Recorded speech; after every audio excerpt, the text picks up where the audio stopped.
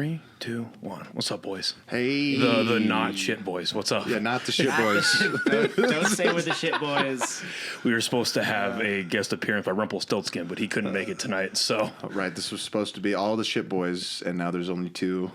Well, cheers. It's good cheers, yeah. It's good to see you guys. Robert, first time on the podcast. Jared, it's good to have you back. Yay. I was like one of the first comedians, if not the first, I think. I don't know. Yeah, I was meaning to actually look at that today, but I completely spaced. It was either you or Buck D. I can't remember. I remember I saw both of you at the roast battle, and that was a roast battle you won. Right. Well, I won all of them. Because they actually did it in a bracket that time and shit. Oh, yeah. Yeah, that's when I beat all the shit boys in one night. I am so fucking scared of those roast battles. They're terrifying. I am. Dude, people want blood, so... I'll get a little high and I'll think about it. Like, maybe I should ask to be on the next roast battle. What could they ever have on me? But then I remember like the hundreds of hours of content of myself on the internet. I'm like, yeah, never mind. I think until I get my writing better, because you know what I mean. Because there's people. I think there's people that I could go toe to toe with, but then there's like Trip, and I'm like, okay, and there's you. And there's you. I mean, both of you fucking guys. I'm like, oh, fuck. Okay. Yeah, some people they're not ready for it when they go up. That's why Mulkey's trying to put together kind of like a preliminary roast battle, just get people like in the mindset of roasting so that some of the newer cats don't have to sink. Well, I like that you guys did like the roast of you, like what, 2 weeks ago, right? Yeah, 2 or 3 weeks. Yeah. Yeah, I like that you guys are doing that. Well, I kind of prefer that roast structure, too, because it's less kind of confrontational and more just like everyone's having fun, just ripping on each other. Yeah. Where the roast battles are very much like there's a fucking clear winner, clear loser. Whereas, like, if you're just roasting one person, yeah, everybody wins. I like both. I'll be honest. They're both great. Because what's cool about like the one-on-one roast battles, if they decide to do it in a bracket system, there is a clear winner and a clear loser. But if you're a participant, you get to kind of game it out a little bit. It's like, oh, well, if they beat them, then I have to do this. But if they beat, you know what I mean? You have to like kind of figure that type of shit out. That's exciting to me. It was funny. I guess none of the judges had me winning on the bracket thing. They told me that after. Like, we're all putting bets on everyone except for you. I was like, oh, thanks, guys. I'll tell you when my bracket got fucked up. I was trying to game out who was going to win One-Liner Madness. That went so far, like, out the, like, I thought it was going one way and it went just this way. Up and down, all around. Like, I'm not mad about Dave winning. Dave is funny as fuck. I'm mad. But I am personally furious. That's, hear that, Dave? Buddy? I spit on every Corvette I see. Just a fucking principle. No, it is good that it wins. When someone funny wins, it's like, okay, comedy's not dead yet. Yeah. Like it's in hospice, but It's still hanging on. I wouldn't say it's in hospice. I mean, it's like it's coming out of retirement. It's like it's like the Expendables if it was cool. You know what I mean? Like the whole gimmick is like, yeah, we know what this used to be. Right. And then it was 3 sequels too long with Megan Fox. But how long have you been doing comedy? 6 years. Fuck, dude. Good. What got you started? Well, I mean, I did it like way back in the day, and then I did a little bit when I lived in Austin, just because I had friends that did it. And then when I moved out here, I didn't know anybody, so I just like looked up open mics and went to my first open mic that night I moved here, and then just kept coming back. How long have you lived out here for? 6 years. 6 years. Yeah. Okay. No shit. What? So you just thought it was fucking cool. You had friends doing it out in Austin. You're like, why not? Yeah. What made you leave Austin? If you mind me asking. So I went and lived with my sister in Australia for 6 months to go like nanny for her kids, because I wasn't really doing anything in Austin. I was just like working at restaurants. Yeah. So went and lived in Australia for a bit, and then when I left Australia, my parents live in southern New Mexico, so I lived there for like a year and then moved up to Albuquerque. Like Cruces or? Right outside Tularosa. Where the fuck is Tularosa? Between Alamogordo and Ruidoso. Oh, okay. But they live on a little farm in a town called Bent. Okay, I've actually heard of Bent. That's funny. Yeah. Was it nice out there? Like, is it? Oh, it's beautiful. There's just nothing going on. Nothing to fucking do. Because I spent 6 years down in Roswell, and that's a little shithole. Yikes. I fucking For Nimi? Yeah. Was it? Yeah. Yeah, that place was fucking horrible. I think the last year that I was there. Now, granted, it's per capita, but there were more murders per capita that year than in LA. there's nothing else to do. Yeah. Murder. You know? If you're bored, you don't have an open mic to go to. Murder. I'm proud to announce that the podcast is now officially sponsored by the fine people over at Chop Chili Company. Guys, this is some of the best chili you can get here in the state of New Mexico, and they are online as well as in stores. They can be found at Smith's, Albertsons, Sprouts, John Brooks, and Lowe's Corner Market. They have 3 amazing flavors that you see here, and they also have frozen green chili that you can get online. Go on over to the website, chopchilico.com, and get yourself some amazing chili today. Podcast is now officially sponsored by the amazing people over at High Desert Relief, a premier herbal destination right here in the state of New Mexico. They have extremely well-trained and knowledgeable staff that are more than happy to help you find what you're looking for or try something that you maybe have never thought of. They have 2 locations here in Albuquerque, 1 in Santa Fe. All 3 will be listed right here and in the description of this episode. All 3 offering legendary products at absolutely legendary prices, including this awesome merch that they were so kind enough to gift me here. All of this can be found at all 3 of their locations. Again, big thank you to the guys over at HDR for supporting. Now back to the episode. Their mall is just one hallway, so you fire off one bullet in there. It's just you're gonna hit something. Dude, their mall, I always thought it was on the brink of closing down. Because that was the only place in town that you could buy protein at. So me and my buddies would go down there, and every shop was closed except for the GNC. I think there was like one jewelry store, and then like the booth in the middle to take pictures. Like, that was the only shit that was open ever. Yeah, there's always, like, wood on the windows, and nothing's open. You're like, so what is the point of this place? I don't know. And then they had that, no disrespect, but there was like, the Hall of Hero, or the Wall of Heroes thing. I remember walking, like, where it's like, you see, like, at a Walmart, right? Where it's like people in the town, or people who used to live in the town that were in the military and died in action, or whatever, right? That type of shit. And I remember... we were back in high school, and me and my buddy, we walked past it, and you're like, man, he turns to me, he goes, dude, how sad would it be? Because at both of the time, we weren't in the military yet, but he was like maybe 6 months out from joining, and I was just a few years out. He's like, man, imagine if, like, when you joined the military, you knew that the end of it was just going to end up at a mall in Roswell, New Mexico. That is what your service was going to amount to. Just a picture on the wall. Jeez, yeah, that's pretty rough, man. I don't know. I think that's fucking hilarious. All gave some, you know. If you're defending America, you're defending all parts of America, you know, including the mall in Roswell. That's it. Not everyone can get an American sniper made after them. You know? Some people just get the mall in Roswell. Maybe that's enough, you know. God, the ending of Chris Kyle's a sad one too. Do you know he died?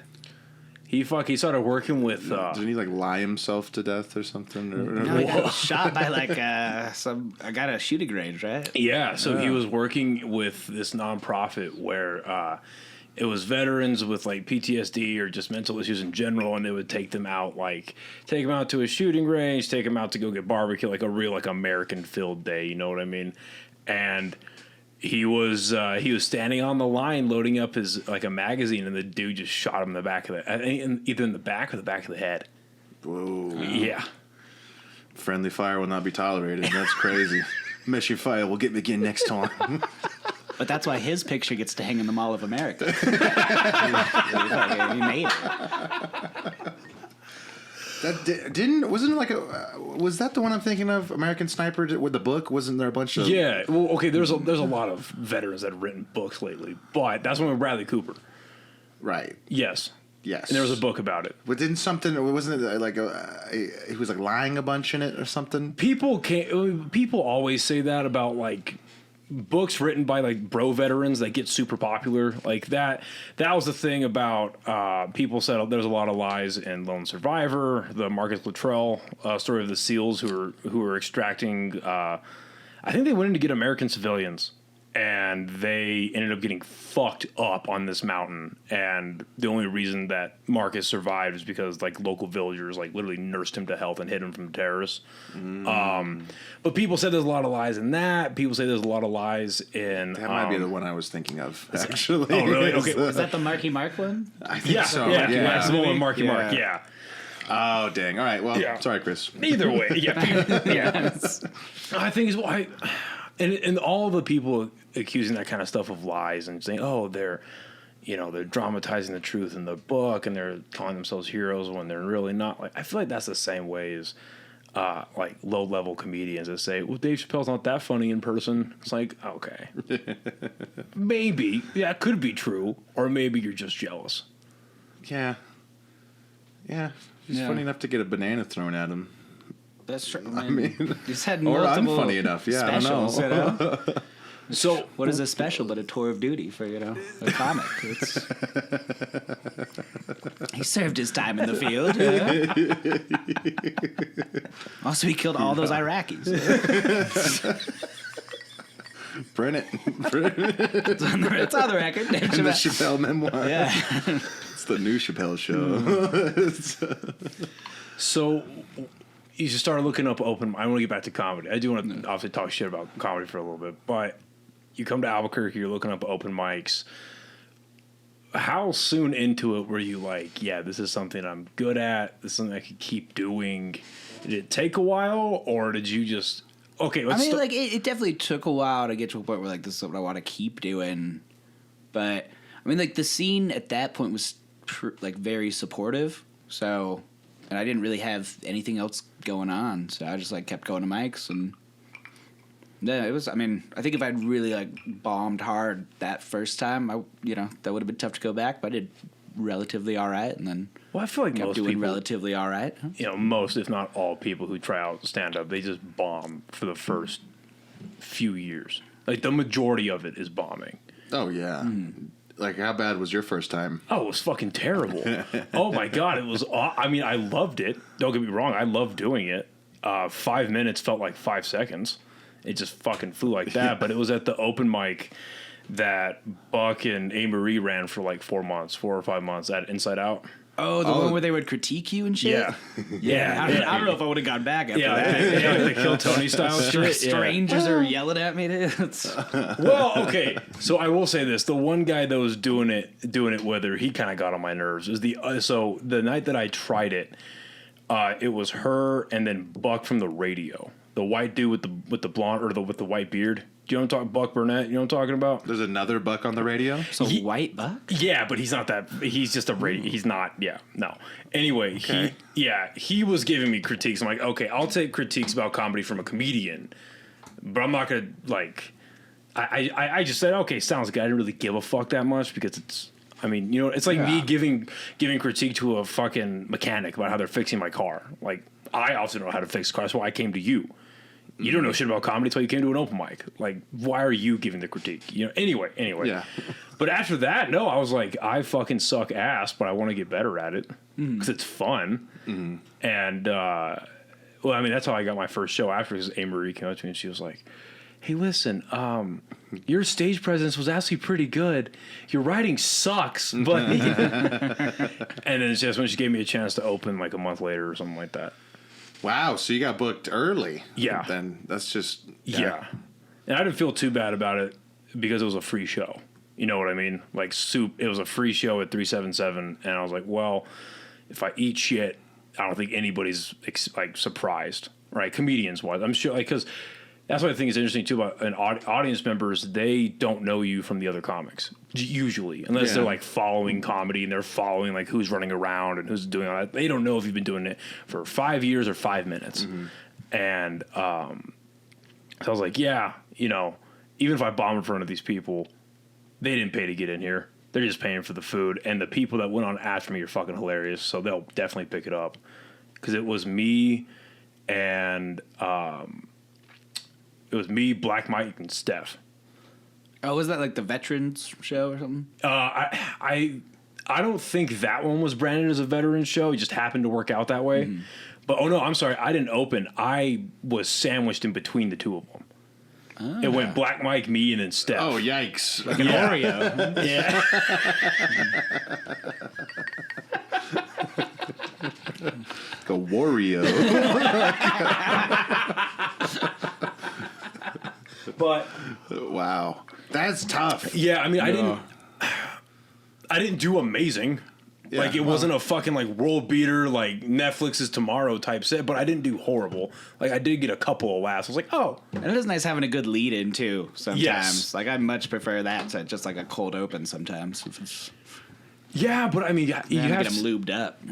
Yeah, but you gotta, like, that's my goal for, well, I mean, until I accomplish it, but especially for this year, my goal is to be a good opener. You know what I mean? Even if it's just, like, 30 minutes, like, which would be perfectly okay. I would rather get really good at that because, I mean, there's something fucking powerful about a guy that can just get up there, no one's gone yet, and then just smash. You know what I mean? Like, oh, yeah. Like, there is something super fucking powerful in doing that, and that's what I'm working at right now. But anyway, then that went fine. But after that, I was just like, fuck it. I've done this twice, and I love it. I actually prefer going first. Because You got the personality for that. Well, I don't know about that, but I like getting it out of the way, one, so I can like listen to everyone else's set. Otherwise, I'm just like thinking about my shit the whole time, and I'm not paying attention to what anyone else has to say. Which is my own problem. But. Well, no, I don't think that's a problem at all because I don't think there's any comedian that's going up. It's just like on a regular show. Right, I don't think they're going up there to play to the comedians, unless they have like last Friday night when it was supposed to be Jim Jeffries, but it wasn't Jim Jeffries. Yeah. So fucking Josh was like, nobody wanted to see me. Like that's obviously a joke for the fucking comedians. Yeah. But I mean, I think it's the same anywhere else. God, Like, and Carla was just so leading. She's like, the Netflix, this guy tours the country. Get ready for Josh Fournier. It's like, yeah, I was like, what? But I don't know. You know, you were saying about opening. Yeah, no, I prefer it. You get the best kind of reaction to your jokes because it's just super dry off the beginning. Or like fresh off the jump, no one's laughing yet, so it's like if this is funny, people will laugh, and that's the case for any part of the show. But I don't know, I just feel like you get people aren't drunk yet, so you get like kind of a more sober, buzzed reaction from them, and I just like getting it out of the way mostly, honestly. 'Cause I'm like just. So on that note, since you guys because 6 years and how long have you been doing it again? Going on 6. I think like 5, 5.5. So how do you guys treat open mics? I feel like there's a lot of different ways that people look at them. I'm still trying to form my own opinion because again, I've only been doing this for like 5 or 6 months. But after years of doing this, what's your goal going into an open mic? How are you treating it? How are you looking at it? And what are you hoping to get out of it? That might be 3 different ways of asking the same question. Eyster, you have the floor. I mean, for me, I try to write new stuff for every open mic I go to. So for me, it's like. Because I just want to be able to write some like a joke during the day that I think of, and then I can go out that night and like see right away how well it does. Which is something I really love about just comedy in general. Is like I can come up with something, say it that day, and automatically get a reaction, and like kind of know whether or not I'm going to try to bring it back in like showcases or sets in the future, or if that's something that I should never ever say again. But that's how I. Open mics are, I think, a time where I really want to like try out new stuff. Well, okay, yeah, you want to try out new stuff, but okay, so let's talk about reaction to the crowd, right? Because you were talking about like most of the crowd are comedians, and kind of like what you just said. I mean, you yourself, if you're not first up on a show, you're not really paying attention to what everyone else is saying because you're concerned about your own set. You're not there to watch a show. You're there to fucking try out your shit, right? I'd say at an average open mic here, let's say there's 15 people there, 12 of them are comedians. Oh yeah. Is that about accurate? But I mean, if you can get them to laugh and pay attention when they maybe are just thinking about their own set, right. Like that's good. And I like to listen to people and then try to write tags off other people's jokes, just kind of as like a fun thing, you know, just to be like, hey, you remember that joke you heard earlier? Mm-hmm. I did too. Yeah. And that is the downside to going first is you can't play off of anyone else's stuff. And like going to an open mic, you go later in the list, and like sometimes I won't even get to my material because I'm just riffing off of other people's jokes from the night. Mm-hmm. But yeah, I usually try to use like open mics for trying out new stuff. Since there is so many comedians that you keep coming back, I try to do I'll keep it within a week. Like I'll try out a joke for the week, and I'll try to have at least one thing new every night. But I just feel like the comedians are gonna get bored of it, and then that gets in my head. I'm like, I don't want them to hear the same joke over and over again. See, and I've thought the same thing, but then on the other hand, I'm like, well, unless you come up with something fucking great that it grabs everyone's attention, because again, they are focused on their own stuff. They're writing down what they're gonna say, or they're piecing things up, or they're like half listening to what you're saying, so they can kind of like tag and riff on it when they go up. I don't know. Maybe this is a bad thing. But I'm finding myself caring less and less about a reaction and more about like, okay, how did I feel telling that joke? How did it feel like coming out of my mouth? Like, did it, and then obviously like audio recording, listening it back afterwards, like, okay, how does that sound? Does it flow properly? Does it like obviously laughs are important. Mm-hmm. Obviously laughs are important, but like, okay, so I have a joke about going to a church full of old people as a little kid. And almost every fucking open mic that I did, it got little to no laughs. And then a couple of shows at 377 that I did with that, or a show that I did at 377 with that, it got a medium laugh. And I was like, okay, so there's something there. It's not doing shit at open mics, but it's doing something at a show. And I tried to piece it up and tune it. And I used it when I did Dry Heat on that last week in the original location. And that's one of my biggest laughs of that set. So that's like having that happen to me kind of made me rethink about, well, how am I treating open mics? Does that make sense? Mm-hmm. Like, yeah, but I don't think it's not a reason to write off open mics though as well. No, I'm not trying to write them off at all, but it's like refocusing attention. Oh, yeah. I guess. Does that make sense? Yeah, because none of it, like nothing is the be all and end all, especially in comedy, because every crowd's different too. Where I've had jokes that like have killed at one crowd and then just made me want to kill myself the next time I told them for a different crowd. You know, it's every audience is different. That's I've had jokes that I've gotten like an applause break for, and then the next show it just ruined my set because like everyone just like was out after that. Dude, your fucking school shooting joke is so good. Like Thanks. That one, and then throwing in a piece of avocado toast at a lesbian. That's hilarious. Or without being able to hit a lesbian or whatever. That's fucking hilarious. It's supposed to be lesbian mom. But whatever. It works either way. It's semantics of it. You know, I guess. No, those are fucking good. But yeah, I don't know. It's just the way that I've been trying to, as a newbie, right? 'Cause obviously, I'm asking this question very selfishly, but I feel like a lot of people listening are curious about that as well. Like, because I noticed that further and further, like I see you at a lot of open mics for sure. Mm-hmm. You less so, but what I notice among like comedians like you guys and the more like higher level, they go to less and less open mics. And on the one hand is like, yeah, they're probably booked for more shows and they're more focused on those. But then on the other hand is that they know a writing style that works and a tone that works. So it's not trying out stuff as much. Like they're more comfortable trying things out on an actual showcase. Cause you know what, you'll get like a bare minimum amount of laughs. And then like you have jokes that will get like your best joke, your 10 out of 10, right? And your new stuff, maybe I'll get like a 4 out of 10 or a 5. You're still getting laughs, but they're more like supplemental to like. Does that make sense? Mm-hmm. Mm-hmm. Yeah. I don't know. I'm just trying to gauge like where the importance of this kind of stuff lies, and then how to get the most out of it. Because it's crazy. Like if you look at the time usage, that ratio is fucked. You're there for at least an hour. If you say you're going first and you're there, like you're the first person to sign up and you're the first one to go up, you're there for at least an hour. At least. Mm-hmm. So out of the 65 minutes you're there, you're on the mic for 5. That's a crazy, like the disparity there is insane. So it's how do you use that 5 minutes properly, and how do you extract the most out of that? I guess is what I'm trying to get at. Yeah. Yeah, it's a balance between working on the things you need to. Like sometimes it's like I need to work on crowd work, so try to throw like a couple minutes of crowd work into the set. Or it's like, no, these are some jokes that like I've been working on and I want to try them out. Or like these are just totally fresh. I have no idea how these are. I haven't told this to anyone except for my cats. Like, how is this going to play out?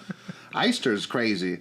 I feel like he has just like a completely new set every time I see him. He's just always doing everything new.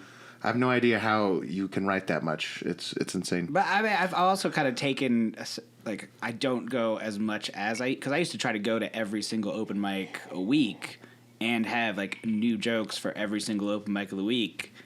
And like you were saying, like the amount of time you're spending there, and if that 5 minutes like doesn't go well, and you're not doing anything else with any of your nights but going to open mics, like I would base how I felt for the entire next day off like if I bomb for 5 minutes, I'm just gonna be an asshole for the next day because I'm basing way too much of myself on that.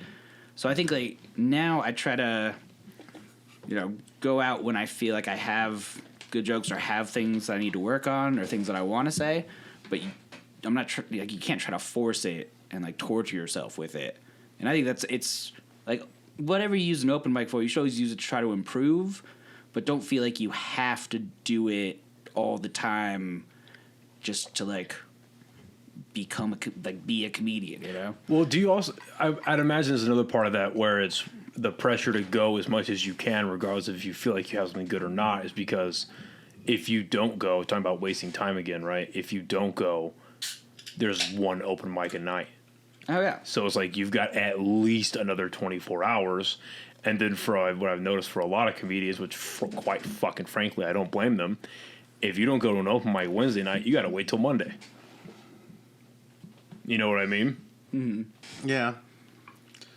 Yeah, it's like there's a lot of, because of the lack of opportunity and I mean, there's opportunity here, but the lack of mics. I mean, you look at places like fucking Austin, L.A., New York, Boston, Chicago, fucking almost every major city that does comedy to some degree.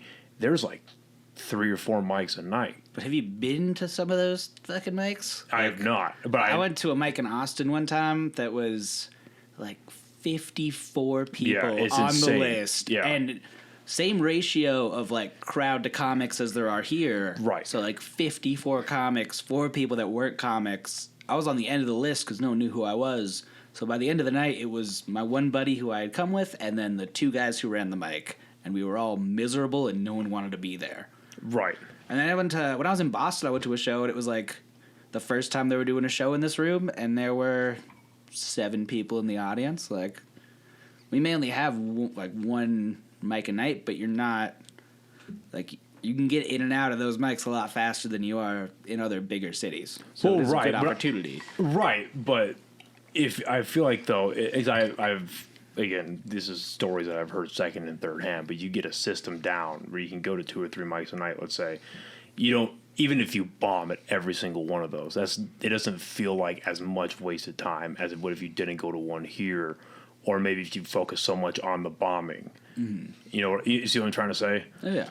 You do learn a lot from the bombs, though. You need some bombs. Yeah. Soothes your soul, Yeah. It's good to know how bad things can get, Shout out Palestine. Yeah.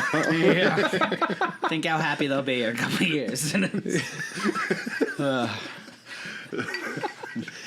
I don't know. I do like going to open mics. I just go through phases where, I don't know, I'll be working on sketches or just trying to get my life together, trying to have a wife. It's like you're married. Yeah. It's so hard when you have everything. You got a PlayStation 5, you got your cats and your wife, and it's just like, I have everything I need right here. Yeah. I know. It's like, what do I... Yeah. Yeah, soft but rock hard at the same time. I go to open mics for the social aspect too, more than anything. Sometimes it's like I just want to go hang out with people. Yeah, I like seeing everyone. Mm-hmm. Sometimes I'm broke and I just can't afford beer, and I'm such an alcoholic that I'm just like, I can't go to a place and not have beer. Am I going to drink water? Yeah, what? Ugh. That sounds like a nightmare. That is a habit I've had to force myself, especially at fucking Red Door. I go there and I'm doing my best to get back in the habit of no booze until I go up. And then after I get to, I just feel better, and I just don't. I'm also not good enough to do stand up buzzed or high. I'm not good enough for that yet because I've tried it multiple times and I have eaten shit. I've then done like a minute and a half out of my 5 minutes. I just felt it bad. I was like, okay, we're done. I'm torturing exactly torture, right? I'm torturing myself. I'm torturing these fine people on Chuck's patio. I'm gonna go sit back down. This is bad. But even then, just hanging out afterwards, yeah. Like 2 or 3 old fashions later, I'm like, okay, this is not good for the wallet. This is not good for the fucking wallet. I know, and then I'm like, well, shit, do I like pregame before, and then I just have one beer at the place? It's just all excuses. It's like I just didn't need to be doing more. Because when you go to mics, that's how I get booked a lot. It's just people see you there, and they're like, oh, hey, want to do my show now that you're in front of my face. A lot of people say, like, out of sight, out of mind. When did you guys start getting comfortable with being booked? Like, when did you start wanting to get booked, and then was like, okay, I'm actually good enough to go do a show? I mean, as dumb as it was, I was never like, oh, am I good enough? It was just like, if people started booking me, I was like, yeah, I'll go, and I will try my best to, like, I think I was out here 6 months, and I got booked, like, my first 15-minute show up in Santa Fe, and I was not prepared. And after the show, a guy told me I should go back to where I came from. He was like, you don't talk like you're from around here, man. Which is something I'd never experienced. Where did you think you were from? I thought I had white privilege. Yeah. Wait a minute. He was like, you talk like a Yankee or something. Southwest will rise again against the Northeast. But we'll do it mañana. So anyway, so you got booked 5 months in. Yeah, and I just went for it, Yeah. If you're getting booked, you kind of just gotta go for it and hope for the best. Like, Do you, now that you're like fucking 6 years into it, do you actively like, how does someone go about getting booked? Like for people listening, it's like, how do I go get on somebody's, do I have to show up to open mics? Do I fucking network with people? Do I use Instagram? You gotta sleep with the hosts. That's the biggest one. So getting on dry heat is tough. Because they're married. Yeah, that's the only reason. No, I mean, showing up and like being at things like, and it's not so open mics are a big thing because like people remember you, but also like if there's any new show like showcase in town that I can go to, I always try to show up to those because typically like if someone that's booking the show sees you at the show, there's a chance they'll ask you to be on the next one, just because you're there, and it's easy because otherwise they gotta fucking go on Messenger and wrangle people and do all that. It's way easier if you're just there at the show. They can be like, hey, you want to come next time? And you do. Just being available. Like, if you get asked for something last minute and you can show up, there's a chance that, like, when it's not last minute, they'll call you. Yeah, go ahead. Oh, no, I feel like it comes in cycles, too. There'll be times where, like, I don't have a show for a month or two, and I'm like, my career's over. Like, not that I have a career yet, but it's like, gee, I'm done. Poetry. And then, like, 2 weeks ago, within the past 2 weeks, I've been booked on, like, 7 or 8 different shows coming up. And it's just, there's only a limited amount of people in the scene, so everyone kind of gets their chance around it, I feel like. People are just kind of, it goes in cycles. That's fair. I gotta ask you, Robert, because fuck me. You're fucking hilarious. No, because your social media. No, because your social media is down. Talk about self promotion, right? Like you don't post a lot of stand up, but you post a lot of your skits. Like you're always promoting the film festivals. Like everyone. Like when you post like that last fucking skit you guys did about the sad goes ska or whatever the fuck. It's my magnum opus. It's all downhill from here. Like that's fucking hilarious. Like that when which one? The fucking the redneck in the woods. What's his fucking Richmond, north of Richmond? That one, thank you. Richmond North. When that version came up, I was in the gym and I cackled to myself, but I've got headphones on so nobody hears what I'm listening to, and I feel like a fucking idiot. But you're like, you have, I think I've seen over the last like 2 years that I've known you, I've seen like a couple of your stand up pop up here and there. But you have like a social media presence. You're fucking hilarious. And do you post your stand up at all? No, and I'm real bad at that. Why not? And I need to start. I don't have a good answer for that. I even have a camera now, so I need to start doing it. But because dude, you're fucking you're because like you were just saying, it's like you go up to an open mic and dude, you get laughs at an open mic like it's a damn show. You treat them all like their shows. But I just need to. That's all on me being lazy. Okay, fair enough. Because I mean, I don't know shit obviously about getting booked for shows, but I recognize the the necessity of social media. Oh yeah, and You know getting what I like mean? a website too. I've always heard is a big thing. Like that was Is it? Kurt Fletcher told me that was like the best thing to do is if you can get a website, because that's how like sometimes people come to town. Like less now, but back in the day, people would come to town and find people based on their website, and you'd see local people getting booked for like Arsenio Hall and stuff. Yeah, you do a good snap, you know. Yeah. If you got solid Vine presence, you're fucking killing it. Message me on Kick, dude. We can. No, but I feel Eyster. He's kind of like you're like the Dave Attell of our scene because I feel like. Alcoholic. Yeah. Yeah, that's it. Yeah, that's it. End of sentence. He's David Tell when his hair just started thinning. Yeah.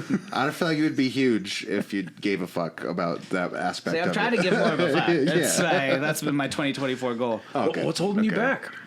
Hey, we're only in April. I got time. It's like, I don't know. Yeah, I just need a. No, because for instance, like I can tell you, like I only really started giving a shit about social media, like for the podcast, in the last, like doing it steady, last year and a half, maybe 2 years. Because even when I had Jared on for the first time, when I would like, if I got around to posting like clips of the show or like reels on Instagram, I didn't even use reels. It was just 3 videos in a single post you would swipe through, which is fucking nonsense. Like looking back on it, right? Absolute fucking nonsense. Like it's no traction at all. But I mean, it took me so long to give a fuck because I didn't want to look into it. I was lazy. The common denominator was laziness. Oh yeah. And it looked like such a, like just using social media in general, looked like such a vast void of like, I don't even know where to start. I don't even know should I focus on reels? Should I focus on like, do I have to put music behind it? Do I have to do this? Do I have to do that? And I said, you know what? I'm just going to make my guests look as best as possible and just hope for the best.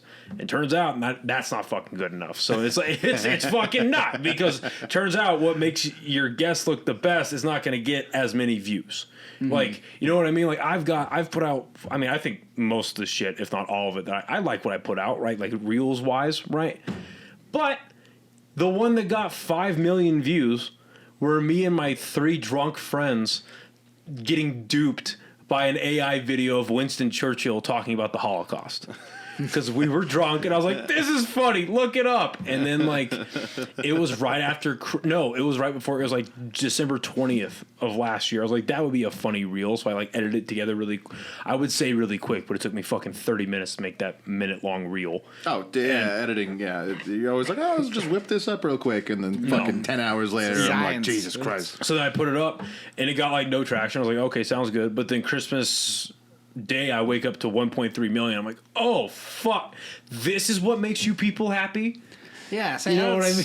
I don't know if I want that, dude. I think too. I need to record my stuff like so I can watch it and get better on that aspect. But I don't know. Part of the idea of like putting out comedy in like those short bursts and things on reels and everything, it just, I don't know. It just seems kind of the antithesis of what I love the most about comedy, which is that it's such an art form where it's just like you're connecting with people right there, right away. It's so like instantaneous. And this is like you're putting something out there that some, random person can just fucking hate on for.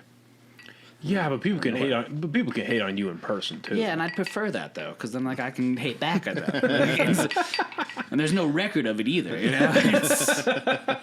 Well, you don't want to be a keyboard warrior on your Instagram? No, fuck you, man. I am funny. Yeah. As someone who has been a keyboard warrior, nobody wins those fights. Everyone just goes home feeling angry, and we all cry and masturbate. Like it's. I don't know. There's some online beefs that have happened recently, just in general with comedy, and I'm just. It's fucking stupid. It's a win for everyone. There's yeah. Well, I mean, I don't know, man. Like, this is very much a biased perspective, but I feel like I've been very blessed in the very, very short time that I've been doing stand-up here. People have been very nice to me. Oh, yeah. You know what I mean? People have been very nice. I've been welcomed by, obviously you two, but just people in general have been nice to me, and I've gotten a lot of mentorship out of people like Zach Abeda and like Steph and Buck D. Like those guys are awesome, right? And so when nonsense like that happens, all it does is validate all the shit they've been telling me. You know what I mean? It's like, oh, yeah, okay, this nonsense does happen, even in a smaller scene like Albuquerque's. Stay away from it. Just fucking stay away from it. Don't comment on it. Don't associate with it. Just look at it, laugh, and fucking move on. Yeah, it's not worth the time, you know? No. It's hard when you're so close to some of the people. It's hard to not try to be bipartisan, but at a certain point, you know, being in the middle is just as bad. There's like silence is violence or whatever. I don't know. I'm just like, that. I don't know, that's, man. No, that's just with that. In my opinion, what that type of shit is I hate like getting political, but like that's like the hyper lefties when they're mad that everyone else is not mad about the same thing they're mad about. So they call your silence as, well, you're just letting it happen. It's like, okay, no, stupid. I just don't care. It's like in comedy, I miss the days like back in the garage when someone would mess up or do something dumb like that. We'd still let them come to the show, and then we would just mercilessly make fun of them in front of everyone. What was this garage that I've heard so much about? Oh, the garage was William Wheeler's garage. We did 2 comedy shows there, like 2 open mics there a week, all through COVID. Yeah, it was great. It was a time. Yeah, it was like there's no. For everyone listening on Spotify. What do you mean? What are you? This happened in the garage. We lost Trying out God. different looks. So God died. It was in William Wheeler's garage. Oh, God. Oh, sorry. What does it say on the bill? It says born again atheist. Oh, my God. This is my edgy phase. But that's not what I'm here to talk about. This is Jared's Eras tour. I was trying to sneak it in without anyone noticing. But And now we have Albuquerque's Tim Dillon. Good to know. Just not as gay. Yeah. So what happened? It was so it was Wheeler's Garage. And that's COVID. I'm assuming COVID that's where happened, yeah. exactly. So that's why I'm assuming y'all did stand up in the interim of COVID taking over There were the no world. other mics, so we just William Wheeler took us all in and let us hang out at his house. Sometimes till like 5 in the morning. It was wild. We were coked up, just like going wild. Yeah, we were drinking a ton. It was a great time. But then once COVID ended, Will tried to make it keep happening. We were like, no, we don't need this anymore. It's My like, garage. We can go The other outside places. exists Yeah. now. Do you want a little more? No, yeah, I'll take a little more. You guys have as much as you'd like and go right ahead. Oh, thanks, man. Yeah. So yeah, it started with because we used to do a lot of shows over at Red Velvet Underground. I don't know if you ever. I've heard of it. Hellscape. Is it around still? Is it a Yeah. place? Is it still there? I don't know. This guy Kevin Kennedy used to do shows over there. That's a name I've heard a lot too. Yeah. It's all right. He won't watch this. We can see. We'll be Even fine. if he does, he gives a Yeah, fuck. fuck him.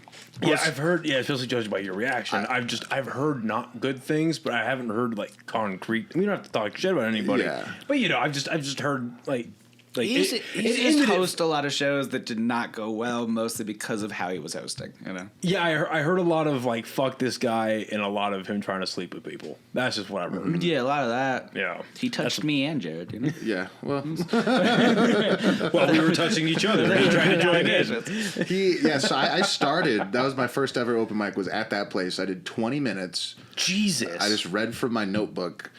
It was funny. Like my buddy and his dad, who's now my new boss. He was they went to my first show, and then they were at the show just last weekend at the New Dry Heat, and they're like, "What a difference!" I was like, "Well, I can change in 5 years." Yeah. They had never seen you do stand up in like the middle of all that. A little bit here and there, at Red Velvet though. Oh, okay. Normally, and it was always it was in like the rough days. It was just me and Tyler. This piece of shit Tyler, you wouldn't know him. No, I love Tyler. He is great. It used to be just him and I would share like an hour. Jesus. It would be like just us and then the owner, and then this guy Chris Raven who plays guitar, and we would just be like talking shit for an hour. It was a thrift store / bar / restaurant, and they served a $30 lobster tail burrito, which was amazing. It was a vibe. I honestly liked it. It seemed like just this weird, like anything could happen. And No food sometimes- safety laws at all. Well, you know. No. A restaurant, a thrift store. That's No, they Well, had draft beer, and one time I was drinking it, and a guy walked over and was like, "Hey man, I cleaned the lines here one time. You don't want to drink that. Like, don't." That's why I stopped drinking the beer at Echoes. I'll be honest. Oh, that beer's just not great. Yeah. There's a few places around town that they just don't clean the taps. And Well, I was like, I remember I was there for a mic and I got a beer and I was like, yo, this looks like fucking mud water. And I looked around and everyone else is drinking the same beer that looks just as cloudy. And I'm like, do we just not care? I think Jake brews it himself, and I don't know that should be a thing that happens. He's not watching this. He goes, No. One time a fight broke out in the middle of Tyler's set at one of the shows at Red Velvet Underground. I probably have the phone or the video somewhere on my phone. It was so funny. There was a rap concert going on next door. So there was like 3 different stages also at this place. The main room with the bar. Go to the left. There's like a second room, like a nice little stage, really nice. And then there's clothes all around. And then there's also like a little doorway with just like a tiny little room. And then they would like put us in there for comedy sometimes while there was a band playing on both of the other ones. That room was just like full of trash too. It was weird, like just random cardboard cut up. But yeah, just at one point, Tyler's like talking to the main stage, and then just like this huge crowd of people burst in like Looney Tunes style with like the squiggly lines going around.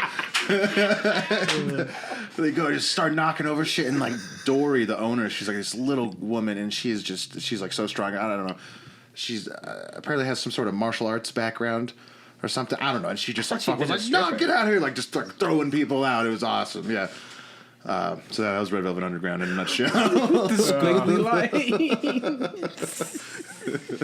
They had one TV in the bar that was always just a repeat, like a loop of the owner Dory cooking mushrooms in an air fryer. It was like she was making her own cooking show, but it was just her air fried mushrooms over and over again. And the menu was like they obviously just like ran out of room at one point. And like it was written in just like the worst cursive, or you couldn't read it, and then it just starts like tailing off and getting smaller and smaller. It's like lobster burrito, $30 real tiny at the end. They had like 50 kinds of pizza, and I remember one was called the Stoner, and the description was just like whatever we decide to put on it. And it was $30. It was a place of magic. Yeah, I kind of miss it. Now that we're talking about it. It was a vibe. It sounds like You should get Kevin Kennedy on here. No, yeah, don't do that. But I was going to say, I don't know. I try not to be, and I don't feel like I'm a very selfish person just in my nature. I try to be selfish with this.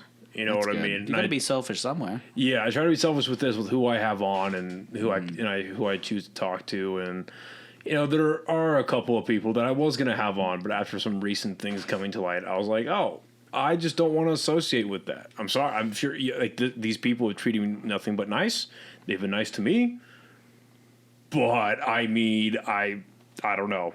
If that's how you act in your personal life, I'm not too certain that I want to sit down with you for 1 to 4 hours. Mm-hmm. So, you know what I mean? Right. Bad news, P. Diddy. He was next week. Fuck. You have to Skype from the Caribbean islands. But yeah, I don't know, man. I try to be selfish with this and selfish with like where I don't know, because I got asked to do a show a while back, and I'm not gonna say who, but I was like, no, I don't. And it was also true. I was like, I don't think I'm good enough. But then literally a week and a half later is when Zach texted me about dry heat. And I was like, well, I'm not going to pass this up. That's not going to fucking happen. Yeah. Mm-hmm. Like, there are some things I can't afford to lose, like that one. But I can't afford to lose that.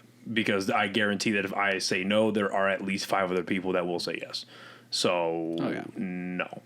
But I don't know. I think it's good. I don't know. Just, it's very easy to lose a good reputation, I feel like. You know what I mean? It's very easy to lose that, but it's incredibly hard to build one, like in the first place. You know what I mean?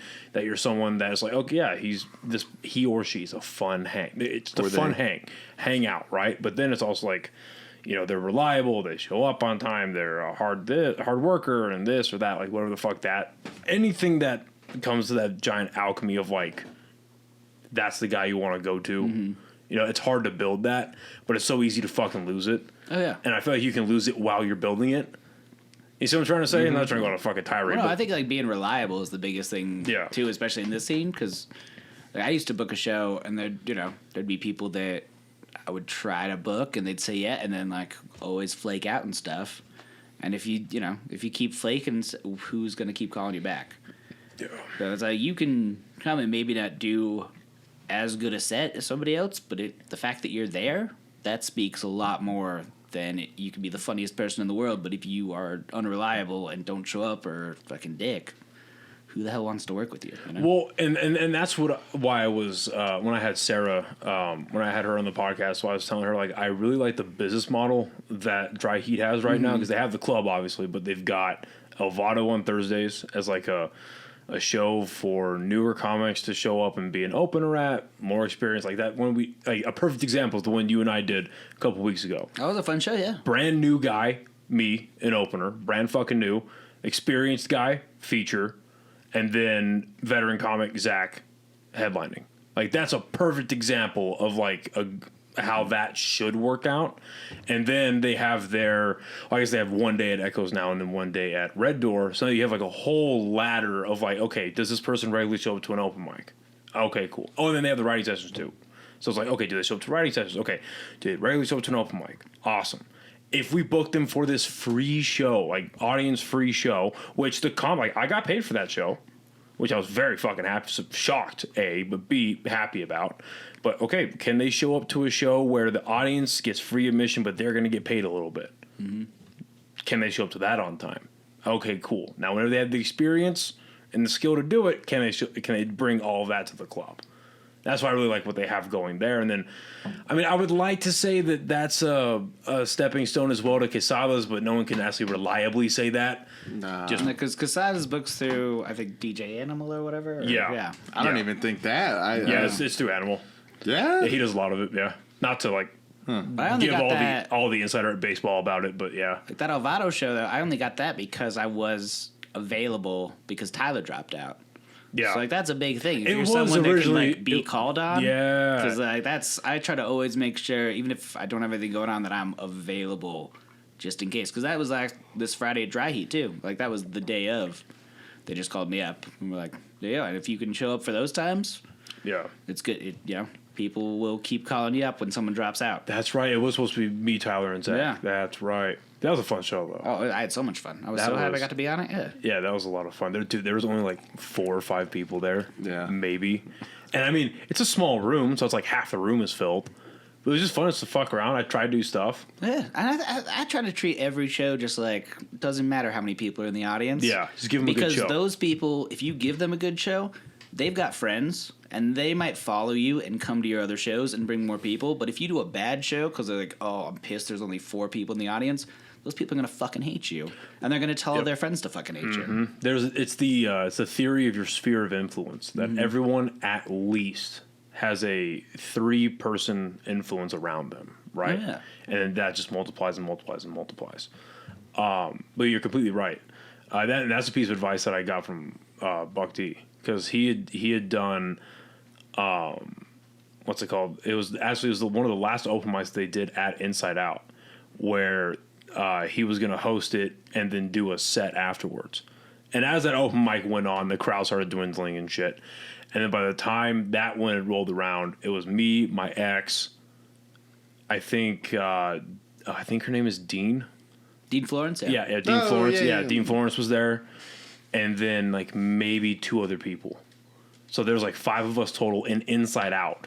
Right? So we all had to like fucking scoot over the stage. Yeah. And then just fucking Buck. And he ripped like a 25-minute set. Oh, yeah. Just fucking around. Fucking have fun. You know what I mean? It was. And so seeing that was like, oh, okay, that's a professional. You know what I mean? But have you guys been to Quesada's at all? No.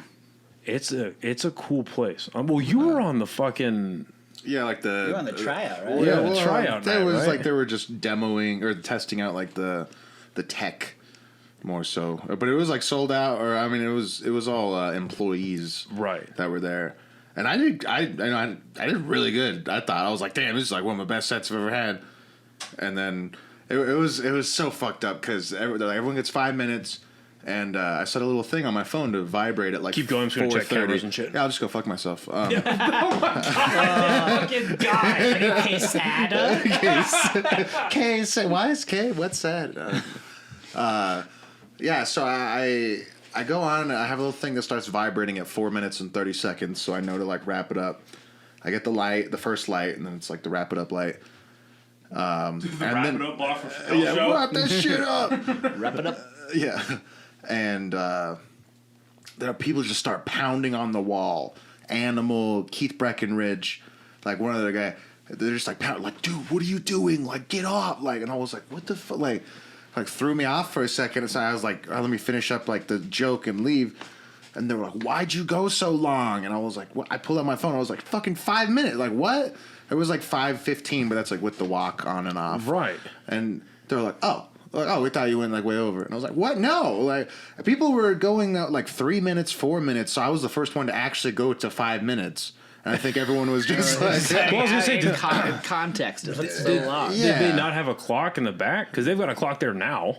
oh, they didn't at the time. No, they were like, Jared taught him their lesson. yeah, No, we can't have a repeat of that Jared debacle. I was so hurt because I like go and then Steven Michael Quesada's in the back. He's like, it's hard, man. Going, doing this at the last second, and I was like, I did 5 minutes. Like, I felt like I was in like another unit. Like, what is happening? I was going crazy. And then I stayed for the second show, and like 5, 6, at least maybe 7 people went over their time so much that they were getting played with music off of stage. Oh my! They were like cutting God. people's mics, and at least 3 or 4 of them I've seen at that club now that are performing. So I'm like, what is it with me? It's obvious now that I went over, even though I didn't. Yeah, and then I was like showing Animal and Keith. I was like, look at 5. They're like, oh yeah, I guess you did do 5. And then they're like, yeah, we'll go tell Steven. And they just like never mentioned it to him. I was like, I don't know. So that's a weird experience with that, but it's a great club. Like I want to go back. Tyler just hosted this past weekend. Yeah, I know. Now you can't come do the podcast. It sucks, man. I know he's a big guy. He's on Rogan, I think, right now. Doing too much stuff, eh? Yeah, he's a shit man now. Oh, I did real quick. I actually brought some gifts. Oh God. Yeah, I brought gifts. This was supposed to be for when everyone was here, all of the shit boys. But so this okay. So I got this for Tyler. And I got this is also for Tyler actually. For my Spotify listeners, he has brought out 2 things of Crest 3D White. And then this one's for Tyler also. Does this boy not brush his teeth? Okay, this one Tyler's gonna love it because it's for Tyler also. And then one more thing. This is for everyone that is Tyler.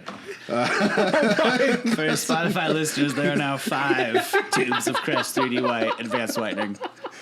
So Tyler, I hope you like it, man. Thanks so much for coming out. I don't know. My grandma just gave me these, and I was like, I bet the broke comedians need to brush Your their grandma's teeth. just giving you toothpaste? She was like, does anyone need this toothpaste? I was Tyler Lovely does. yeah, I was like, You just lost a cat. a lot of comedians have bad breath. We could probably spread it around, myself included, but it's all right. Nah, fuck that. I mean, I don't consider myself a comedian yet, but I pride myself on my hygiene. I take care of that. I just started doing a skincare routine. It feels good. Oh, you look good. Thanks, man. Yeah. Solid pores. Doing my best. That's it. You gotta use lotion. Huh? Oh, Steph talks about it all the time. Use lotion. Yeah. Yeah, I use it's a Vaseline brand, but it's cocoa butter. Oh, And I feel like a fucking new man every time I put that shit on. nice. Well, and I was scared. I'll be honest with doing the skincare routines. I've always just used soap and water like a fucking man. Yeah. And I've had no issues. See, Thankfully, no maybe issues. you just didn't know. Yeah. You didn't know you were having an issue. Well, I don't think I'm having any issues beforehand, but now I feel like just rejuvenated in the mornings. Like, yeah. That's nice. Yeah, this is why women have an attitude. Like, I Yeah. get it now. Okay. I'm doing a real Dune 2 theme with my skin. Very dry, I have a tapeworm.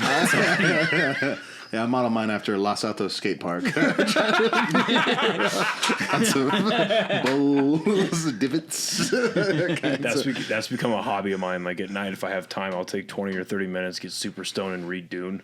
Oh, I thought you meant go to Los Altos. I thought you were going to say just Don't do do skincare. That's where people get shot. Yeah. Oh, no, I'm sure. But, yeah, now I get super fucking high and read Dune, and it's an experience, dude. I have trouble getting high and reading. You know? Yeah, well, my mind's all over the place. I just started smoking again, and I'd take one hit, and I can't concentrate. Total I just bitch. have a panic attack. And I'm like, well, that was fun. Let me take another hit. See, that's what's great is I only smoke at night before I go to sleep. So and so I just got out of the fucking military. My tolerance is my tolerance is low.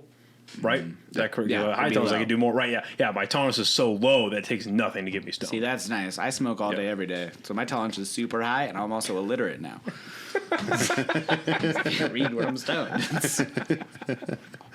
God fucking bless. Yeah, no, and I don't know. Like it was a couple of months ago that I got really high on a Sunday morning, and I got so high I couldn't drive. The Lord's Day. Yeah. You don't need to drive, Stay at home, read your Bible. Let Jesus take the wheel. Yeah, because I got. Because I got so fucking stoned, and I was like, no, I think I'm okay. I've done my chores. And How puritanical of you. I was like, who's my plan? I was like, I'm going to go to dry heat to fucking go to the writing session. And I got in my car, and I was like, there's no fucking way. So I got right back out. I took a nap from like 12:30 to 3 in the afternoon, woke up still high. And I was just scared. I was so Like, is this forever? yeah, well, because I used to do mushrooms a lot. And not a lot, but like on a consistent basis, like every few months I'd just take a good amount. And then I stopped because in October of 2020, I took 8 grams. And that kind of sent me. And that was a ego death like a motherfucker. That was bad. Dang. Like I forgot who I was. I forgot where I was. And me and all my friends, we all took 8 grams. We sounded like that car. Yeah, I like guess. that was what was going on in my head. And I remember, dude, it was fucked. Because I remember I was walking to my buddy's apartment, like a fucking insane asylum patient. I was like fucking grabbing myself and shit. And I looked in the mirror and I sobered up for like 20 seconds. And I was like, oh, fuck. You did it. Like, you're the guy that took so many drugs that you ruined your life. Like, your brain is broken. No more car, no more house, no more girlfriend, no more nothing. You're done, dude. You go to the insane asylum, like, right back to crazy. And then January of 21, I took 1.5 grams, same effect, for like Dang. 8 hours. Yeah. And so I was like, okay. So then, a couple months ago, when I got so fucking stoned that I couldn't drive, I was like, oh, no. And then I took a nap and it didn't go away. I was like, oh, no. You're back in it. Yeah. It's going to be forever. That's miserable. Yeah, that is. Yeah. I'm the same way, dude. I took so much acid and shrooms. Within like a year, it was just like pretty much every weekend, I was taking, or not even, it was just every few days I'd be fucking tripping. And yeah, it got really bad there for a while. Just had some really bad trips. I was at the Gojira and Deftones concert. It had just like the worst trip. I was just like pacing on the lawn. Yeah, that sounds horrible. Yeah, I don't know why. I barely took any concert to do that. I don't know. Everyone had shrooms and we were pre-gaming, and then I was like, yeah, I took like 1 cap and just like Oh, that's all it took? went to Mars. Yeah, I was just the 2 trips before that were really bad too. Oh, that's why. And there was part of me that was like, and I was already drunk and a little high. Oh, well, okay. Yeah, it wasn't Context clues. Yeah, well, we're getting there. We're getting The there. whole story now. Yeah. Don't blame the mushrooms. Yeah, that was bad. One time I took 10 drops of liquid acid. Dang. Which was too many drops of liquid that's acid. way too much liquid acid. Yeah, I was in the movie Avatar. We were watching it. We were in it also while we were watching it, and then I had this crazy fucking just like breakdown. I called my wife because she was my girlfriend at the time, and I was just like, you gotta just come over here. And I just like walked back to my house and. I don't know, we talked about a lot of stuff and we got through some things and it was nice actually. It was very therapeutic cool, there for a yeah. while, yeah. I just like laid some stuff out on the table that I was worried about and then she like was like, I'm not worried about that. And I was like, oh, neither am I anymore. It's like, it's the perfect size. The big ones hurt.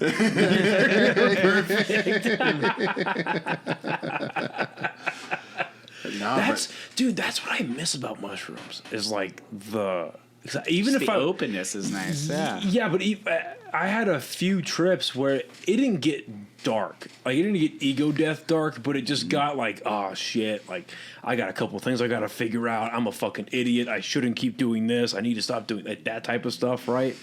But then at the end of it, it was like coming out of fucking gosh. It's like, It was like this? It's like, what the fuck? Oh, sorry, you were saying?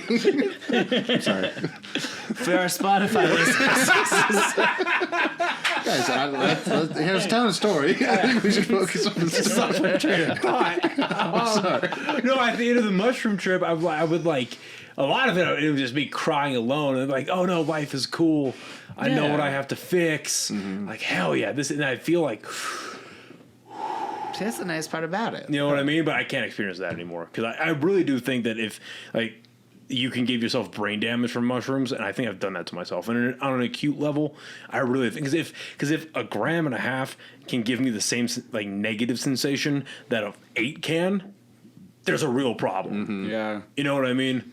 No, that's the same way. Exactly. I just took so many That you decapitated Lobo Louie? See, I do a little bit like every day, and I'm feeling good. Yeah, see, you're doing it smart. But Oh, the you worst, microdose. yeah, Okay. I have, the last time I took like a bunch, it was like 2 weeks ago. yeah, that's true, but I did okay. I did fine that time. That was insane that you mixed acid and mushrooms. Yeah, I've I done that a couple never of mixed days. before, and I just always seemed like I crazy. thought you weren't supposed to. You're probably not, but I don't know. I do a lot of drugs. It's fine. One time I did a bunch of mushrooms at a party and then got naked and jumped into the pool in front of a bunch of people. Nice. I feel like that was a low point. But they're holding that party again and possibly inviting me back. So I'm real surprised. part As 2. long as I don't get naked, it's like better than last time.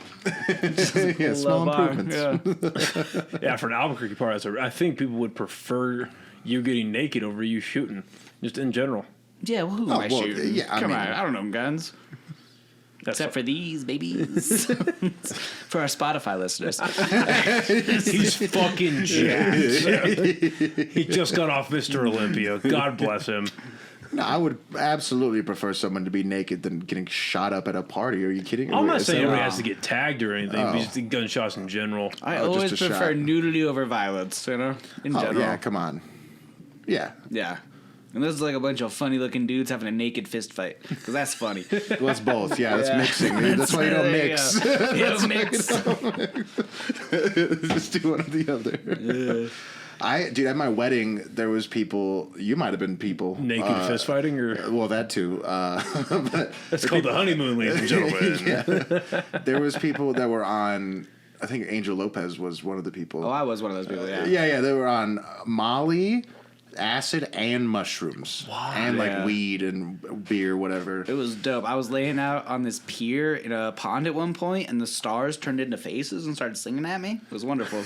Dude, that is one of my favorite. Okay, so one of the old houses. I felt like Mufasa was coming. So one of my old houses used to live out with my buddies. This is back in 2000. It's like 18 going into 19. And it was in the Fort Hills area, and we had a balcony that looked out on like a bunch of trees, right? And we had neighbors that would leave their Christmas lights up like throughout the year. So I remember one night I got blasted on mushrooms, and I sat out on the balcony, and the wind was blowing, and I fucking hate Albuquerque so much. Like, that's like his like mating call to get his girlfriend back. Yeah, but you know that Honda Civic is dope. Dude, but those tater tots from Sonic are so fresh. It's gonna get them to you quick. Oh yeah, so the wind would blow, and I got one night I got so fucking blasted that it looked like, because the lights would, again, I was like, I can't even speak. I was sitting on the balcony, and our neighbors were next to us. It was a townhome setup, and the Christmas lights shined this way, and my high mind thought that light was on the trees, right? Yeah. So with the wind blowing, it looked like a bunch of afros headbanging, and the lights kept changing, and I was listening to my own music, and I was like, yeah, we're having a party. Me and Mother Nature are having a party. Yeah. That's nice. Yeah, that's the thing. I feel like you get a certain amount. Like, I had so many just amazing experiences. Yeah, I was only off of like 4 or 5 grams. Like, it was nice. Oh, yeah. If you do it right. And multiple times I did like 4 tabs of acid or something, like at a concert. And that was a lot, but like it was good. There's the time I decided to do comedy, I was on 4 tabs of acid. Jesus. At Primus and Mastodon at Red Rocks. Jesus. Yeah, just completely just in the middle of them like rowing or some shit, you were like, I want to do stand up. Well, kind of. Is that Mastodon that does a whole like? No, it's a Monomarth. That's We what it didn't is. really do a Monomarth. I was on mushrooms for that. They're coming back in like 2 weeks. I'm going. Revel. Yeah, No shit. I'm going. Yeah. If I'm in town, I'm gonna go. Is that April or May? April, 20 something. Okay, I will definitely go to that. That's fucking sick. I'm coming with They're good Cannibal live, Corpse. Dude, I saw they were my first because my first concert was the Mayhem Festival, Rockstar Mayhem Festival. Nice. Yeah, and I went to that back in 2014, and the headliner was Avenged. It was Avenged, Korn, Asking Alexandria, and Trivium. I snuck into that concert. Yeah, it was fucking Yeah. And I saw Cannibal Corpse there, Suicide Silence, Body Count, Ice-T's band. Oh yeah. And then Upon a Burning Body, Nice. who I just saw when they came through I think they're at Sunshine. Yeah, Sunshine. That was a fucking cool concert. Hot as shit. Mm-hmm. And I came back burnt to a crisp. Yeah. But damn good fucking shit. Damn. What were we talking about? Oh no! So when I decided to do stand up, right. So yeah, Tripping Balls. I was on 2, and then it was like we got this extra ass, so let's take some more. Primus is about to go up. It's like me and my buddy's favorite band, and they're like, yeah. So one song into Primus, my buddy's just like he's all tensed up in the corner, and he's like we gotta leave, man. And I was like, I'm gonna do comedy. I don't know why. This for some reason I was like, I just like looked up this guy. I was like, wow. And he's like, dude, like, I was like, I'm gonna fucking do comedy. I was like, of course. Like, what am I doing? I was in bands and stuff before, and I just like wasn't that good. Or Did you play or did you sing? A little bit of both. I drummed shit. for a while, and then the band I was in with my buddy, I was singing, and I just like I didn't care enough about it to like practice all the time, and I was like, I probably could get good if I keep practicing and took lessons and stuff. But I was like, that sounds expensive, and Yeah, I'm already funny, like or like people are already like, No need to practice at all. Well, I feel like the path for musicians is so much harder than comedy. You gotta depend on so many other people is the thing. Like comedy, at the end of the day, it's really just you. Well, it's just you, but also like, I mean, yeah, comedy is 100%. Comedy is a skill. 100 and like everything that goes into comedy, right? The stage presence, the write, everything, right? But with music again, you have to depend on other people. You can't just like the best way I can boil it down. Well, I was talking to you guys know who Barney Lopez is? Yeah. He plays bass for Red Lights, does the booking for Launchpad. oh yes, Yeah, I know Barney Lopez. Yes, okay, Yeah, so I had him on the podcast a couple months ago, and we were talking about it. I was like, the advantage that comedians will always have over musicians is, let's say you go to Denver for a weekend, and you know a comedian up in Denver, and you're like, hey man, I'm in town. Do you have like 5 minutes you could give me at whatever show you're doing? It doesn't even have to be a big club like Comedy Works or Comedy For. Just like, hey man, you got the show going on. I saw a flyer for it. Can I get 5 minutes? Like, yeah, man, go do 5 minutes. Literally, all you are doing to that show is extending it. If you want to count walk on and walk off, by 5 minutes and 30 seconds, 5 minutes 45. Nothing crazy. No equipment. Everything's already set You up. literally just show up and you bang and you go on. Musicians, I mean, a fucking local band can't just go to Austin or go to Denver or go to Phoenix. Like, hey, can we do a 5 to 10 minute set? It's like, oh, you mean an hour worth of sound check and setting up all your shit, and you got to get 4 to 6 people over across state lines and hotels and this and that, and you have to have everything to transport. Like, everything for comedy is just fucking up here. But like music, the genre is a lot more important. Where like if you're going to a new city as a musician, you're like, I play whatever kind of music. I need to find people to work with that play similar kind of music. Where like a stand-up show can have a bunch of different styles of comedy. People are fine with that. The good ones do. Yeah. I'm sorry, but No, like, yeah, spot on. am I wrong? Like, look, I love the fact that there are, let's call it genre, right? No. Genre and comedy shows. I think that's great. But there's a reason why they stay within the niche that they're in, and credit to where it's due. Like, and honestly, that's what, like, where I gained a ton of respect for Sarah and Dry Heat, because they put on traditional stand-up shows. But I asked her on the podcast, I was like, okay, you know, do you see Dry Heat growing into the club where it's like you can, like, like, obviously, I don't think any club, except for, like, maybe the Mothership, is going to grow into the legendary status of, like, the Cellar or the Comedy Store. But, like, I asked her, do you ever see Dry Heat turning into something where it's going to be, you get past it Dry Heat, and you're a featured comic every single weekend in perpetuity and all this type of shit? And she was like, no, because of all of the alternative type shows that we do and all this type of comedy that aren't for everyone, but we fill that space and we like it. It's like, okay, that's fucking awesome because you guys know what you are and you're proud of it. Yeah. They're obviously not pandering to anybody, but when I see these other type like alternative shows pop up around the city where it's like so clearly pandering to whatever group they want to entertain, it's like, come the fuck on, bro. Could you provide an example? Off the top of my head, I couldn't. I wish I could. I'm just wondering what that is. Because I've seen like random off flyers for it. Okay. Like there's what's the fucking venue? It's in Nob Hill. Soch? Talking about the Sidewinders? Maybe. Sidewinders does a lot of like queer shows because they're a queer club. It's a gay bar. No. Was it Sidewinder? No. The Hall? The Hall's in Nob Hill. Maybe. I don't know. It just looked like the flyer just looked like it was pandering. That's all I'm saying. Oh, okay. You know what I mean? And I haven't seen a whole lot of... certain places have they know their clientele, Yeah, it's just... And I don't know. That's what I'm kind of going out with. Like comedy's subjective, right? And it's not my cup of tea. And I don't know. I mean, it doesn't seem like there's a reason why I'm not hearing a lot of buzz around it. Well, it's important to like have specific genres in different places that fit the vibe, but like I try to be more like genre fluid. I'm a genre fluid. I think genre is a construct. Well, I'm genre curious. Really, it's see, okay. There's only two genres. Slow and fast. See, and this is why I love having experienced comedians on the podcast. I am watching comedic minds work off of this bullshit we're talking about. My brain is like, why didn't you think of that, stupid? And for at least the last half hour, my brain's like, didn't you think of that, stupid? I'm like, no.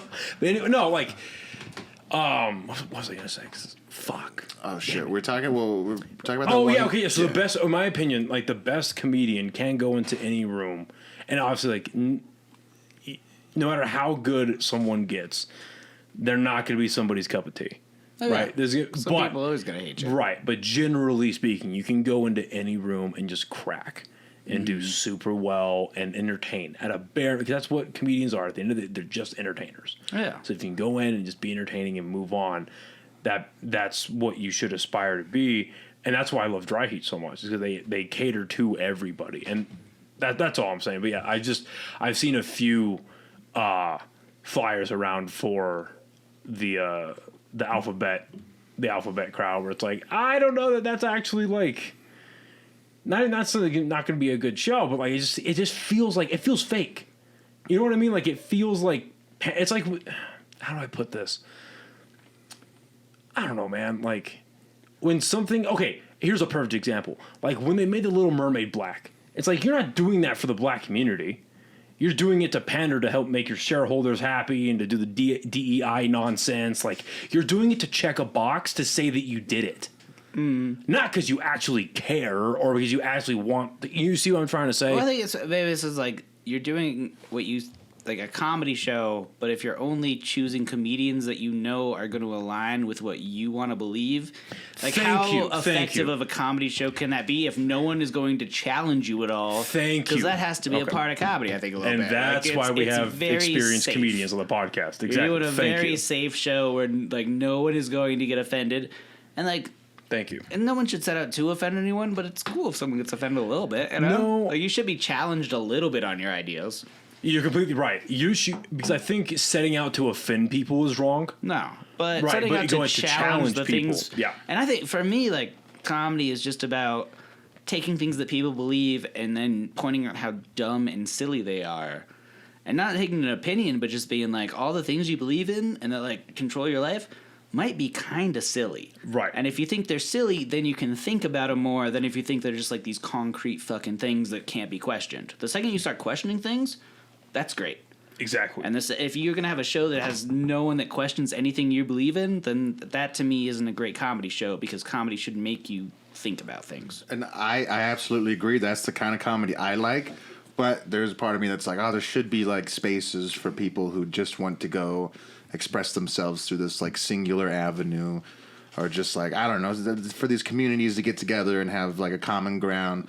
But I also know so many great, like, as you called them, alphabet people comedy. Like, I know so many great alphabet people comedians that love the alphabet, like Elmo and Grover. And it's like fucking killing it when it comes to alphabet. It's like, today's comedy is brought to you by this letter. Yeah. They love the alphabet. God damn it. So I see where both of you are coming from, 110%. Admittedly, I do agree more with Robert, but I see why that is necessary. But also, I'm biased because, like, I'll never find myself in that space because I'm not a part of it. Yeah. I have obviously, I have friends that are a plethora of the whatever, right? Insert whatever, like, at least 8 different categories there are. Mm-hmm.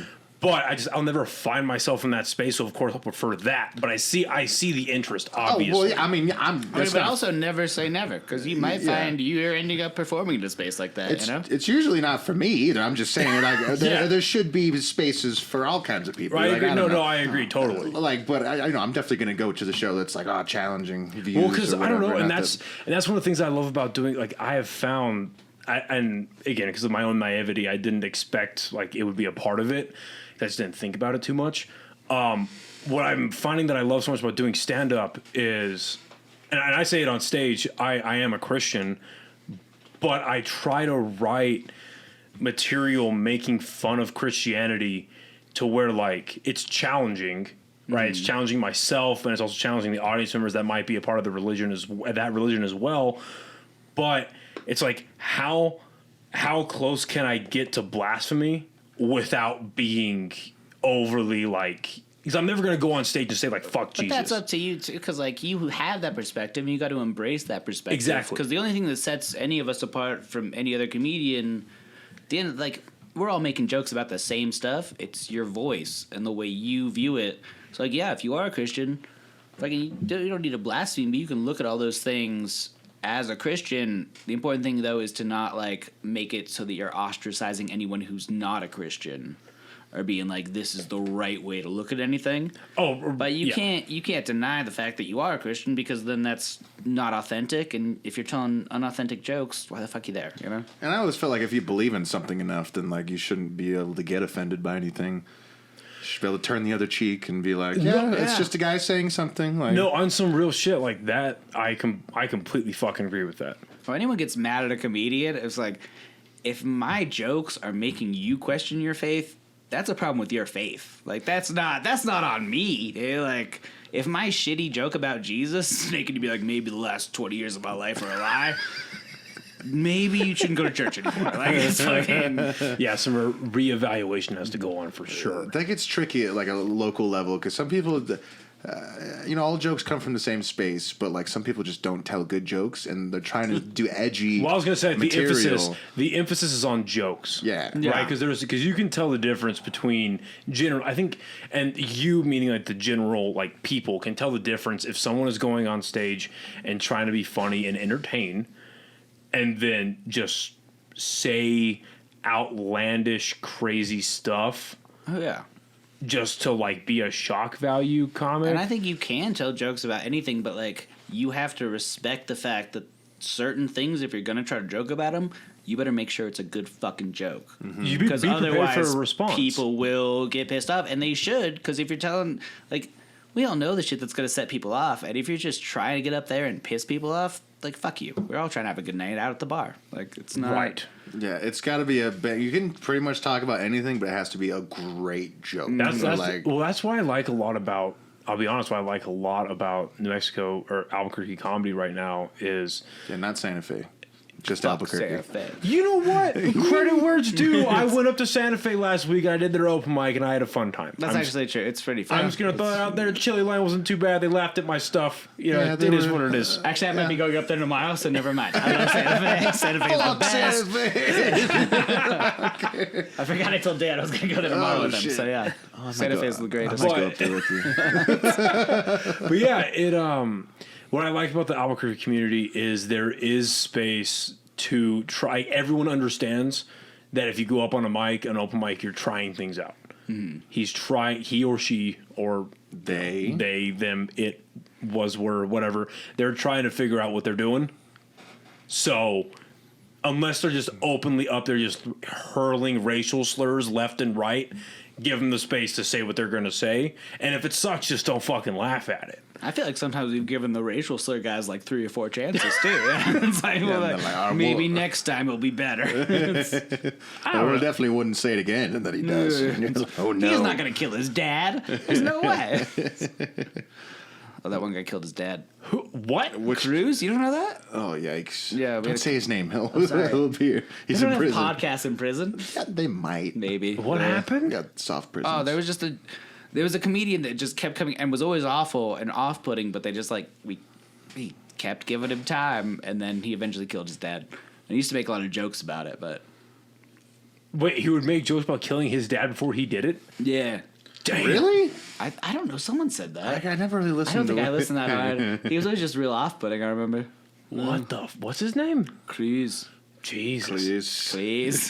Please. Cruz. The old Scotsman Cruz. That sucked. Yeah, I mean, I tried to be like friends with him for a while, and then he just kind of too. snapped, and he like knew where I lived and where I worked, and he would No just show up. shit. It was a problem for a little while, man. I hope he's like getting help, like Yeah. seriously, because he's got something going on. over Holy there. shit. But yeah, Well, yeah. the plus side of the comedy community here is that I do like that though. That like, because I've said some fucking stupid shit and some really offensive shit on an open mic because I thought I had something funny. It's like, oh, or even at the writing circle, I thought I had something funny. It's like, I don't even know if this is funny or not, but I'm gonna try it out, see what happens. And I just got straight fucking like, nope, that isn't funny. Like, okay, thanks. Yeah. Immediate feedback. Thank you. He'll try stuff. But Yeah, as long no, as you're exactly. not consistently being just, a piece of trash. Just a fucking people will be shitbag. like, yeah, not everything works. That's Specifically Elvado. I never do good at Elvado. I don't know what it is. I think it's in my head, something about it. But even I was just there the week after because Tyler actually called me first and I was like, go fuck Wow. go fuck yourself. I'm not gonna. I was real tired from work, so I was like, look, Let I me can't. reiterate that this is the Shit Boys podcast. This is the Shit Boys. Shit Boys podcast. 100% Shit Boys 100%, all right the here. shittiest boys right here. Fuck you, Tyler. Today, SHIT radio. Comedy. But I don't know. I just there'll be. I'll just say like one little thing, just riffing, and then I think just in my head, I'm like, fuck. What if everyone thinks I was being a piece of shit for saying that? And it, like, even from the last Elva, I said this one thing, and every day I'm just like, fuck. I hope I'm not in trouble for saying that one thing. I just said black guy. Okay, but in trouble. Okay, but in trouble. Did you stare at a black guy in the room while you said it? Because that's how you know it's bad. There was no black guys. In trouble. In trouble with who though? God. I don't know. No, but I feel like I don't know if it's here. Genuinely, I don't know if it's here. People or not. that work at the venue more Yeah, so. yeah, I was gonna say like I feel like in a lot of bigger comedy communities there can be this fear of like, oh, if I say the wrong thing, or regardless if it gets a laugh or not. If I say the wrong thing and it pisses off the wrong person, I'm not going to get booked at this place or I'm not going to get booked at this venue. And that's just a bunch of bullshit. I got to be honest, man. Oh, yeah. I think, again, you have, I hate to use fucking like military terms, but you have like left to right limits to everything. Like, yeah, you shouldn't be hurling racial slurs. You shouldn't be hurling words that you know are going to piss people off. But then at the same time, this past weekend, an example, Tripp goes up and he has a joke where he says the word retard. Yeah. At Dry Heat. That is a very, like, I don't think they'd be offended by me saying this, a very left-leaning club. But and to them, I mean, I went to my buddies were playing at a UNM's Fiestas thing. And I went, and I went to go watch him play. I was hanging out with a couple of my other buddies, and I said the word retard, and like 2 chicks like gave me the fucking like they fucking like were they retarded? Like they looked like they were because they were fucking 404 like shorted out. They're like, did he really say that? Like that type of shit, right? Yeah. Because that's like that is now officially a trigger word for most people on the left side of things. That's how it is. But Tripp said it in an extremely funny way, and that joke knocked it out. It cracked, right? So I don't think that because he doesn't mean it in any mean way. Well, that's my point. Well, that's my point in saying that. So like, if you say something in a show, especially if it gets a laugh, that should, regardless of what you said, it shouldn't bar you from getting. If anything, if you can say hyper offensive things and get people to say at a bare minimum, like he's fucked up, but he's right. Like is that not the goal? Like the best way I heard it put was like Anthony Jeselnik. He said that comedy is saying the wrong thing and the non-popular thing, but getting away with it. But I think we're also like, in comedy, we're saying unpopular things, but we're saying it in a way where it's like, this is funny, not in a way like we believe in it. It's like you can point out how like when you're saying those words as a comedian, if you're doing it right, you're just pointing out how ridiculous it is that other people use those words like in a hateful way. Right. And people understand that, I think. Mm-hmm. And to shy away from the fact that those words are used, that's not truthful. Right. You're talking about a little bit earlier how I brought up like Christianity, like it's just speaking like to the own comics experience. I mean, you look at Richard Pryor's discography. You can't say half of those album titles because it has the N-word in it. Yeah. But that was like that guy's experience of going through racial prejudice. So when he gets on stage, he's like, this is what I think is fucked up, and you're gonna hear it. And he's regarded as one of the greatest to ever do it. Yeah. I think even with like racial, one time I Love Royal came up to me and was like, you're one of the only people that when you tell a joke about race, you don't just fucking stare at me the entire time. Because that's like, you see a lot like me, though, like, I'm gonna tell a joke about race, and you'll just like stare at Royal Wood the entire fucking time. Like, is this okay? Is this okay? And that's the thing too. Like, if you're questioning whether it's okay or not, maybe don't tell it. I don't know. It's like, it depends. I was gonna say, I feel like there's leeway on that. You got to believe in your jokes if you want anyone else to. That's always my thing. You should believe in anything you're saying when you go on stage. Oh yeah. Not even. And you should like your jokes too. I think if you don't like your jokes, don't fucking tell them. Well, that's how you become a hack. Well, yeah, I get believe in, but not believe. Yeah, but I believe in the comedic, right? Like the comedic and entertaining aspect of this joke. Maybe not what I'm saying. I've said fucking horrible shit. I don't think those people on the submarine should have died. Is it funny? Possibly. Oh, I think they should have. Well, yeah. Well, yeah. As I heard that coming out of my mouth, like, wait a minute, yeah. So if you've got, I heard that coming out of my mouth as I said it. You know, if you've got that much money where you're so bored that, hey, you know what, we're gonna get in a tin can and go see the Titanic. People don't deserve to die, but the one dude who had the worst father-son time, that guy. But everyone else was like, yeah, fuck yeah. Someone who's like, oh shit, I have to spend time with my dad. Yeah, fuck that guy. Imagine if that father was like just coming back into his son's life. You know, left him as a kid. Yeah. Didn't raise him. Single mom, whole time, just sending money. Just imagine if the last time they hung out, they watched Titanic together, and then he went to go get cigarettes. Hey, I've got this. Goes back and just lights up a cigarette in the tin can. Yeah, the dad was like, hey, this reminds me. Next week, I've got this thing. We have one more spot. Do you want to come? Like, no, but I know how much it means to you. It's like that James Cameron movie. I don't know, that shit's. I mean, no, you should believe in the comedic ability of your jokes, no matter what stage they're at. Like in it's like formation, right? Whether it's like a concept into an actual bit, you should believe in it for sure. I don't know. I just going back to what I originally brought all this up. And again, with the exception of extreme nonsense.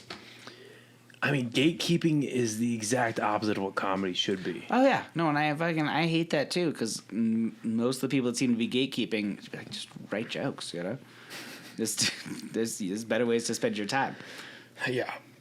I don't know. And also, I don't know. That's the other thing too. Is like you'd hope that people that weren't doing well would just eventually disappear, but sometimes they don't. They just stay around forever until they kill their dad. We can't wait for everyone to kill their dad. I will say this, and maybe it's like the small part of me that does enjoy tradition. The one part of stand-up that I kind of I can kind of see given a pass to is the vouching system. Oh yeah, you know what I mean? Where it's like, yeah, but it's also you got to know where your vouchers are coming from. Well, exactly, right, exactly. Where it's like, hey, you only really get into this club if you get passed by this person, and that's definitely a modern tradition put in place by like the Shore family for sure, like Mitzi Shore and all that. But like, I see the utility because comedy is such a, you were brought up a little bit earlier, like if you only have four or six people at a show and you do really well, and then they go tell their friends like, hey, this guy's really good, that can spread, especially in a place like Albuquerque. It can spread, but what spreads a lot quicker is negativity. So if, let's say, you have like X, Y, or Z club that's just starting to let in a bunch of whatever, then it says, hey, don't go to this club. They fucking suck. Or they put on these bozos. Or like, hey, they're charging, an exuberant amount of money for a ticket and half the lineup sucks. Then you're not going to want to go to that club anymore. So I can understand that form of gatekeeping. Like, no, if you're a comic on my stage, you gotta fucking every time you have to, because you're literally pumping the lifeblood of this club into the heart. We can't afford one bomb, like that type of shit. You know what I mean? Yeah, and that's becomes people people at that level should be going to open mics. I mean, at most levels you should be probably going. You should up. always go to open mics because they're just fun. Like you don't have to go to a ton, but just like I don't know, if you like doing comedy, you should just want to do comedy, I feel, I agree. And I would rather, like, if you got nothing going on at night, I would rather go to a fucking open mic than any other social aspect I could go to. That's how I felt about, that's exactly why I went to fucking Z Lounge on Sunday night. As I saw the ad for it, and I was like, oh shit, there's comedy there tonight. Right, I'm not doing anything tonight, and I should do it. It's been, because this is the last time before last night that I did comedy was 2 Thursdays ago at Elvado. So I always try to do at least once a week. Yeah. And even nights I go home from work and I'm like, I'm not going to go to comedy. Then I'll be sitting at home, I'll smoke a bowl, and then think of a joke and be like, well, now I want to tell this joke. And then I'll go to comedy, That's the thing. Is even when I'm not going to mics, I'm always writing stuff and like compiling. So that the next time I do go to a mic, I have like a whole set. How much do you write? It depends. Some days, that's just whenever something comes to me, I'll just see. Yeah, I never sit down and like I'm gonna write for this hour or whatever.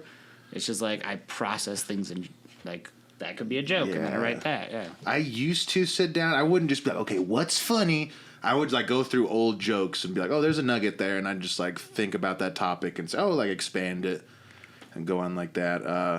I gotta be honest, that's fucking refreshing to hear. I gotta be fucking honest. Yeah. Well, because like I don't know, man. Like I'll go through, like I'll try to carve out time for sure to sit down and at least like 2 hours a week.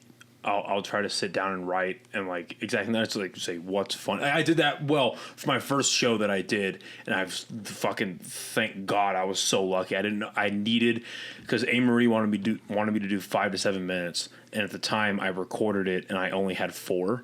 And I was like, I need like one nugget, like one thing. And then I was like, I'll find the news on Reddit.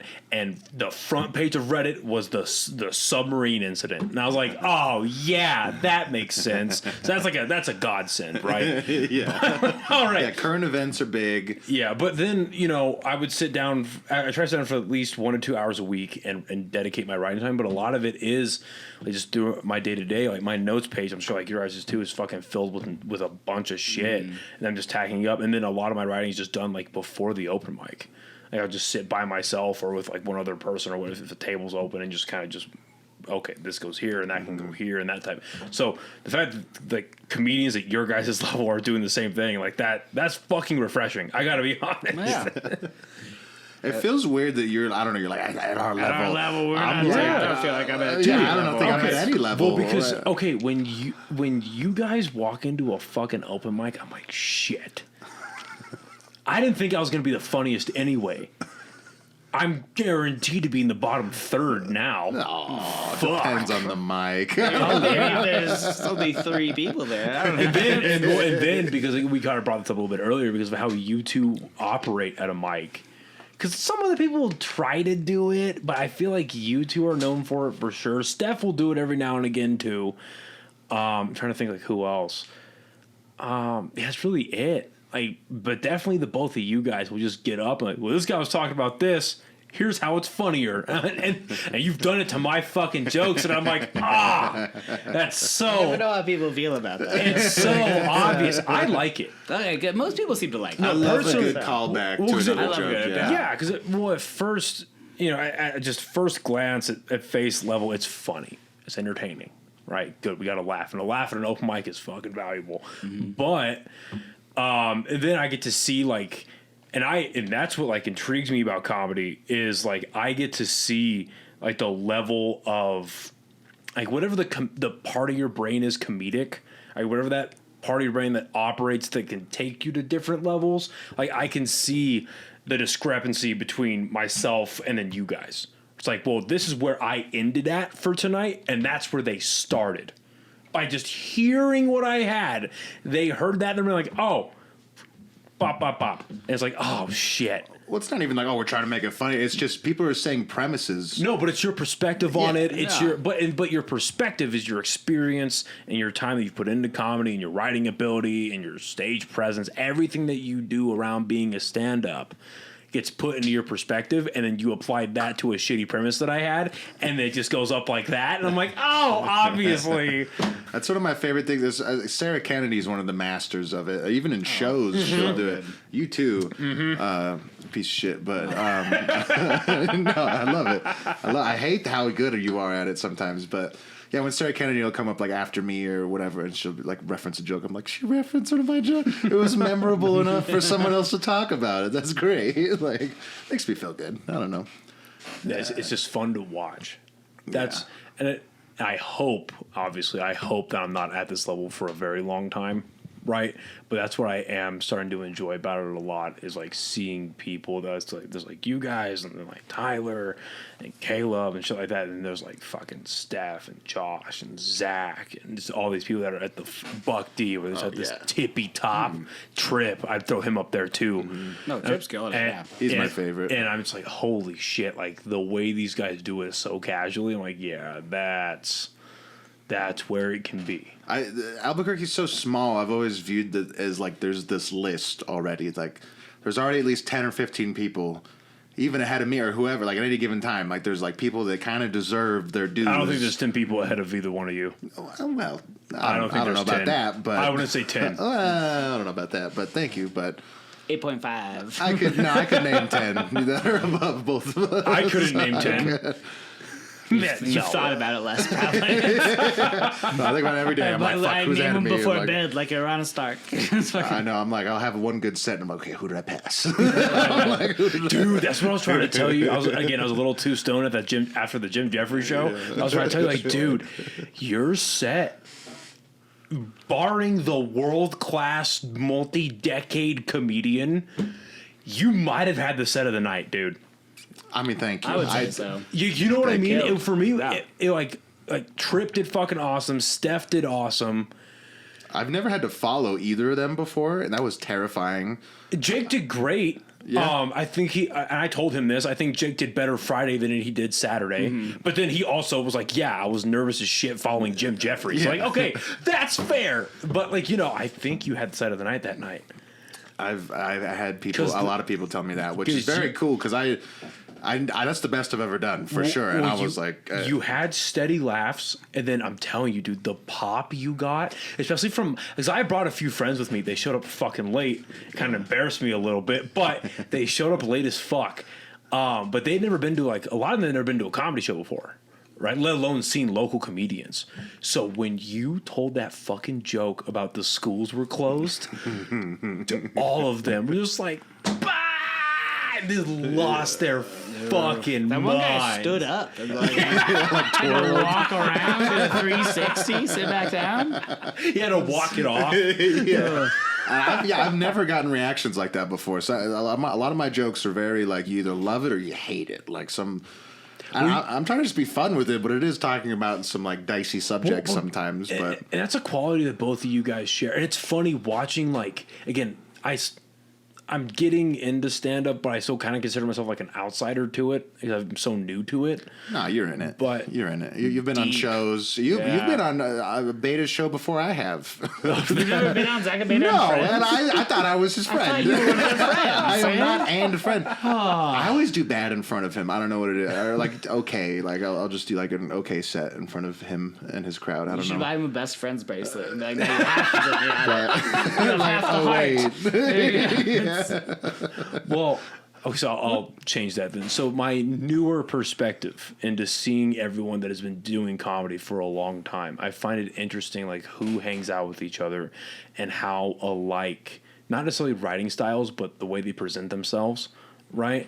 And the likability, it's different because you guys have different personalities, but the likability that you guys both have on stage, it starts from the minute you stand. Like for a lot of comics, the likability happens after a couple of jokes, or maybe after like the opening line, and they start like loosening up a little bit. But you guys walk on stage like, oh yeah, I kind of like this dude.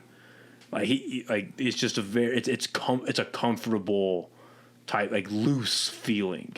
That's very good. It's all just fake it till you make it. Like I go up there and I'm shitting myself. Yeah, I'm always nervous until the first joke, until like the first laugh lands. Then I like feel better. But it's also just like I don't know. I'm more comfortable on stage than I am like any other place. I think. Most people are afraid of like public speaking. I'm terrified of private speaking. I would way rather be on stage talking to a room full of people than like having a one-on-one conversation with someone I don't like. Yeah, he doesn't like phone calls, and so I try to call him as much as I can. It's real rough. It's just like, miserable. You're so good at conversations. Why can't you? What's wrong? Well, I forget what like psychology theory it is, but it's like if every person has a different threshold, but it's when you're in front of a crowd of people, after a certain amount of people, they all kind of wash out in just a sea of like kind of gray. So it's like you're talking like to the person. It's like you're kind of talking more out than you are to. So I think that's kind of what you're talking about, where you feel more comfortable talking like out to things rather than just like, "How was your day, Robert?" Spot on. That's true. How are you Although feeling I do try today? to make sensual eye contact with all of my audiences. And it always goes better when people dig. When people like get you from the start or whatever. It's like, no, these are my style. This is my style. You're either on board or you're not. Like, I'm not going to try to pander. Right. Sometimes I like think I'm trying to pander, and then it's still just my style. And they're like, no, we don't like that joke either. And it's like, well, this is just me. You're like, fuck, man. A good example of that was the night that I went up on Dry Heat. Matthew Bloodsmith.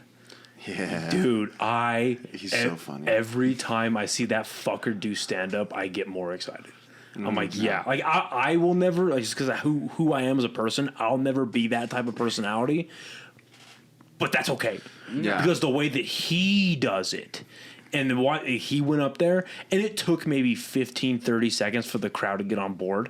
But once they got on board, it's like, oh, yeah, they're here, like, for the whole shit. But that also, like, that plays to his personality and the way he presents himself. And he's a trained actor as well. So it makes sense that he does that. Whereas, like, you know, if I watched a few of his sets and tried to imitate it, just of who I am as a person, it's going to come off as like, this fucking idiot's talking about carrots. What's wrong with him? Plus, we don't need that. We already have Matthew Bloodsmith. Exactly. Yes. Well, exactly. or like Chuck Parker is kind of a lot of it. He's very stylistic, where it's like you're either on board or you're off. Dude, like, watching Chuck develop over the last like year and a half has been fucking dope. I saw him for his first time at Red Velvet Underground. Oh, also, he did like the scrotum monkey. Oh, the monkey scrotum joke. And it's gotten better. All of it. He's like, I saw him do his like hour recently, and like he did an hour. Yeah, it was impressive. When? Like on his birthday, on March 29th. Yeah, on Eyster's birthday. Where? Echoes. Jack Tapestry does them. Yeah, I had no idea. yeah. It was doing great. like one a month. Yeah. And I've heard like 90% of those jokes before, but he's been like adding tags to them and developing them. Chuck Parker has an hour. Yeah. Oh, I mean, I was just talking to Tyler about this. I probably have like 3 or 4 hours. Let me. It's just putting it together. He has a good. Okay, so good. So Chuck Parker has a good cohesive hour. Good for him. Mm-hmm. Holy shit! Oh, you did an hour at Echoes, right? Oh no, I only got to 45 minutes though. Okay. Sustain. Okay. So what other? Okay, just again to be fair, outside of like the heavy hitters we've already listed, what other Albuquerque comics have a cohesive good 45 minutes? How did you feel that went? The 45 minutes. I thought it went pretty well. Like I thought, yeah, it was a good. I mean, I probably could have gone longer, but it would have been like I had to look at my notes. I'd be like pushing it, and yeah, I felt good with what I did. Okay, so if you feel good about it, right? Being realistic with yourself, being honest. Okay, what other Albuquerque comics have a cohesive and good 45 minutes? Not a lot. Well, there's not many opportunities to do That's that. true. It's rare to get that amount of time because most, like, even headlining sets are going to be 30 minutes at most. Because the human attention span at this point is fucking nil. Well, would you say it's human attention span, but it's just like, okay, there's a perception of local comics where it's like, well, most of them can't do more than 20 to 30, so we're not going to book longer for the headliner to do more than 20 or 30. Right. And quite frankly, just to call a spade, that's why he booked out Rebel for himself and was like, fuck this, I'm going to do an hour. No. And that was a damn good taping, by the way. His special came out to like an hour and 5 minutes, hour and 10, but he was up there for like an hour 20, almost hour and a half. Damn. Because he had edited, him and Larry had edited out some of the crowd work and some other stuff. But I was there for the taping, and it was fucking rock solid. Yeah, he's one of the top Mount Rushmores of Albuquerque right now. Yeah. Absolutely. There's not a lot of opportunities. You got to kind of create them yourself because a lot of these shows, they'll have 8 to 8 people on the lineup. No lineup. one wants to sit through that much comedy. And then sit through an hour? Like, no. Yeah. Because, I mean, I recently saw, like, Tom Segura, Anthony Jeselnik, who's fucking... Oh, I missed that show. It might have been the best comedy show of, like, professional guy I've seen. I used to love Tom Segura. I don't know. He's all right. I don't know. What are you sad about being a poor or what? Well, I don't know. It's just I stopped listening to the podcast and stuff because at a certain point it's like they're just saying the stuff that they're saying on the podcast like live. Yeah, same. It's like I've already heard that like Bert Kreischer. Like I still love him, but I feel that. I don't know. But with Anthony Jeselnik, he doesn't do a lot of podcasts, and his style is just so short and dark, and there was even points where I'm like, oh, I bet I know where this is going, and it takes it to a whole other place that I didn't even know could go there, and it was so funny. And he was getting laughs off of like abortion jokes and like all these crazy because he's things. a monster, dude. Like Caligula was one of the only albums in general, it's just comedy, but like albums that I bought on iTunes when I was in middle school. I would go because my mom, understandably so, didn't trust me with her credit card information, so I would give her like $15 or $20 and then have her buy me fucking like an iTunes gift card. And I spent that shit on comedy as a little kid, and I remember listening to Caligula over and over because I was like, I didn't get half the shit, but I just thought it was so audacious. But what I did get, I was like, oh my god, he's talking about death, he's talking about rape, he's like oh my, what the fuck is this? And now, becoming a comedian and seeing like how touchy those subjects are to get those kind of laughs off of they have to be solid. They have to be rock solid jokes, and he makes them at such an insane level that it's like, how do you? Well, it has to be well thought out, well written, and then again, doing it. I'm not even a year into it, but with the amount of rewriting and editing, like down to the last word of like cutting out the fat, so that because the time is important, and the amount of like breath space you give in between certain words, or like where are you emphasizing things, or where are you giving, like even just the way, if you could just be standing, but the way you look at the audience, like Shane Gillis is really good at that. Yeah, he could just be standing there like this, but the way he looks at the audience will emphasize a word or emphasize a phrase. Or with Jeselnik, he has that technique where he will walk and then he'll stop and go like that. So adding all of the mannerisms of your own personality to your jokes, and I've definitely I've definitely learned a new appreciation for what stand-up can be. But it's also, I mean, by the time you're filming a special, you've been working on that stuff for like a year at most parts. Yeah. Like most people, they've been running that set for a year and then putting it to, And so it's a lot. I mean, you got to put in a lot of work on all of those jokes. Well, that's why I have a ton of respect for the regulars on Kill Tony.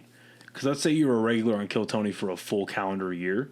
You've written a special. Is it a good special? Who knows? But you've written an hour of material. It's supposed to be a new minute every single week, which is fucking bananas.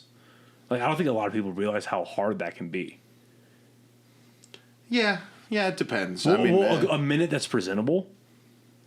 Right. Well, yeah, and it depends on how many open mics you're going to, or if you just have a style that you just know works. Right. Then Yeah. Because there are also comedians that don't write anything. Like Doug Stanhope doesn't write any of his shit. He just fucking gets up there and freeballs it. Right. which is wild. Yeah, and he destroys. Bill Burr, I think, too, doesn't write a lot of his stuff. I don't know about that. No, I was gonna say I've heard him talk a lot about how what his not writing process, but how much time he spends on his, at least in his earlier times. I used to listen to a lot of the Monday Morning Podcast when I was like a senior in high school going into college, and he would talk about that a lot. About writing out his stuff, and I'm sad they removed a lot of his Netflix specials off of Netflix. Yeah, his earlier Netflix specials aren't there anymore. The ones past, because he did the one that was in black and white. Racist. And No Browns. Watch me find it. There were. Can I grab another beer, dude? Dude, you are more than. Oh yeah, you're both more than welcome to more beer. Oh yeah. You want to take a break? Let's take a little break. Well, I don't know. Yeah, sure. Yeah. We'll take a little 5-minute break, or a little 5-second break. Yeah, let's do it. And so you were saying about the Jews.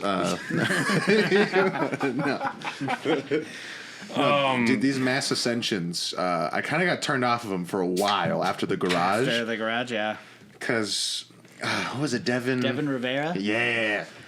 He, at one point, I guess he worked for Ex Novo or something, and he just brought cases of, what was it, underfills? All the low fills, off the line. You just bring them back. Fills. So they would be you could crack them a little bit or bend them, whatever. There's less beer in them, and there were defects. And so there were hundreds at least. I mean, we drank so much Mass Ascension. just warm Mass Ascensions from a box at a garage. Yeah, months. these are not warm. These are not good. No, and No it turned beer me is good warm. I could go for I'll go for a Budweiser no matter what. A warm I Budweiser. love Budweiser, dude. It's a hot take. I know. I know, but I love Budweiser. Did I get logged out of my own fucking Netflix? Oh, but also, you saying that you don't belong, you don't feel like you are a part of the community yet or whatever is fucking horse shit, and you should be ashamed of yourself for thinking those thoughts. We're all disgusted with you. No, I mean, even I still have imposter syndrome all the time about I'm I don't belong here. I'm not as funny. And then you have one set that you do well in front of your peers or whatever. You're like, oh, I'm good. And then a week later, you're like, I don't belong anymore. I don't think that's ever going to go away for you. Or I mean, I don't know. Some people. I don't know. I think there's if you feel that super confident, you might just start to suck though too. Because I think it's good to always wonder, always try harder. Yeah. Well, okay. So just to close up my Bill Burr bit that I had. Oh, right. So right, yeah. Right. So they took off everything. So he filmed his special. I'm sorry you feel that way. In 2014, and that's the one that's in black and white. So everything before that, so you people are all the same and let it go. They removed all of that from Netflix and then from Spotify as well. And then Emotionally Unavailable was a CD, and they removed that from Spotify as well. And Emotionally Unavailable and Let It Go are fucking phenomenal. Let It Go. I watched that in middle school, and that is what I was watching late night on HBO and shit. At my aunt's house, they had all the fucking movie channels, so I would watch I would be able to catch Richard Pryor or Robin Williams, or I remember watching a little bit of Steve Martin when I was a little kid too. And then also when I was growing up through middle school, like elementary into middle school, I would have Gabriel Iglesias and Jeff Dunham were big, right? But that special let it go from Bill Burr's like, oh shit, like you can talk. Like first of all, he's like, I got shit left and right from my friends, from my teachers, from my own family about how loud I was as a kid. Just naturally a loud voiced person, right? So to watch Bill Burr go up on stage and just yell for an hour, I was like, oh, that's socially acceptable to some people. Like, what the fuck? You know what I mean? So yeah, but the fact they took a lot of those off of Netflix kind of makes me sad. But to your point that you were saying about not feeling, I don't know, man. It's like I feel a part of the music and the comedy scene here a little bit because of the podcast. I've been able to talk to a lot of people and become friends with a lot of people that have come on the podcast. Which I'm very genuinely beyond thankful for, because I've met some fucking awesome people, right? Not just you guys. I've met some fucking awesome people. Not in this just city. us, but yeah, go on. Other people, Yeah, fuck you guys. But no, just like people like you guys. Like I've met some fucking awesome people. You know what I mean? Like this is our first podcast together, and I really, truth be told, when it just comes to schedule, I wanted to have you on a solo first, but then I had like the idea of like I wanted to have you and then like Caleb on as a solo person first, but then I'd also in the back of my head like I kind of like the idea of a bunch of people getting together and just talking shit too. And then Jared reminded me that you guys have like the Shit Boys thing going on. We try to get that together, but that's how. So glad to be on the Shit Boys podcast. Yeah, this is the Shit Boys podcast number one. Full on 100% Shit Boys podcast. We're all here. The official Shit Boys podcast. We're releasing a coin. It's gonna air. It's gonna air on 11:30 at night to 2:30 in the morning on Fox News. It's like a commemorative coin. U.S. Mint's putting it out to all the Shit Boys. But so I feel in a small way a part of it through that. But like I don't know, man. Like I know where I'm at. I know I reckon. And I was telling this to Buck and Six. Because I had them on the podcast, I think the Wednesday before, or like 2 Wednesdays before I got asked by Zach to do Dry Heat. Mm-hmm. And I was telling him, I was like, I know where I'm at. Nobody should pay to see me do comedy. Like, I know, and I still believe that. Like, I've been doing it for 6 months, and if I was really put to the test, like, get as much laugh, like, gun to my head, as much laugh as you can, I'd say 3 minutes. And I'll just do my best. I think that's what I have right now is fucking 3 minutes, and just to do laugh, build up to big laugh, and I get off stage. You know what I mean? Like that type of shit. And I still believe that. But then when fucking Dry Heat happened, I was like, yes, I'm not, especially at that original location, never gonna get that opportunity again. So I'm not gonna say no. And then also got to a point where I was like, well, I was talking to Steph about this too. With that first show with A. Marie, I was like, well, she's experienced. She sees something that I clearly don't. So, on the one hand, I could say no and kind of like the whole like stay comfortable and then, you know, maybe work hard. I needed to work anyway. Obviously, I did one open mic. Or maybe there was something she saw in me that could be compounded upon, could be built upon. So, why not? Why the fuck not? No, you can't base everything off time, too, because there's people that have been doing comedy as long as I have in this town that are still not doing you know, shows and everything because they've just never improved and are still doing the same thing they were doing 6 years ago. You know? And that's what I'm scared of, is I never want to be the person that is doing I know, because I have a couple, and it might just be a couple of jokes that I know will get a decent sized laugh where I'm like, okay, that's cool. And I felt myself do it again. Another reason why I don't drink before I go up on open mics anymore is because a couple of weeks ago, maybe a month ago actually, I did an open mic at Red Door, and at Slice Parlor, and I had it like written out like, okay, this is all new material except for one thing that I'm just punching up, but I'm just trying new stuff to see what happens. But I felt myself bombing. I got insecure, and I did a joke that I knew would get laughs, and it got a couple, and I was like, fuck. That time where I should have used at the end to do a new one, I did an old one, and I pussied out. Who cares if you get a fucking this is here to do new stuff, you know? But you still want to laugh though. Like I'll throw in some old stuff sometimes just to like Plus, if you're throwing in old stuff and like working it with new stuff, that's always you're working on something. Yeah, See how they gel. Yeah. Even if it's not new and you're still working on it, that's fine. Well, right, and that's why I had like an older thing in there to try and tag it up. I punched up a little bit, I added like one new tag just to see how that would just flow. Yeah, again. new tag, new part, even if you're just trying it in like a different frame of reference or mind or something. Just like close that subject. I don't know. I feel like an outsider just because I've been doing it for so little amount of time, and I think there is such such a valley from like because I'm brand new at it from where I'm at, and then where the mid to high level range guys are, where it's like, okay, I'm not in there yet, which is fine. Mm-hmm. I don't expect to be. Right, I didn't show up to fucking 3 almost like, am I a comedian yet? I'm like, no, like I kind of, so I take stand up kind of seriously. You know what I mean? And I think you should, yeah. And I think someone being called a comedian, I think that's a bit of a badge of armor of honor. You know what I mean? Like you are a stand up comedian. That means, in my brain, right? That means that I can put you in front of a crowd with a microphone and you can make them laugh.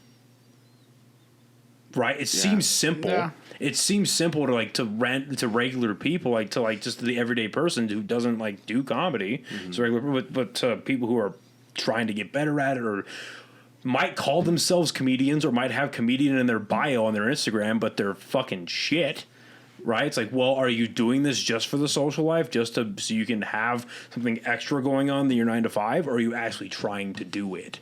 Mm-hmm. You know what I mean? And I don't want to be considered a comedian until I feel like I can actually do it on a regular basis. You know, you see what I'm trying to say? Yeah, it took like 2 or 3 years before I was comfortable with telling people like, oh, I'm a comedian. Oh, yeah. Which is exactly where I'm at. Like not only just from speaking to comedians here in town, but listening to enough fucking comedy-based podcasts, hearing these experienced guys that have been doing it for 10, 15, 20, 25 years. Like, yeah, I sucked ass for the first 5 years. Mm-hmm. Like, that sounds like nothing just on paper, but then you spend, in 5 years, I'll be 32. Mm-hmm.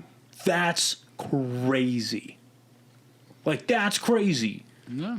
So if you're going to spend your time doing it, you should probably give a shit. Oh, yeah. Yeah, But there's some people, all they want to do is, be a hobby, and that's fine, too. Those people have every right to exist, yeah? Oh no! I'm saying they have a right to. Right to exist is such a right to exist. Well, a right to exist is such a small bar, like a low bar. I get that's the lowest bar I get. We should take him in the back of Red Door and shoot him or nothing. I don't know. I was talking to Jake Otero about this when he came on a while back, and now that we're starting to get real opportunities here in Albuquerque, Dry Heat has a foothold. They're not going anywhere. Quesadas is here. It seems like they're doing well. Hopefully they don't go anywhere. Mm-hmm. And now we're getting Hyenas. We're getting Hyenas to the point where there are shows where you can buy tickets starting in, I think, late July into August. Yeah, Tim Meadows is coming. Yeah, Timmy Meadows is coming. Yeah. Fucking love that guy. I'm going to that for sure. But so all these things are coming. And then what I didn't know about Hyenas, Sarah told me this, is that if you get passed at one of the Hyenas, you are passed at all of the Hyenas. Mm-hmm. So that now effectively makes you a road comic. Right? Yeah. So if you can get booked. If you figure out the dates, you're working with the bookers. But that opens the potential more than it is right now. Oh, yeah. Oh, yeah. That's if you huge. get past it, if they do passing ever, if you get past the Quesadas, what does that mean? Okay, cool, Quesadas. Yeah. Great, that's awesome. Mm-hmm. That's great. But that doesn't mean you can go to the 5 other Quesadas that are in the Southwest. That's any of the other Breaking Bad casts that have a comedy club. Any place that they sell meth, actually. It's fantastic.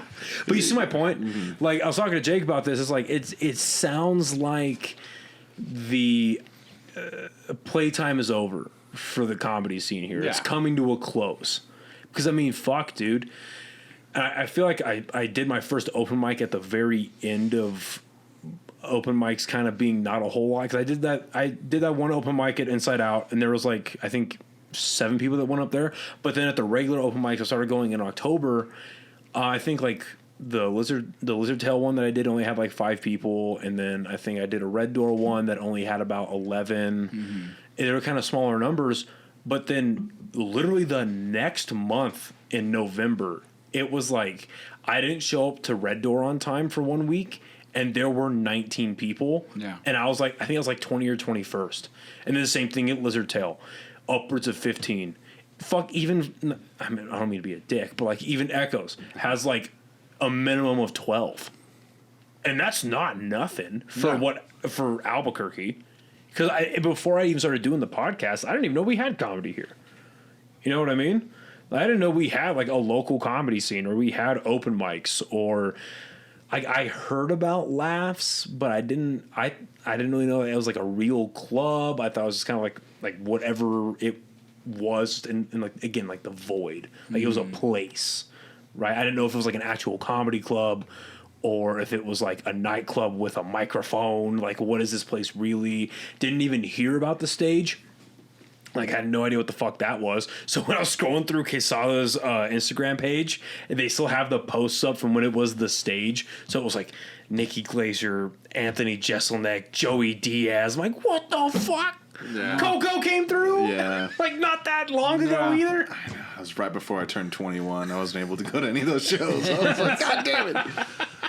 No, yeah, but it sounds. But I mean, and again, I love it. But it sounds like the time for fuck around is coming to a close. Mm-hmm. Well, I think just there'll be a bigger division between the people where it's just like a hobby and the people that actually want to like do it. Which I think is dope. Yeah, I gotta be honest. More opportunity for everyone that's like trying hard. Great out here because we have a great fucking scene in this town. We have fucking monsters here. Fucking hilarious people that I'm just like, God damn. No, there's so many people that are like, you should be so much bigger, and hopefully now they'll get opportunities to be bigger. And then I can just live in Jared Ostrom's tour bus. He'll become the John Madden of Albuquerque. Yeah. He hates flying, but he drives everywhere. Doesn't trust those Boeings.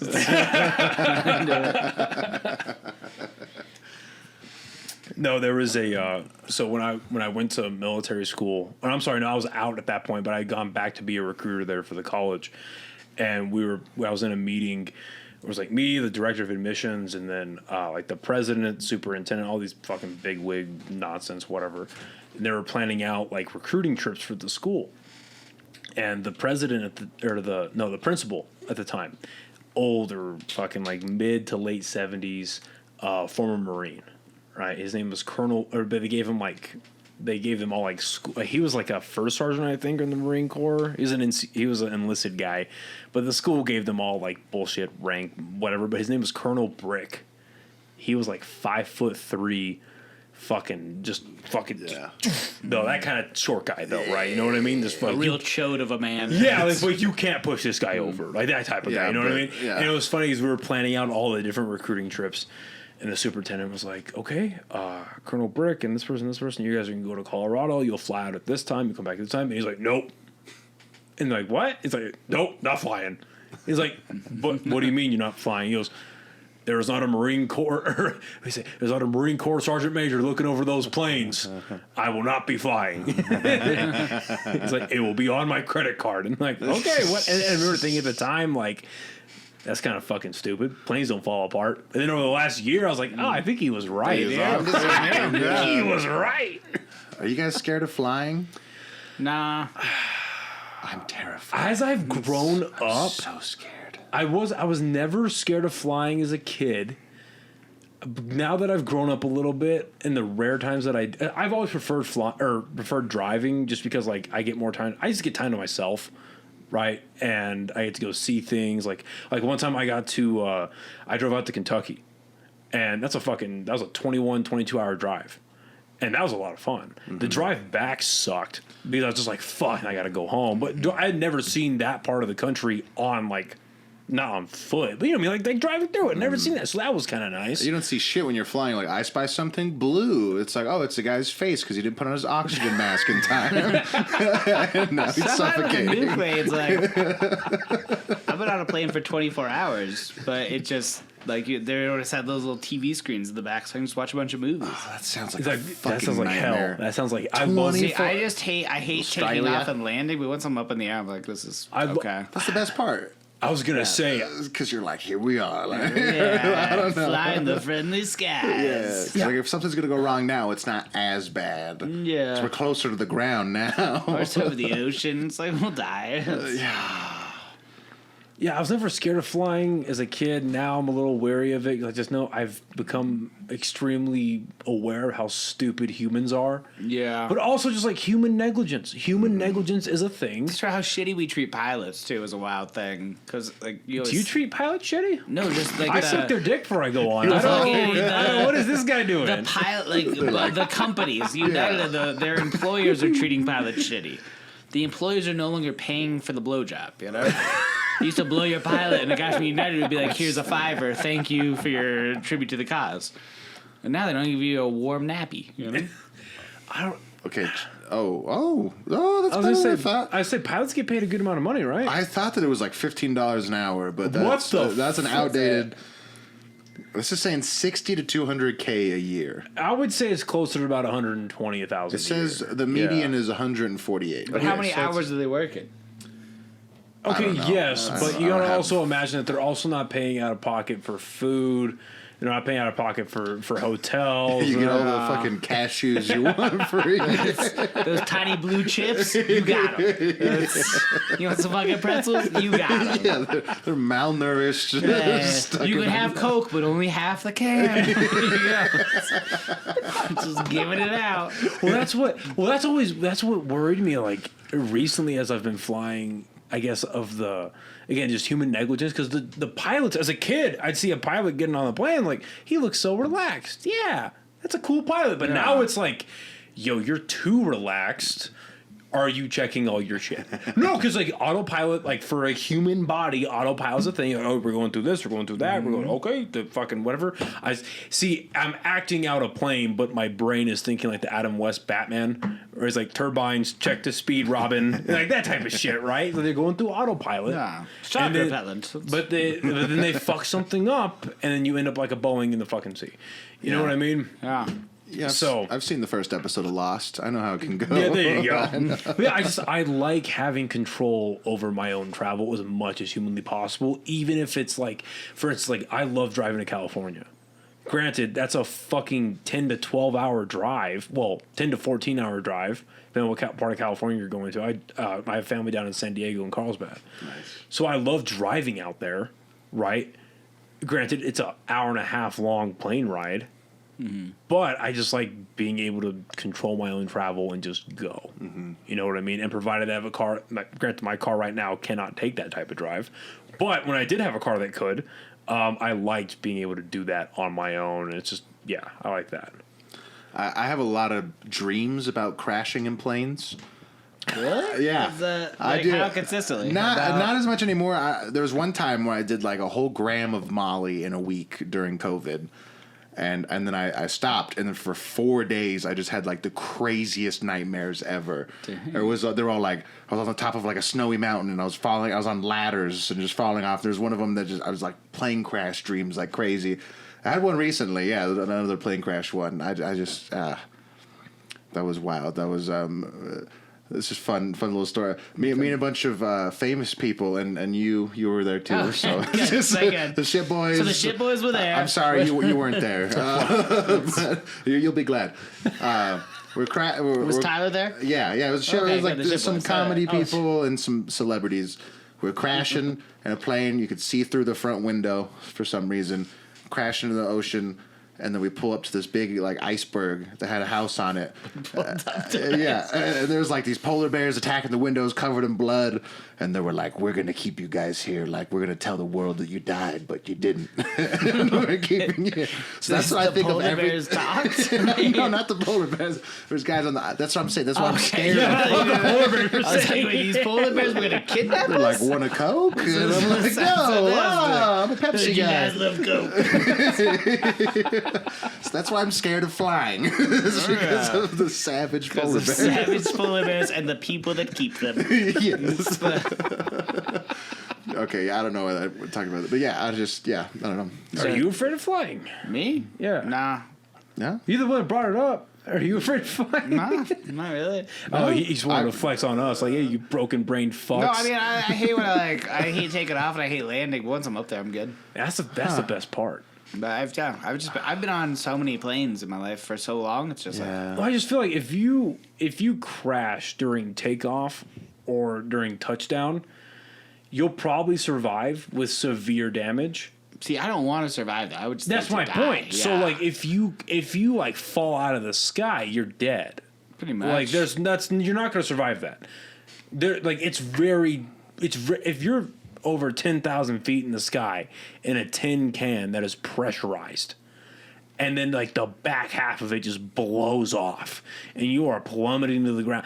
Even if you are in the part that doesn't fly away, you're gonna die. Granted, do you land on an island full of mystery?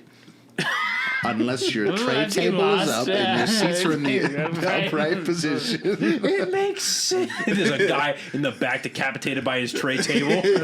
He would have survived. What if your tray table hadn't been up? Your husband was a fool, man. You had your laptop out too early. Who the fuck turned on their electronic devices? We were not at cruising altitude. You killed us with your Bluetooth headphones, Gene. I always act like I'm asleep. I was just throwing my headphones and just act like I'm asleep because they're not going to wake me up.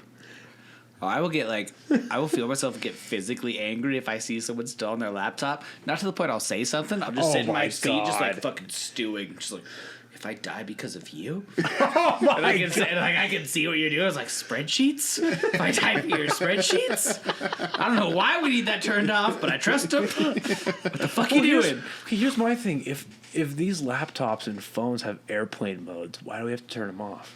Well, yeah, you technically don't. You could just talk on your phone on an airplane. It's fine, right? Aren't we past that? Is it more of a tradition that you change? No, I think we just don't want to. I don't want to hear everyone's stupid conversation around me on an airplane. Well, you'll lose signal at some point. No, I would like that. I would love it if like 10 people out of the 70 figured out that you could just talk on the phone. Just started calling people. And then they go into autopilot again, and you're ascending. Like, can you hear me? I was just 10 people just acting like fucking morons would make me so happy. Just yelling at them. Like, I'm on the plane. Why is it so loud? I'm on the plane. Well, they're bringing us some soda. We only get a little bit, though. It's like, who's checking? Yeah, the pilot's got to check the shit in the cockpit, but like, the guys that got to like check the outside, or is there like mechanics just banging wrenches on shit? Okay, like, that's checked. I don't know if they're banging. That's checked. There's people that will like check the plane like after it's landed. That's why it takes a while to board, because they have these people on the outside. They're half loading luggage, and then the other half of them are like checking whatever the fuck they're checking. I've seen them do it. It looks official. I have to trust it, because what's the other option? I was stuck when I was flying back from Boston last time, and they're like, hey, there's a little mechanical defect. Everything seems fine, but we have to get the paperwork. And then we were just sitting on the tarmac for like an hour waiting for someone to bring paperwork that was physically like papers. So we just have to sign off on it. That's happened to me a couple of times. And again, after just being in the military and seeing how people hand jam paperwork for equipment that does not fucking work, but they need to get it done so that the person in charge... Excuse me. So the person in charge looks good and all this type of shit. The moment that's happened, and that's the most scared I've been on planes, where it's like, fuck, they definitely just signed off on this, and these pilots have crazy life insurance. They don't give they don't see their wives anyway. Fuck it, they don't give a shit. You know what I mean? Like, they don't give a shit. This is the best thing they can do for their child. Yeah, like their wife is their wife is getting dicked down right now. They've got a black book full of whores on the entire East Coast. Like, they don't give a fuck. It makes sense. The East Coast is full of whores. Did you ever see that one? It was like a guy that like stole a plane. It was a Boeing or something. I think it was in Washington or Seattle. That guy stole like a little twin engine Cessna and then just lived on the islands off of Washington for like years. So not that. that. No, that. There was a guy. He crashed the plane. He ended up crashing it. He was like Sky Angel or Sky Pilot or some shit. Yeah, he worked for the company. He became like a meme, right? And he was like he was a super depressed guy, and he had a history of like severe depression, like clinical, like severe depression, and then his wife left him. So then he stole a twin engine plane, took off, and while the control towers were trying to like almost like suicide watch bring him down, he starts saying like I always loved, I forget what the wife's name was. I always loved, like, insert name. All I wanted was to raise our kids together. I will always miss her. To think of me when you look in the skies. And he just crashes the plane and commits suicide. Has he not heard of stand-up comedy? I was literally just thinking, I was Perfect place for that guy. That's, are you depressed enough to do stand-up comedy? If not, then don't kill yourself yet. Now, there was like a teen who solo played in Washington and then just like flew it to the islands off of Seattle and then just like stole a bunch of shit from people's houses and lived out there for like a couple of years, I think. Wow, also in Seattle? Also in Seattle, yeah. Wow. It's a haven for crime. It's a depression place, man. All those clouds. It's so rainy all the time. I don't think I could live there. You know? I love the rain. I mean, it's a great city. It's one of my favorite cities in the country, but just it's so bummer. I even when it rains here, I love standing out in the rain. Maybe that's because it doesn't rain that often. I do love the rain here. That's like special, you know. Right. But in Seattle, it's just like drizzly. So the guy that me and Jared were talking about, his name is Richard Russell. Wilson. Russell Wilson. Russell Wilson. Oh, Russell Wilson. And yeah, he became a meme because his final words were, "I got a lot of people that care about me." Psych. But then, you know, that's not a good way to go out. JK. Yeah, that's not funny. I'm trying to find this fucking guy that you're talking about who lived on an island. Yeah, he bombed for sure. Definitely. You know how mad that because I've seen Richard Wolfson do stand up a bit now, both in open mics and in shows. Yeah. Right? Well, not actually. No, I've only seen him do shows at the Roast Battle, but I've seen him do a couple of mics, and then I saw him do one at El Vado. If that motherfucker could just speak, if he could just hold the microphone closer to his mouth, it would be so much. Yeah. Because he always he always holds it. He's like, and he's holding it out here. And you're like, dude, just fucking he's got some funny jokes, dude. He's got great stuff, yeah. Mm-hmm. He's got funny fucking jokes. I felt like for the roast battle that I did against him, it seemed like he was doing like a I don't know, not like a sad old man, but he was like playing the old man card against me. Because I knew I was like, conversing with Tripp and some other people, and we're like, the only way he could probably get me is if he like tries to pretend like, oh, like he's such a sweet old man. And then I'm just up there just like talking mad shit, and he's just like, oh no, woe is me.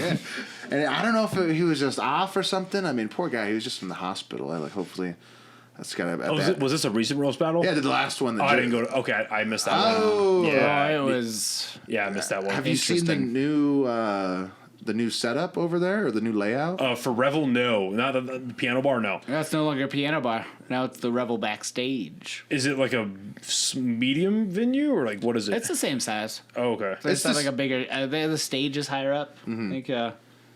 Also, it doesn't make sense. It's called the backstage because it's right the first thing you hit. It's the when first thing you walk see. on stage. Stage, yeah. It's the pre-stage. The stage is a little too high for comedy. Really? I think it's weird.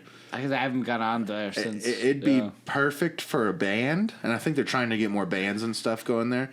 But it's terrible for I don't know. It's just you're like way closer to the lights, and I don't know. I couldn't see. I mean, there's like the fucking chemo or whatever. There's a lot of stand up that happens there, and that stage is fucking high.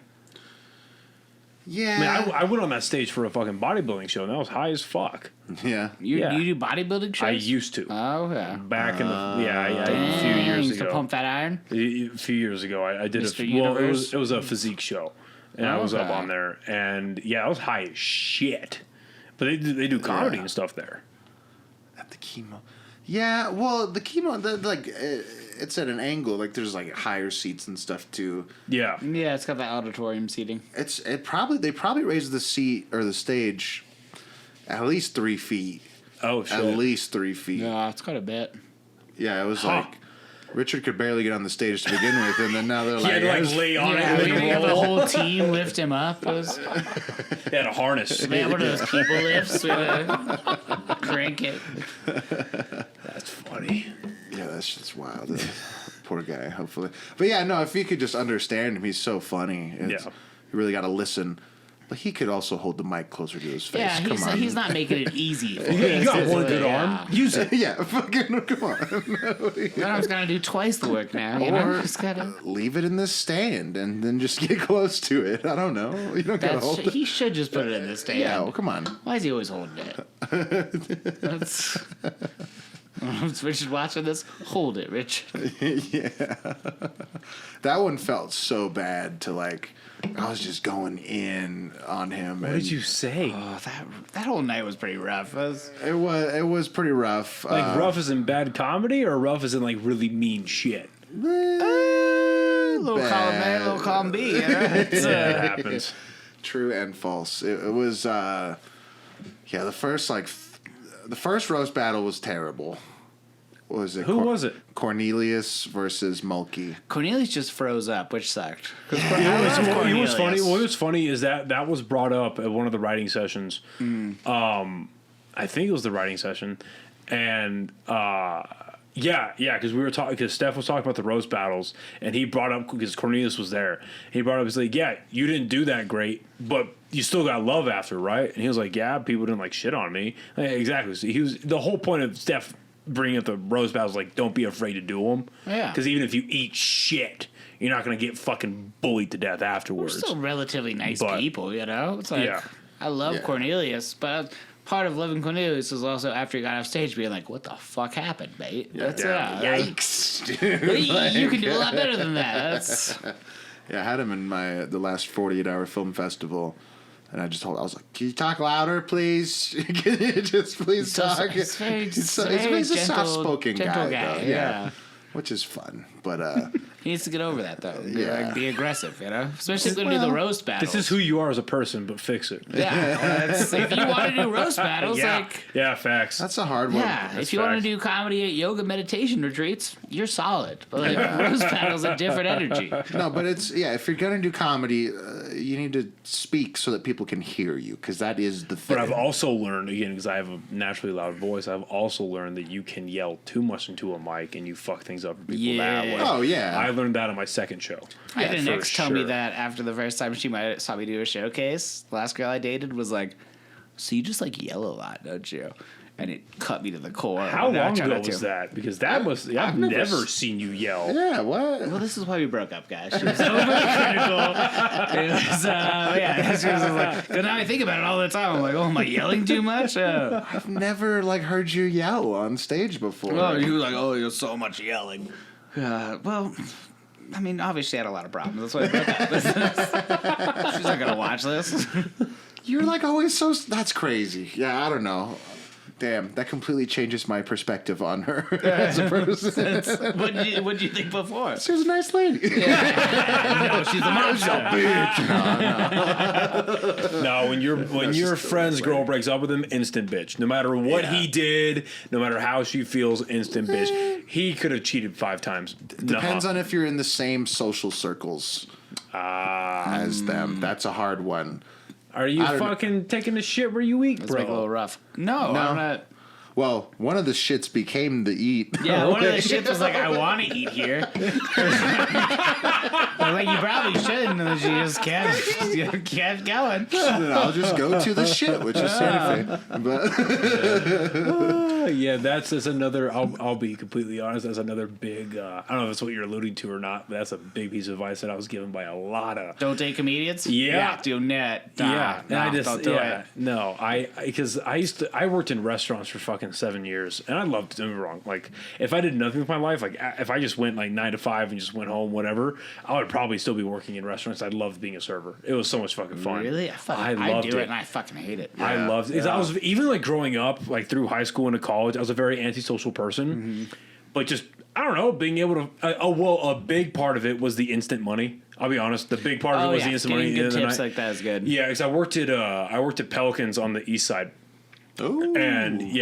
And so I fucking, the instant money was great. But then on the other hand, I was like getting to fuck around, meet new people, and like talk to people. Like, it's like I've had an issue growing up where it was like, especially up until recently, allowing myself to be social in all aspects of my life. But at least like that job, like, okay, I'm allowing myself to kind of be a little more open, not a lot compared to other people, but like, just a little more open, a little more like, not, because I was always friendly and professional with customers, obviously, but a little, just like that little extra like friendliness-ish. I was allowing myself to do that. It was funny, like, I did like a little experiment on myself one of the last summers that I was working there. I showed up for a week stone sober, and I made like average 80 to 90 a night, if that, working like 3 nights a week, 4 nights a week, give or take. The next night, every night I drank. Got a little bit, obviously not like, hey, how you doing? But like, just got a little bit of buzz on me, a little whatever. I would show up with you get a Route 44 Dr. Pepper from Sonic with vanilla in it, right? And then you drink about a third of it, and then you just fucking dump Jack Daniels in there, son. You can't taste it. Yeah. You cannot taste. So what I would do is I'd have that drink, mix it up, all that shit. I'd be buzzed walking in, but then I'd hide my drink behind the POS system, right? So I'd just be going back, all right, sounds good, fucking whatever. Dude, like every night I cleared like 120 on a dead night. I was like, fuck, this job is encouraging my drinking? I'm 20 and stupid. Why not? You know what I mean? It was that type of shit. I get high as hell before my serving job because I'm way better. Yeah. If I can like drink, on my breaks, I go upstairs to the bar and drink, and then like I am fucking killing it because like I would love to talk to you about wine, even though I fucking hate wine. I used to drink a lot at the Lobo store, and I got caught a few times. Yeah. And I always be like, it makes me a better salesperson. Yeah. Like, I am so much better at answering dumb people's questions. Yeah. If I can be like drunk enough to be like that's a good question. That was the big one. Yeah. Was dealing with retards. No, because people Where are it's just so like, fucking yeah, dumb. yeah. I get people that come in and are just like, how does this work? Well, then I wonder also. You're in a restaurant, you know. Well, I wonder how much of it too is like, because there are people that are genuinely stupid. That exists. Oh yeah. But is it also like? There's also a lot of people that allow themselves to be stupid. I think because but they're also in a social setting. Maybe these kind of like freeze up. They don't know how to act properly. I'm not saying like audacious, like rude shit, but it's just like, oh, I forgot what's in a salad. Like that type of shit. Stop making excuses.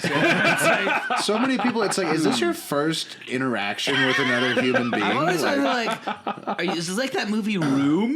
Were you raised in a shed? Like, is this the first time you're out among people? Like, what's the fuck? Are you a victim, ma'am? Oh my god, you speak English so well for someone who's never been around society. Are you the guy from the allegory for a cave or allegory of a cave? This fucking cave allegory? Yeah. Clayton away. I forgot what the fuck we were talking about before. I brought up a restaurant. Something about drinking. Drinking makes you better. We were just talking about drinking makes you better at serving and also everything else. Doing menial bullshit tasks. We had something before that. That was really it was comedy based, and I lost it. Oh well, it's okay. Drinking doesn't always make you better on stage. No, I used not. to. I've had when I was in Austin, but before like I started doing comedy a bunch. There was a couple times where I got so nervous I would drink a shit ton and get completely blackout drunk, and then apparently I would heckle people. And the only thing I remember from those nights is actually when they would call me up, getting on the mic, and then I would just have a moment of sobriety and be like, I have no idea what the fuck I'm gonna say, and then I would walk out of the place just like a menace. It was bad. Yeah. Well, and again, I just yeah, good. It's my favorite one of the night. Yeah. You mentioned Budweiser. There we go. I was like, hey. A visor as well, dude. Yeah. That's gonna be my question when I post my Business reels. on the bottom, party on top. Is what Jared hat did you make it to in the podcast? The Budweiser's for the OGs, dude. But yeah, man, I don't know. I just got to. I know for a fact that I'm not gonna be good enough for a long time where I can have a couple drinks and go up and like still kind of like, because that's one thing I it's gonna take me a minute, but it's just like being completely loose on stage, not like sticking to my prescribed script of like, this is my punch. When you write out your jokes, do you write them out like word by word? Yes. See, I don't do that. I write like I do that. Like an essay format, because I used to do like word by speech and word? debate back in the day. Wait, what? You write your jokes out word by word? Wait, essay? How is essay not word Well, by not word? essay format. I do like a 3 Like an point abstract format where I Like an outline? The thesis, yeah. I write an outline of my jokes. Oh, so here's what I know like where I want to start and where I want to hit at the end and like the punchline. But beyond that, I don't write them out word for word. I just like I let it all flow, kind of. So you trust your own ability to fill in the gaps. Yeah, so like, you're like, I know what my premise is. I know what's funny about it. I trust myself to get there. Yeah, I know where I want to get to. I know but like if someone reacts to something in between or something, or I think like something else that I can throw in, I give myself that leeway to do that as long as I get to the point where I'm trying to get to at the end. Interesting. Do you record all your sets you do, even like an open mic? No, I need to start recording all my stuff. Because I will say this, like I write all my stuff out word for word, but what I have found are there are things that I come up with on stage. It's like and all of them have been tags where it's like, oh, that's funny. I'm gonna keep like I have if you're feeling it, do it. Yeah, like I have a Bill Cosby joke right now where I only came up with that on like while I was doing the ideas. Like, oh, that is funny. Okay, I'm gonna keep that. You should always allow a little bit of space for just in case you think of something on the spot. Yeah. Because people like a little spontaneity. Because I think they Yeah. can sense it in you. If like it's a new fun thing you're doing, it's a new fun thing for them. Right. Even at that set on Saturday, I was like, it's pretty much my A material, and then part of me was like, my hack for doing. These are jokes I've been telling for like 4 years now. We all do Some that, of them. though. No, I was Some going to of say, them. though, because, like, I think, I mean, with rare exception, maybe this is my, again, just newbie, like, naivety. With rare exception, no joke is done. Right. There is always something you can add. There's always something you can take away, right? There's always something you can alter. You can add a point of view. So is you new can lead-ins, too. ways you work into it, the ways different bits and sets work together, the way they gel, the way they flow. And then, like, I don't know, like, and I see what you're saying a little bit earlier about, like, I don't want to do these these jokes over and over again in front of the same people at these open mics, but at the same time, if you're changing tags, if you're changing the order of things, if you're changing like small aspects to build up to a bigger like completed product, no joke should be done in a fucking week. No joke should be done in a month or 6 months. Well, the biggest thing is like with open mics, especially if we're working on older jokes, there's a difference between people that you see go to open mics who maybe they do bring up older jokes, but they're still working on them. Right. And you can see them working versus there's people that go to open mics and are reciting the same jokes I've seen them tell for 6 fucking years because they haven't written anything new in 6 fucking years. And I think, I think there's also, I completely agree. But I think there's also a comfortability you have to get with your own jokes because you have to. But you gotta like your jokes or no one else will. Because you have to like them, but you also have to like keep injecting the same enthusiasm you had for them when you first came up with those tags as you do right now. No, jokes are a relationship, and if Right. you're not excited about your relationship, no one else is fucking gonna be. Damn, that's a good way to put it. No, it's like if that's my biggest. I think like if you are telling jokes and you're bored of them, then why the fuck would the audience be excited? Because they're Right. gonna be able to tell. Yeah, that's fair. Oh Jesus, I'm sorry. Ed Gein. I'm gonna You just die. lay him down. You're good. You just lay him down. You're good. Oh, yeah, his little dolls. She messed up his. All the little dolls. Now I'm gonna get Leatherface. That's the next Barbie movie I'm looking for. There's so many Barbies action in figures in hell. Is here. this enough skin on my face? For the Spotify listeners, I just knocked down Leatherface.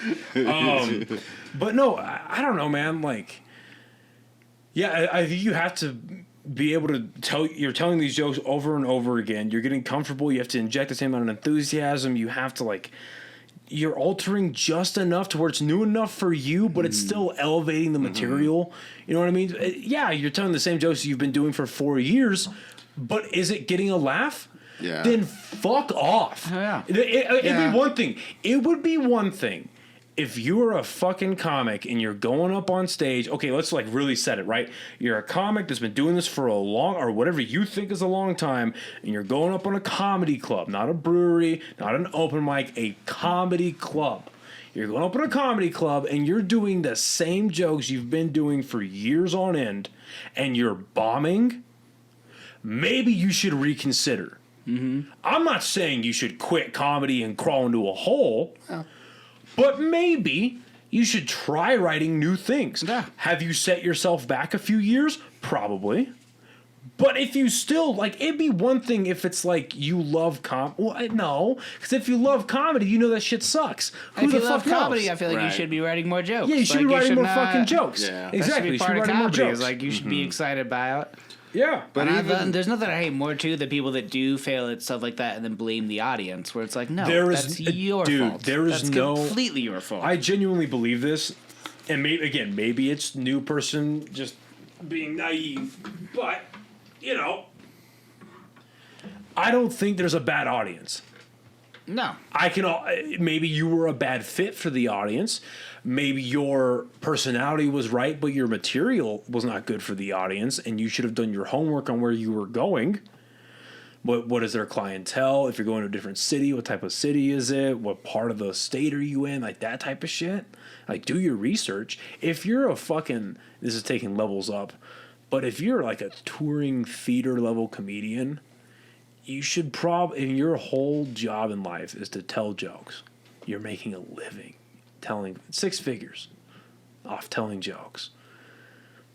You should probably take time out of your day to research where you're going. Oh, yeah. You should probably take time out of your day to learn the demographic of where you're going. Be able to tailor your jokes to a place, too. Exactly. Yeah. You should have universal jokes, but you should also, like, because again, that's your way of making yourself, like, that's your, because obviously they're excited to see you, but, like, that's your way of getting into the audience and, like, making it less of a performance and more of a conversation.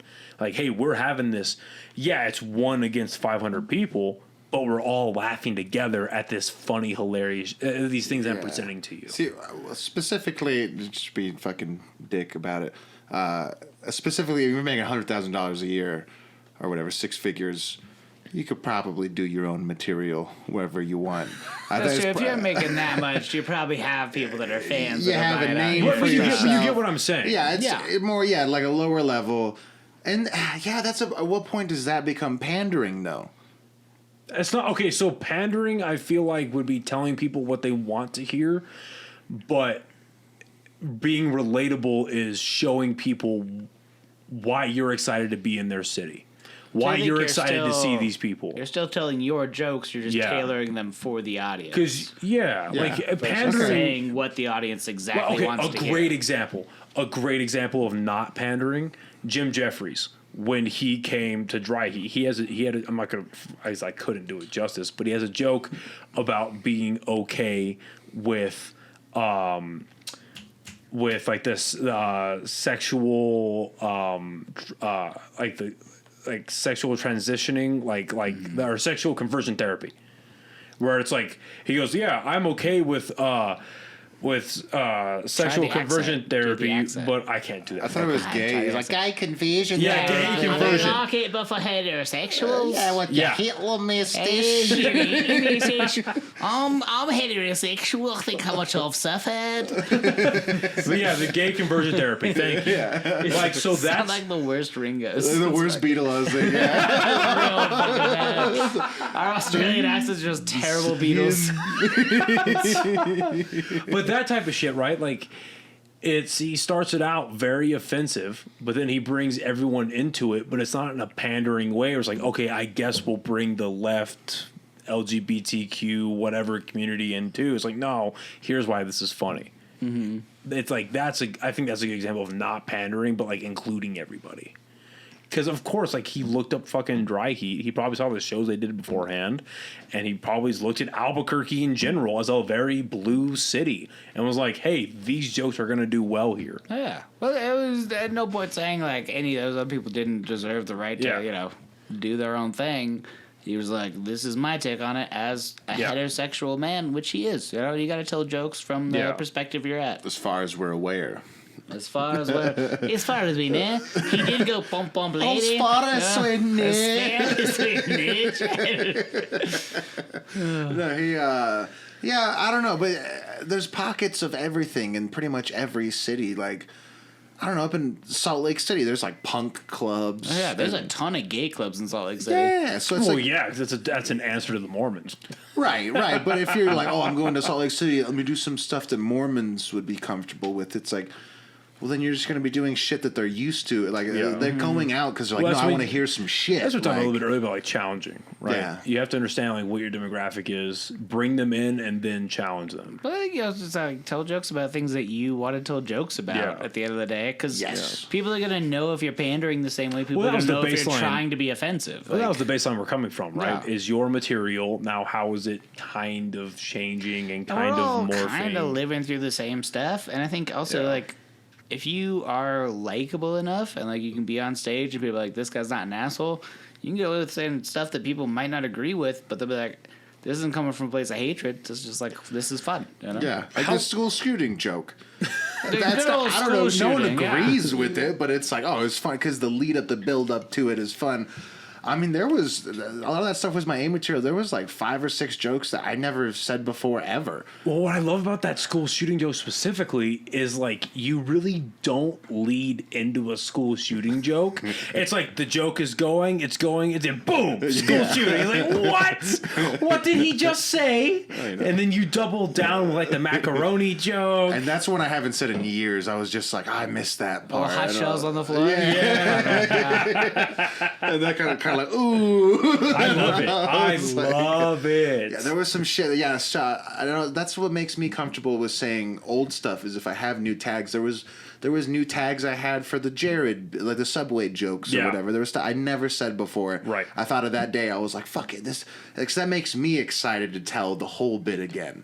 As if I'm just reciting the same shit. It's like, who fucking, I don't care. They're not going to care if I don't care. And then you keep going, so my name is Jared. Like, dude. It's like, that's another thing I love about writing is how, and then watching like more experienced comics do it is like the rule of 3 is very basic at a face level.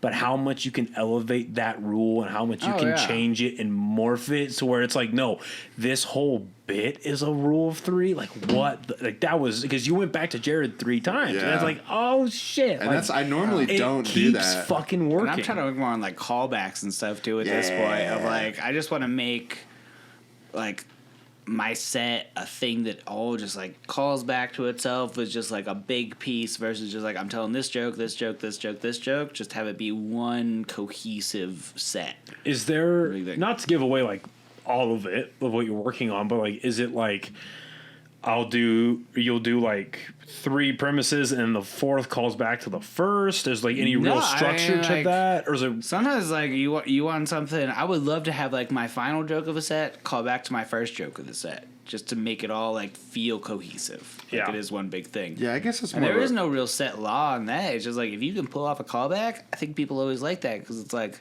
we're all, you're reminded of something back in the day. Yeah, you pay them off for paying attention, right? But it makes it feel like it's all just like, it's all you versus like, this is just one person doing a bunch of little premises, punchlines. You know? Right. Your callbacks been getting Trips. Callbacks have been getting great too. And I fucking love callbacks. I never have any I don't know why. I just like don't write them. I'm just, it's like, oh, I'm going to tell these jokes. I'm going to tell these jokes. And it's like, fuck.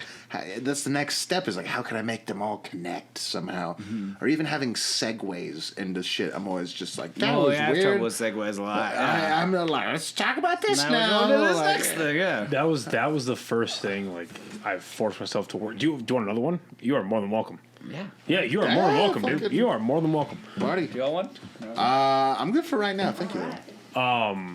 But it's gotten to the point where... Yeah, fuck it. Grab me another one. It's a party. Yeah, whatever you get. It's, that was the first, like, big technique for sure where I was like, yeah, that's what I need to work on is how can I... Because I always love stand-up specials that feel like a whole story, right? Yeah.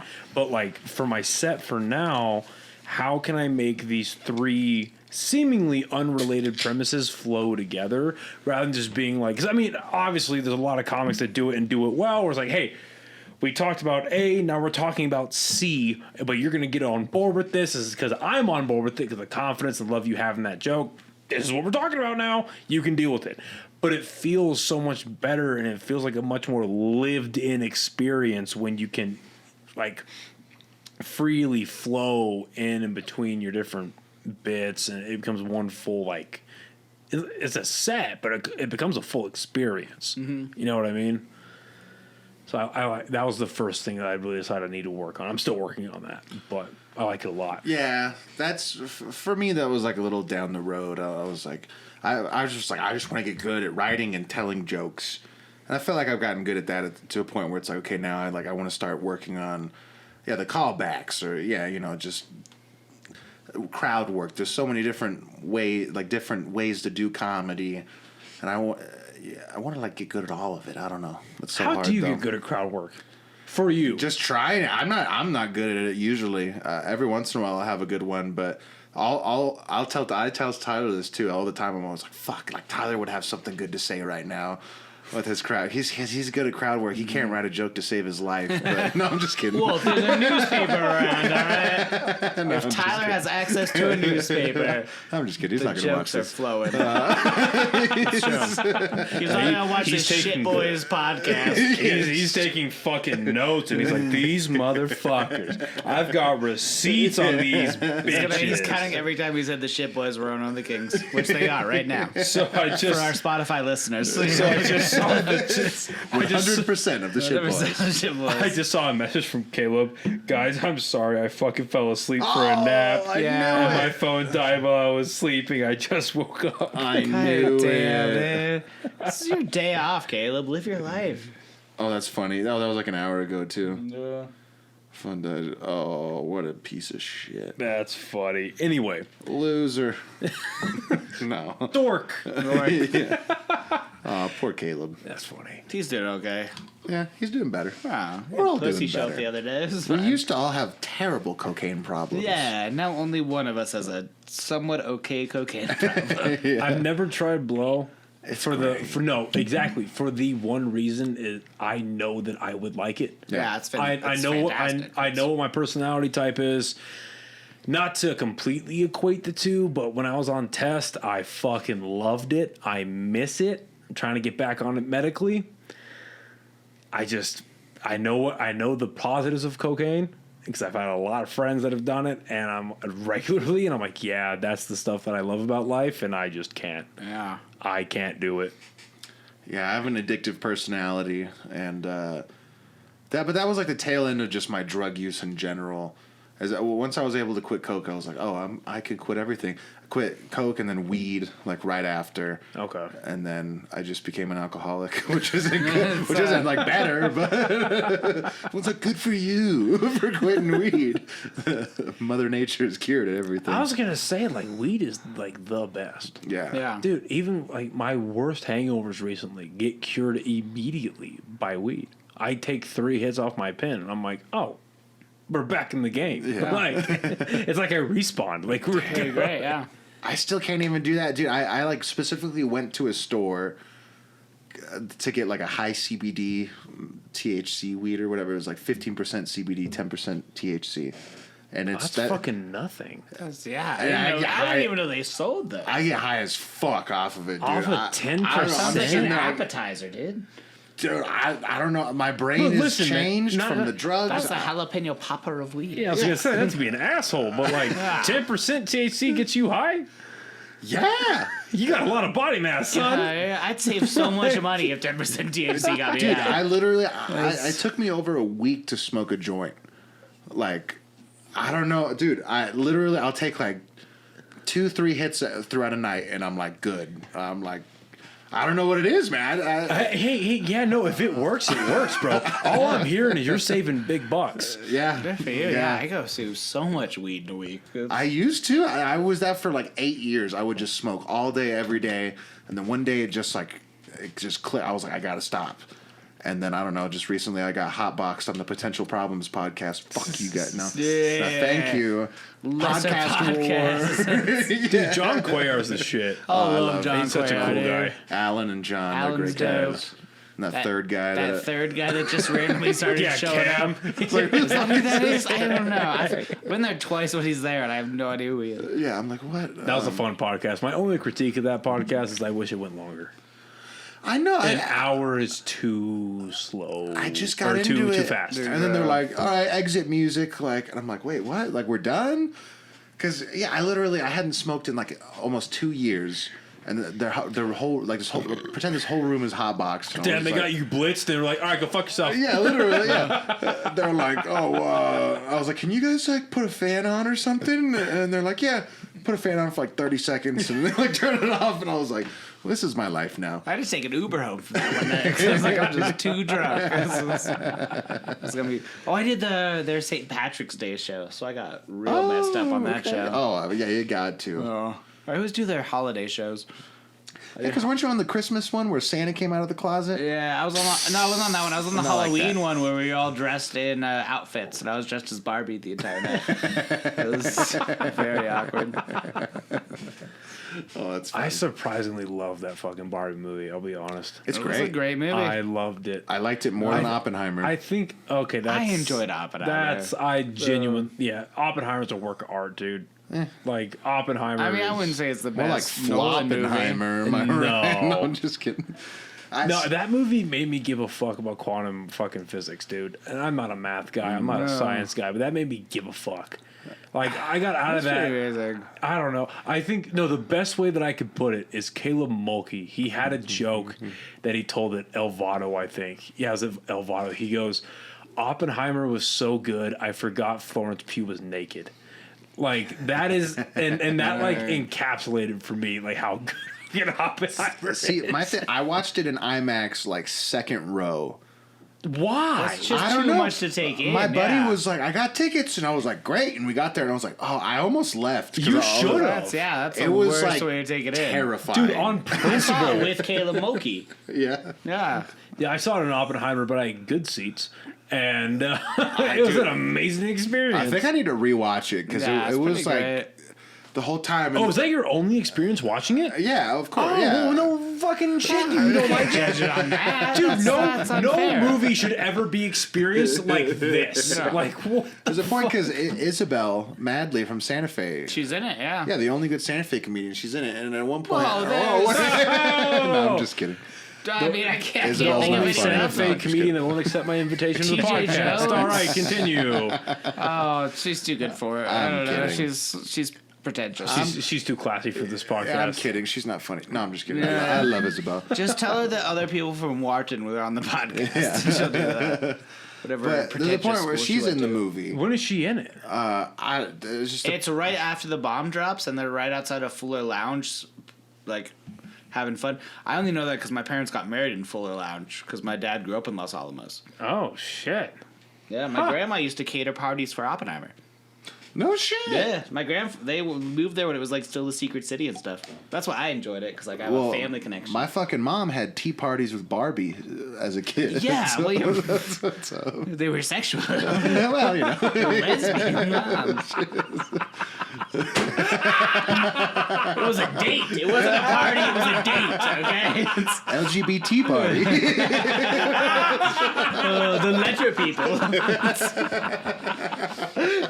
LGBT Oh my god. But anyways, yeah, I was so close that at one point my buddy Mark was like, "There's Isabel," and I had to like turn my head to see her on the screen, Yeah, and I was fuck like, that. "That's too."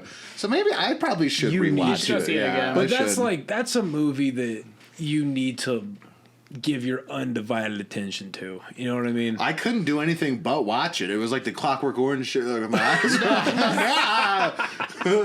Now, if you bring up Atomic Energy, Jared just starts shaking and crying.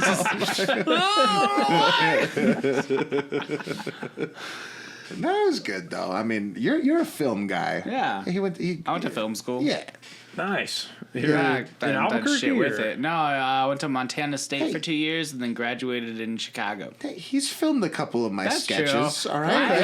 I shot some of the side Go Ska stuff. Yeah. Dude, okay. Oh, I can talk about this now. So I was beginning film school at UNM. Oh. But then the Army decided to cut all the funding for school. And they now cut the GI Bill? You heard that? Yep. Fuck that. Yeah, dude. So the New Mexico National Guard no longer gets in-state tuition, and you can only and they cut the federal tuition for New Mexico as well. I have tuition assistance now because I deployed. So I have the post 9/11 GI Bill. But I'm now in a little bit of debt with UNM because they, after like 5 months, finally wiped away all the shit that they weren't going to pay. I think they really just pressed the deleted button on that. But there's like interest and shit that accrued. So I'm trying to like go back and Shit, you forth. gotta pay that. Yeah, it's bullshit. Now, granted, it's only like $120, but I don't want to pay it on principal. No. I'm like, Right. that's my $120, not yours. I didn't accrue that interest. The Army did. You know what I mean? So anyway, I went to film school for like a semester and a half at UNM, and I liked it a lot. I thoroughly fucking enjoyed it, actually. But yeah, the Army decided to fucking... Just cut all GI Bills. Dude, no shit. They decided. So this was so the GI Bill that you guys are thinking about is what active duty gets, and that's still a thing, right? yeah. That is still a thing. But for the National Guard at the state level, you get, at least for New Mexico, you get the state tuition assistance, and then you get federal tuition assistance. And what they would always advertise for the National Guard was you get up to 100% of your school paid for. Now, 9 times out of 10, you would get like 90% of it paid for. You might have to throw a little bit of books, or you might have to throw a little bit at your like lab fees, but you could tap into federal assistance and have that supplemented. And then once your state tuition assistance, you only get so much of it. Once that rolls out, you get your federal, and that kicks in, right? So it was it 21? Yeah. So fall of 2021. No. Fuck, I can't remember. Yeah. Yeah, it was fall of 2021. I think anyway. I don't know. In the fucking like November of a semester that I was taking the school, taking classes, they decided, hey, guess what? No longer paying for college, and that includes the semester you're currently in. We're not paying for it. Oh, fuck that. As we were all like halfway into the semester, and we're like, well, what am I gonna fucking do with this for? I was going to school full time, so now I've got like a $5,000 bill, $6,000 bill. I'm like, what the fuck am I gonna do with this? Yeah. I'm not paying it. Like, there's no way I'm paying that. Right. But I enjoyed it. Okay. I enjoyed fucking film school a lot. Film school was fun. Yeah, I went to film school to be a director. 'Cause that's like that was originally like what I really wanted to get into, but like that and screenwriting. But then that kind of fell apart, and I was like, okay, that sucks. And then just things with the podcast kept going, and now I'm doing stand up. I hate directing. Oh, yeah, you're not great at I'm that. terrible You're at not it. a great... You are a real bad director. I like coming up with the ideas and having my ideas be the ideas, but I don't like you telling have people. no direction. No, Yeah. not at all. Because I like to have it open, like, oh, like just in case something else funnier That's not good. happens. No, That's it's not the way to do it's it, not yeah. good. You gotta have a vision. You gotta fucking do it. You gotta connect to it. Yeah, I'm a you- pretty good director. You gotta have a vision for it, and you also have to have the You gotta be a bit of a dick. the delegation ability Yeah. to be like, all right, you do this, you're doing that, and then what I also very briefly learned, emphasis on briefly, those fucks, Yeah. is you got to have the right PAs working with you to Oh, make sure it's that all this about collaboration, at a bigger level that all gets executed properly, and all these cogs are moving, and Films like comedy is like you want to find the people you work with well and Yeah. keep working with those people. I did an editing class one time in film school where they just like my editing teacher went through all these different directors and showed their filmography and all the editors they've worked with and was like, see, they keep working with the same people because those people aren't dicks yeah. and they like working with them, and that's all it's really about. Yeah, it's like Tarantino worked with the same editor for forever. Yeah, until she died, and now he sucks. And now he's the problem. Now the new editor sucks because they White just men sucking fucking Tarantino's dick. But that's, I don't know, all those like Adam McKay, Will Ferrell movies. A lot of that was improv, oh yeah, and that's why. But I guess you got to direct but a lot set of up them the set thing.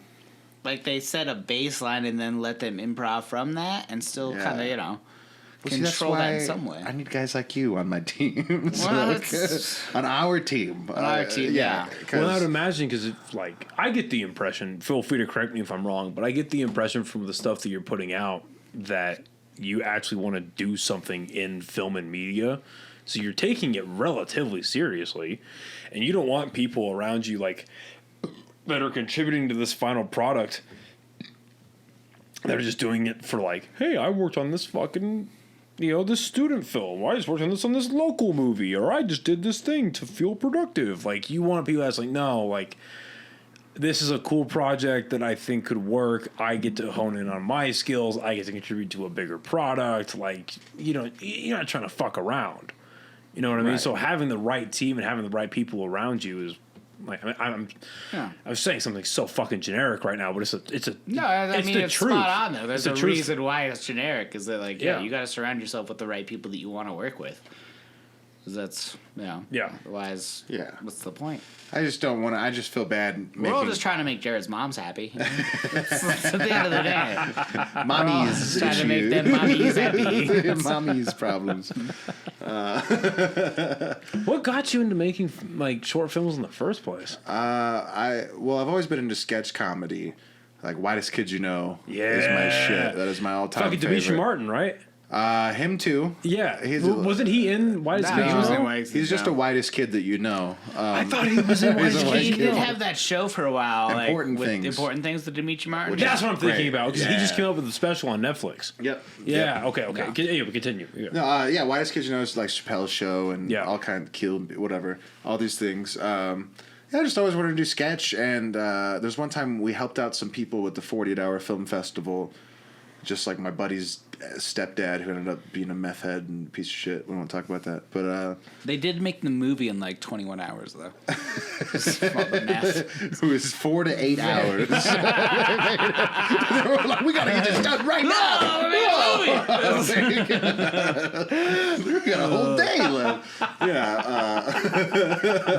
What are we doing with this time? Well, let's go. If you're not shooting, you're shooting. All right.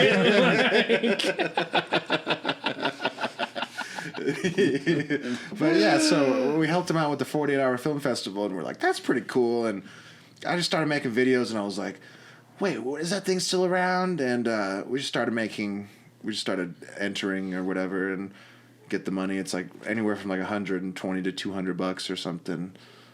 So it's not too bad. Pretty much anyone can do it, and there's a lot of terrible ones out there. Oh, I'm sure. And, a lot of bad, but there's all people that like you could tell they're trying. Right. I feel like that's the whole point of it. Yeah. Because mass audiences aren't going to local film festivals, are they? Not really. It's people that are super into it. It's the people that are participating, the people who are participating, and they're like 3 to 5 family and friends, and then it's like just dorks who are super into it. But I think the whole point, correct me if I'm wrong, is like You're wrong. You could tell where they're trying. You could tell where they're making like this could be a really great thing if you injected $10,000 to $50,000. Yeah. Nah. Like this could be a great thing. Yeah, that's a weird line because you want people to try, but you don't want to be able to tell that people are trying. Yeah, I think you got to work within the constructs of what you have too, where it's like you made the best thing you could with this versus like you could have made something better if you had time and money because you don't have time and money. That's the entire point of the fucking thing. Mm-hmm. And it's like good art does like you should be able to make good art with no matter what parameters if you're just like willing to work within those parameters. It's like you can have a great set at a fucking open mic. You only got 5 minutes. You got nothing else going on. It's the 48-hour film festival is the open mic of comedy or like a film. Yeah. Okay. More or less. That makes sense. More or less. Okay, Yeah. so Nah, you're saying. it's like Makes sense. you were doing on a shoestring budget, but like you got to understand those are the parameters and work within that budget versus being like, this is what I would make but imagine if I had more. Do you feel like that adds to your comedy, like the way your brain works, the way it's like, okay, we have a small amount of time and a small amount of resources, let's make something cool happen.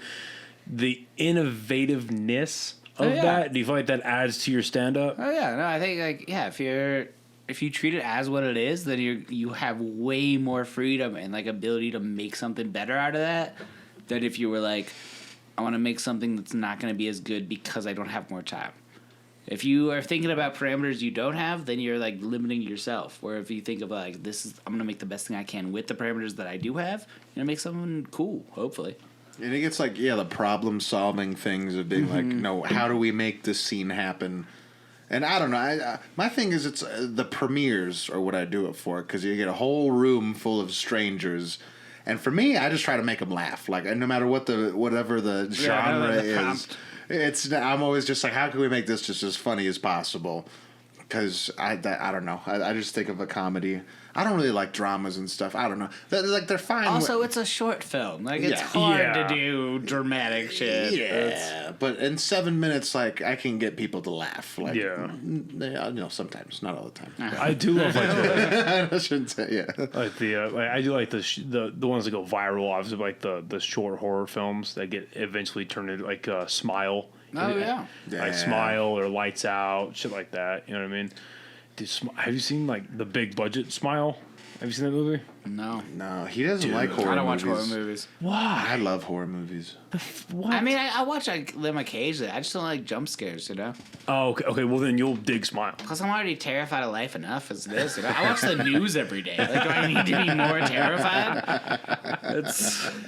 Dude, Smile is fucking dope. Oh, it is and it has a great twist ending. Okay. Like legitimately check it fucking out. awesome. I liked Midsommar a lot. I was into that. Oh, dude, if you can sit through Midsommar, you can sit through Smile. Okay. Oh.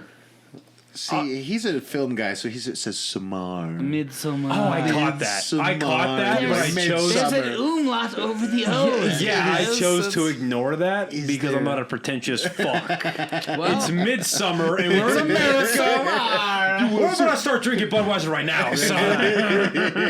Let's get the keg. This IPA bullshit is jacking up his estrogen. All right, it's just not. No, but no. If you, I'm also on mushrooms, just like in Midsommar.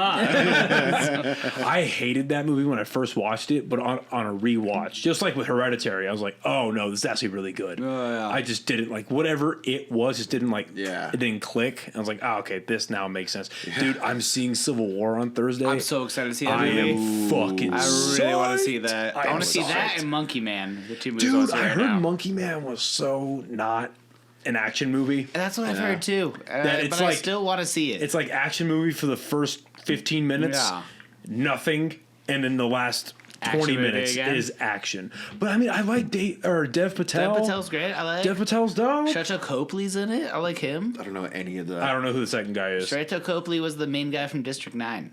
Oh shit!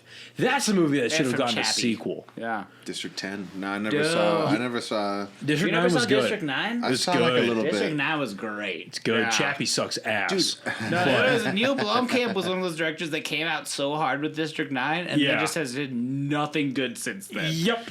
Yeah. Dude, I mean, I literally. Such a shame. Well, why do you hire Die Antwoord to be fucking? Yeah, don't hire that. What?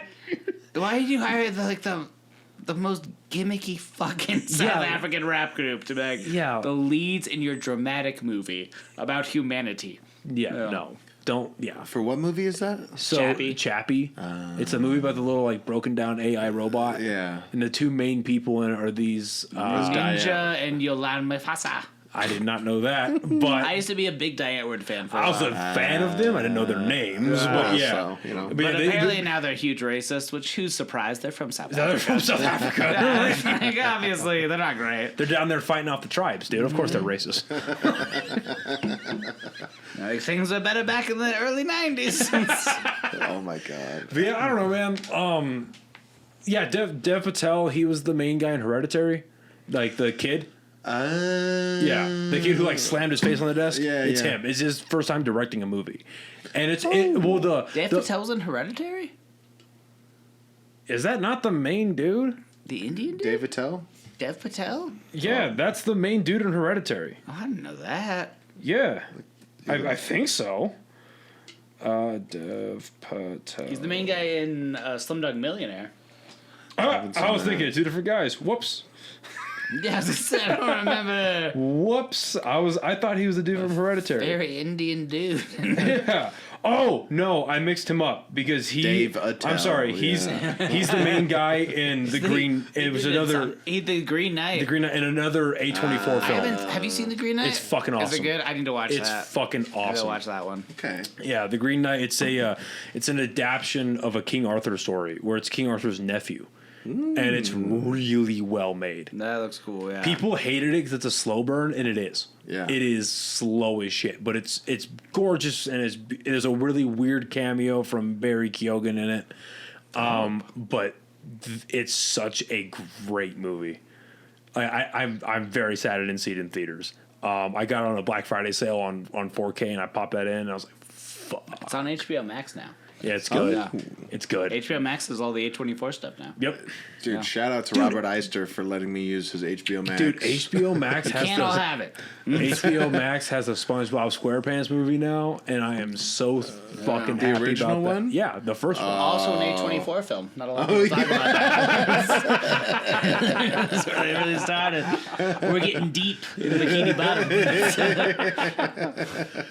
You seen that episode of SpongeBob where it's the caveman style version of them, right from like 2000 BC? Like that Paleolithic SpongeBob. Yeah, and they're like, yeah. and they're staring into the fire, and they're all like having the weird awakening.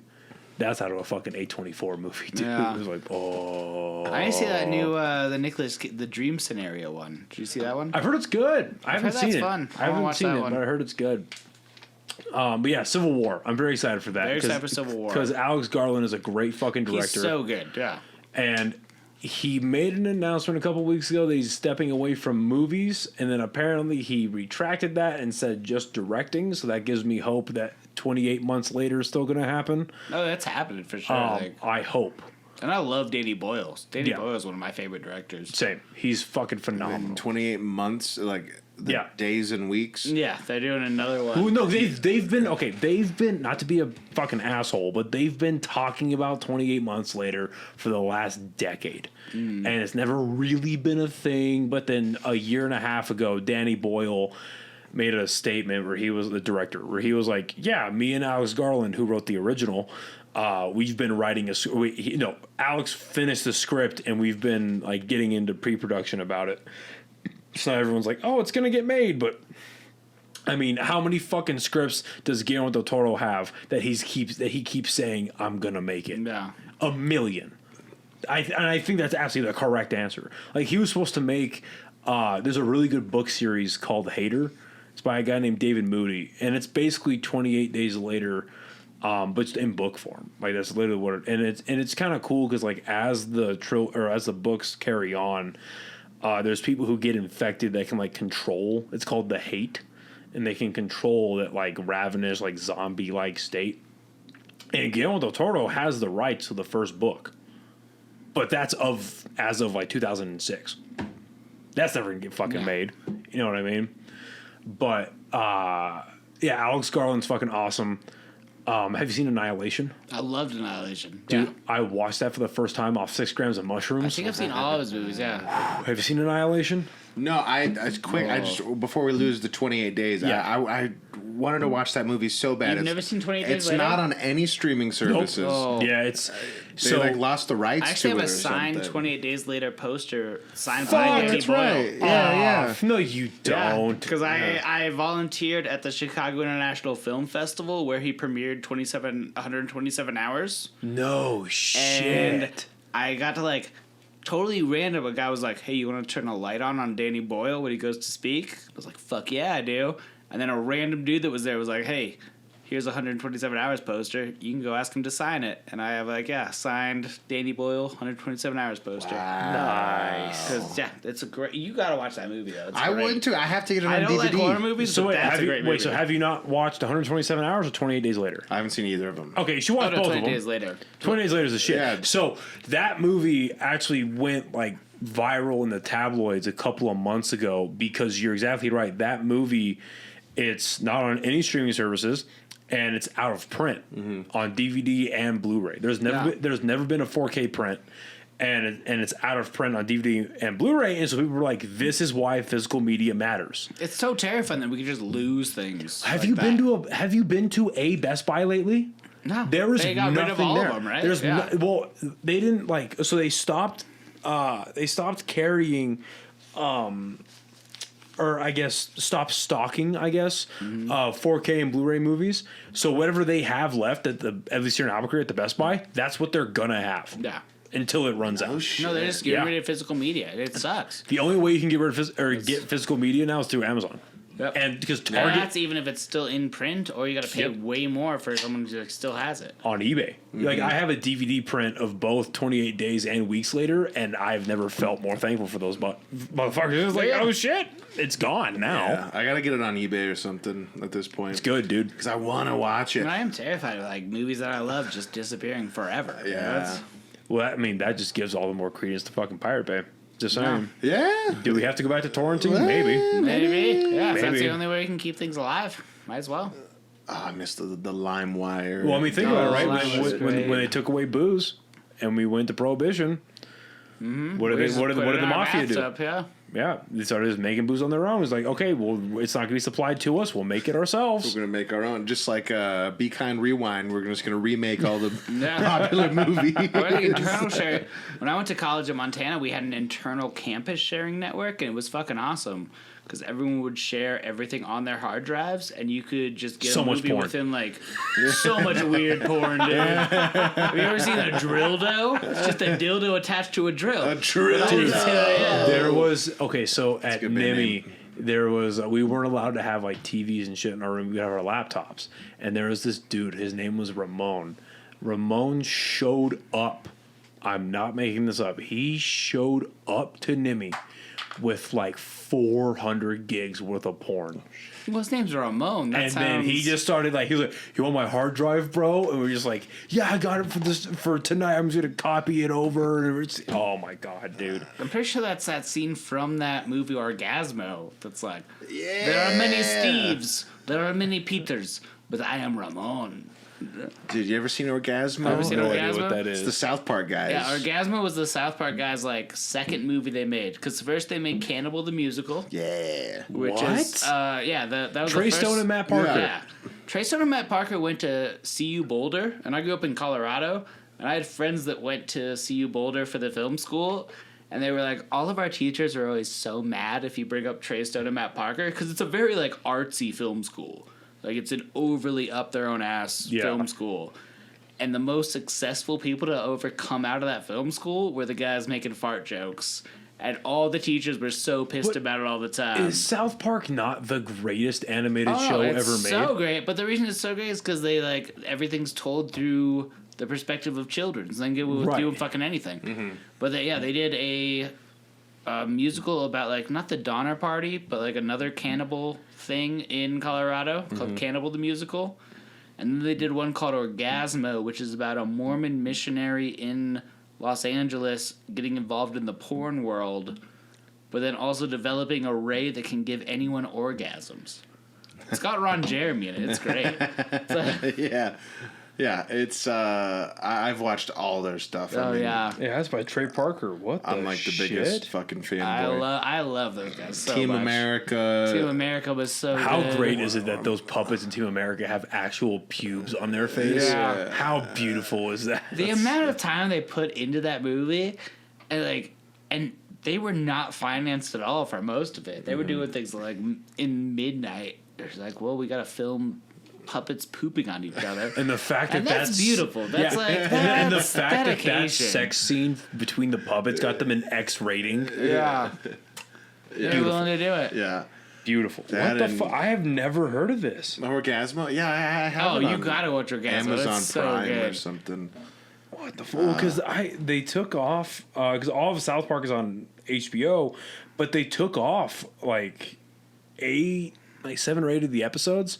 Like they took off Cartoon Land or Cartoon World. Imagination Land? Imagination Land. No, I just watched that the other day. They got rid of No, the Cartoon one. Wars. Cartoon Wars. Oh, the Okay. Simpsons Yeah, one. they took off Cartoon Wars. They took off The one with the League- Muhammad and Seaman and all those guys. the League That one's the gone. League of Super the League of Super Friends or Oh, whatever. yeah, Super Friends or no the So all the ones with Muhammad. yeah, Oh, yeah. They anything got rid that of shows all the Muhammad Muhammad is ones. born. They Did you took guys it ever off. see the 200 and 201st episode with Muhammad? Yeah, I they only took those saw off too. them I when saw they those. were- Yeah, I saw him. I just remember watching them when they premiered. Yeah, and me like, too. It bleeped out so much, and I thought that was the joke. And then later on, finding out that like Comedy Central had gotten it and just bleeped out the entire. So fucking I watched them monologue. for the first time on DVD because my uncle had the first printings. I don't know where they are now, but he had the first printing of those episodes on DVD, but they were uncensored. Because again, if you were to watch the reruns of 200, 201 on Comedy Central, they had like the giant like censor bar over Muhammad, so you could yeah. never see what Yeah. he looked like. But on the DVD, everything was uncensored. No way. Everything, yeah. Did they actually Wait, have drew- you never seen the South Park drawing of Muhammad? Oh, yeah. No. I used to have the DVDs Oh because my I bought all God. the DVDs when I lived in China.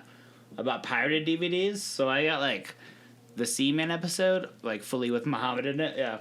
Do you want to see what Muhammad looks like in South Park? Yeah, fuck yeah. Oh my god. What? Yeah. I thought it was they like put the black bar. No, I thought that was the joke. Yeah, no, the censor bar over him was a Muhammad Jihad. yeah. That was a Comedy Central thing. Whoa. Yeah. No, because they had originally played the episode with like the Super Friends with Muhammad just there. I remember seeing that episode originally. That fucking blew my mind. I had no idea People that they didn't used to actually be drew him. so worried about getting blown up, you know? Yeah, the one where they put their head in the sand or whatever.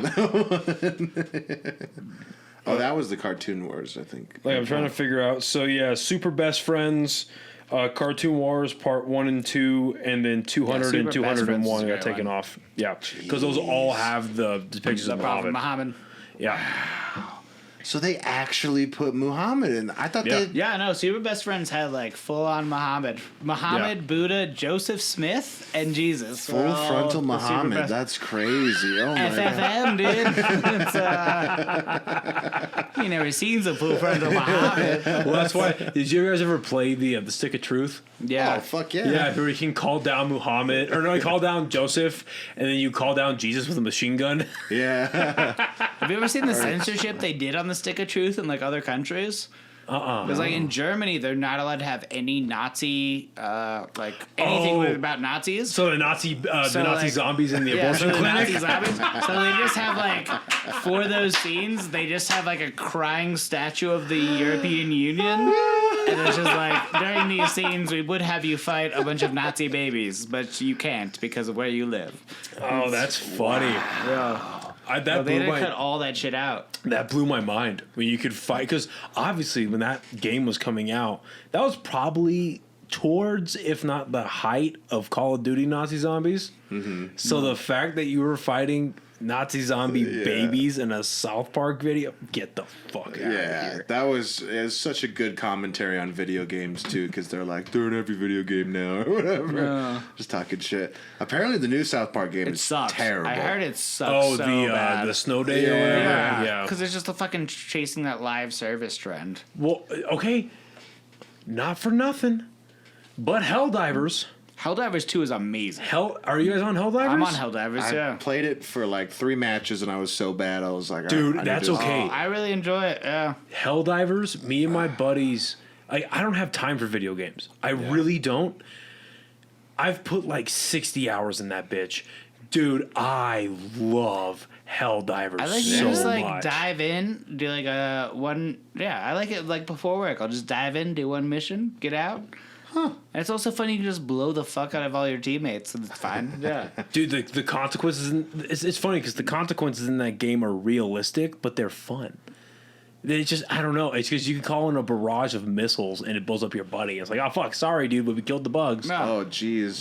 Oh, my God, America's done. Yeah, we're going to replace that with the flag of Super Earth. There you go. It knows. What, are you a PS5 guy? PC. Oh, Okay. gay. Yeah, PC. No, that's fine. Yeah, no, I don't have I mean, that's not true. I have the money for a PS5. I could totally buy one, but I'm going to Austin in a few I weeks. thought there was a PS5 downstairs. That's my buddy's. Okay. That's my roommate's. Yeah, he plays on the PS5. So he's the cool one we should be talking to. So he's No. making the money. What's his podcast called? He was actually the first episode on this podcast, and he'll nice. and every time we do the live ones, he'll produce it. Nice. He's a good Oh, guy. so he's the producer? Mm-hmm. Yeah, but he's a firefighter, so he's on shift right now. Oh, okay. Oh, Yeah. Fuck yeah. Saving lives. So Yeah. Nice. Wasting my tax dollars. No, I get fucking Snapchats from him, and he's watching fucking Spider-Man with the rest of the station Yeah. all shift. I'm like, all right, great. What are you going to do if there's Good. no fires to Yeah, fight? good. Learn how to fight him like Spider-Man. If my tax dollars are going to go to anything, it should be that. Yeah, Spider-Man. Homies get to watch which Spider-Man, or Spider-Man, you, though? Tobey Maguire. Oh, okay. Fuck, you think it says a game? Well, no, if it was like Andrew I'm like Garfield, Tom I'm like, fuck Holland. this dude. Yeah, Hey, all right. They're all Spider-Man. they're all Spider-Man. Tom Holland didn't get cool until No Way Home. There's I'm different sorry. levels of Spider-Man, though. Yeah. I think Andrew Garfield is a terrible Spider-Man. That's third place Spider-Man all day. I don't know, man. I he think was too cool. And, okay, so he I don't was want not Spider-Man to ride a He skateboard. wasn't a very good Peter Parker, but he was an amazing Spider-Man.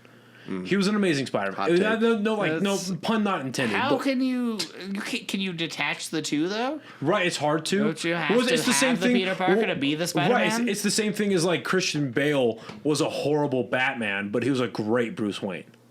You didn't like Christian Bale's Batman? No, Who do you think was better as Batman? Ben Affleck. Ben Affleck is the correct answer. Oh, that's. I never watched those I older did not. ones. I don't know. I just didn't I like loved the new Christian Batman. Ba- I I love- loved Christian Bale's Okay, Batman. so here's the thing, right? So Christian. Batman Begins. But do we is- like him more because of the villains? Right. So Batman Begins is the best Batman movie.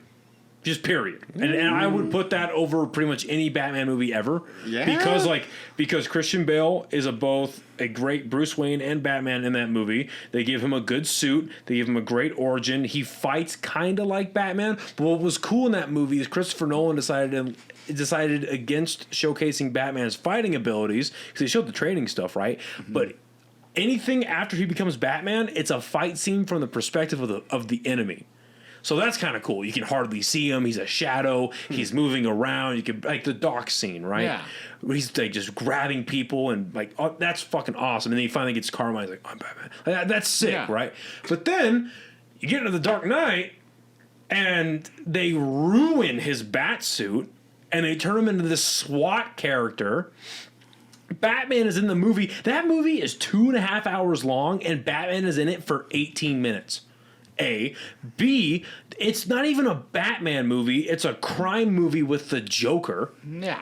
But with Heath Ledger's Joker. Right. Heath Ledger This is an was amazing Yeah, Joker. he did fine as the Joker, but it's Fine. But he's not a. But it's not a good. Fine. But it's not a good Batman movie, right? And then you get into the Dark Knight Rises, and that movie, it's fun. Don't get me wrong, it's Yeah. a fun, but there are so many plot holes, and they tried doing too much. I didn't like the ending at all. And the ending wasn't like the ending was cool with upon your at least my first watch, like, oh, that's fine.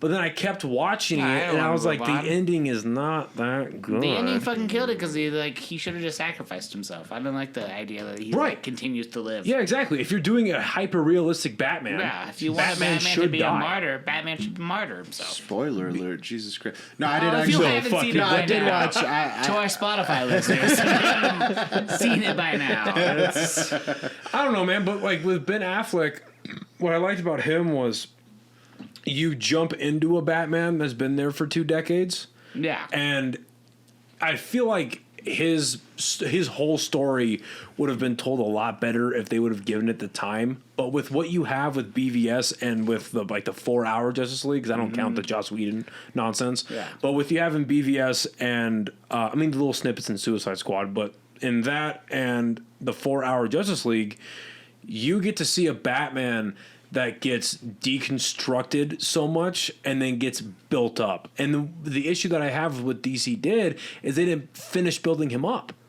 they didn't do the rest of the movies, right? Because what was the big criticism out of BVS, right? Is that Batman kills people. Was that Big Vagina Syndrome by Steel Panther? Or is that what you're talking about? Big Vagina Syndrome. What? Great song. What's BVS? What are we talking Batman about? versus Superman. Oh, Which is also a big old vagina. Big Vagina Syndrome. It's a great song. So what I liked about that though was the criticism was Batman kills people, right? Which you're right. Batman. They all kill people. Batman shouldn't use guns. A, and B. Batman should not kill people. You are correct. But and that was the big thing with the Dark Knight Returns from the Frank Miller version, right? It was like, if Batman kills people, why is he doing it? And then how can we get back to the Batman that he should be? And I think Zack Snyder did a great job at displaying that, where it was like, you have this Batman for 20 years where he's used to fighting regular criminals. He's dealt with the Joker. He's lost Robin. You have to assume he's already lost Batgirl and all these things because Jim Gordon's around. Mm-hmm. And so it's like, okay, he's dealt with all of these regular, like, human villains. Now there's an alien who can shoot lasers out of his eyes. He can fly, crash through buildings, and he has killed the only other person of his society. Fuck it, we're using guns. Fuck it, we're using guns because this guy can shoot lasers, right? So Batman Batman always has the contingency plan, right? But that was what was cool about seeing this Batman is he had a contingency plan for Superman, but he was still human. So he was like, okay, why? Because what was Batman's contingency plan? It was studying Lex Luthor, getting the kryptonite. So he's like, okay, my next biggest threat is no longer humans. It is an alien that is bulletproof. Therefore, humans, if you're in my way, you're going to get blown up. Sorry. Like, that's why he kind of lost his sense of morality. And there's a really good scene in BVS where Alfred's talking to Batman and he goes, "I'm a fucking dork, all right, bear with me." I just love how there it is. There's a part where Alfred's talking to Batman and he's basically trying to tell him like, you're going too far. And and Bruce Wayne replies, he goes, "We're criminals, we've always been criminals, nothing's gonna change." And because he's falling into he's losing his own morality, right? And again, like, I get it. The Martha scene got fucking clowned on, and it got memed to death. Martha. Yeah, because the memes were ridiculous, and the execution, admittedly, wasn't great. But if you look at like everything surrounding the Martha scene, right? It's like, okay, after everything that Batman has gone through, after all the morality he has lost, he is now effective with a kryptonite spear about to kill Superman. He has now become Joe Chill. He has become the guy that killed his parents in the alley. If he kills Superman, he has lost his mission as Batman. Mm-hmm. And it took, granted, the execution wasn't great. It wasn't great, no. But it took someone saying his mother's name to give him PTSD. To be like, oh shit, go to that point. Like, oh shit, I shouldn't kill this guy. And what a like bare minimum basic human trait to not kill somebody, because everyone has a mom. That's you got two of them, you lucky bitch. Like, but that's such like six. Well, do you ever read like that comic Kingdom Come? Yeah, the DC comic. Yeah, I love one of my favorite lines from there is when Superman is confronting Batman like in the future, where he's like, the one thing that I know about the Batman, because the Batman has turned Gotham into like a fucking police state. Right. But he's like, the one thing I know about the Batman is that you don't want to see anyone die. Right. But like, he will. But like, he doesn't want to see any good people die, because he's still always like, Batman is always connected to that origin story of watching his parents die. Exactly. And so he is now becoming he doesn't want to watch people die. He's willing to touch the one line that he's never touched before, if that saves everything. Exactly. So what are you willing to sacrifice, I guess? So then him being pulled out of that with a triggering like PTSD moment where he's like, okay, post-traumatic Superman disorder. Okay. God damn it. It's right there. That is what I hate about it's right there. Son of a bitch. Carry on. I'm sorry. Holy shit. I didn't mean to. Oh, that's right there. But so his reaction to that is we've lost Superman. Now we have to get an entire Justice League to make up for Superman. And I love that because you're deconstructing pretty much everything about Batman and then finding a way or watching him come back to who he is. Like traditionally it seems like you read the comic books. No. Traditionally in the comic books, Batman is reluctant to be in the Justice League. Oh, yeah. He doesn't want to be there because he sees the potential of an evil Justice League. The entire time, he has contingency plans for everyone because he understands how, everyone could go south. If you have his HBO Max login, yes. If you want an hour to kill, if you haven't seen it already, Justice League Doom. Okay. Is so fucking good. Any of the DC animated stuff is fucking good. I'm not a DC guy. They're animated stuff. The DC animated stuff before 2016. After that, it gets spotty. A lot of it is good, but some of it, like Batman and Robin and Batman and Son and Batman versus Robin. Oh yeah, those aren't great. Those aren't great. But fucking Justice League Apocalypse War is metal as fuck.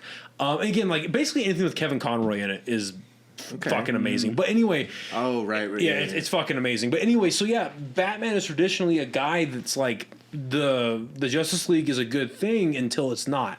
And I see the reality of the not. So he makes all these plans to disable them, not kill them, but just disable them. And then the enemies get like his plans, start taking out the Justice League, that type. It's a good fucking story. But that's why I think Ben Affleck is the best, because he showed both, and he had a lot of advantages over other Batmans because while he didn't have as much screen time as other ones, in single movies he had more screen time. So you're spending more time with this character in one sitting, right? So you're seeing a Batman get completely deconstructed in BVS, and then when you look at Justice League, you're watching him redeem himself and come back, and he's learning how to interact with superhumans. He's learning how to lead a team. Like, I don't know, and then just he's a fucking tank. I think like Snyder just went on Joe Rogan and he was like, yeah, Ben Affleck is 6'4" naturally, but then in the suit he's like 6'8". The fuck? And he weighed in at like 240. Jesus. That's a slim but like fucking huge 240. Those fight scenes of that with Batman are great. When the warehouse charges in, on the fucking Batplane. They're just the visceral fucking kinetic energy. It's sick. That was fun. The Zack Snyder cut of that podcast was like 12 hours long. It was amazing. Dude, I can't wait for the Zack Snyder cut of this podcast. It's just going to be a remix of us being like, Zack Snyder. No, I did it real quick. You're talking about Batman, like not wanting to kill people. But he probably killed some people. Well, he does, like, right? That's the thing, though. Is like any superhero probably kills people, right? That's it's through negligence for sure. But like, if you look at like, there's YouTube videos that break it down where it's like, Christian Bale killed this many, Michael Keaton killed this many, Ben Affleck obviously blatantly through like manslaughter killed a bunch of people. He's not. That's the thing though. Is like Affleck was never like the Punisher, right? No. Into like doming people, but like, if you're shooting at me with your machine guns, I'm gonna throw a couple of rockets your way. Also, if Sorry, you didn't bro. kill them, like they're messed up forever. Oh yeah, like, they're that much head trauma. That's not good for you. Yeah, they're making him like disabled, and they go in for the fucking. That's what I thought was funny about playing like the. Also, I'm sure like they don't have great insurance coverage as a Gotham. goon. Yeah. I don't think goons have great coverage. Like if you're a goon showing up, you probably can't pay for the fucking payment. Like Obamacare. Well, that's what I loved about playing like the like the Arkham Asylum games. You're just beating the fuck out of people, and they're in animation is one of two things. They're either grabbing their knee or they're just grabbing their head. Yeah. After you just pile drive them into cement and like, oh no. Like the old Madden games where you just like break their neck and they're like, ah.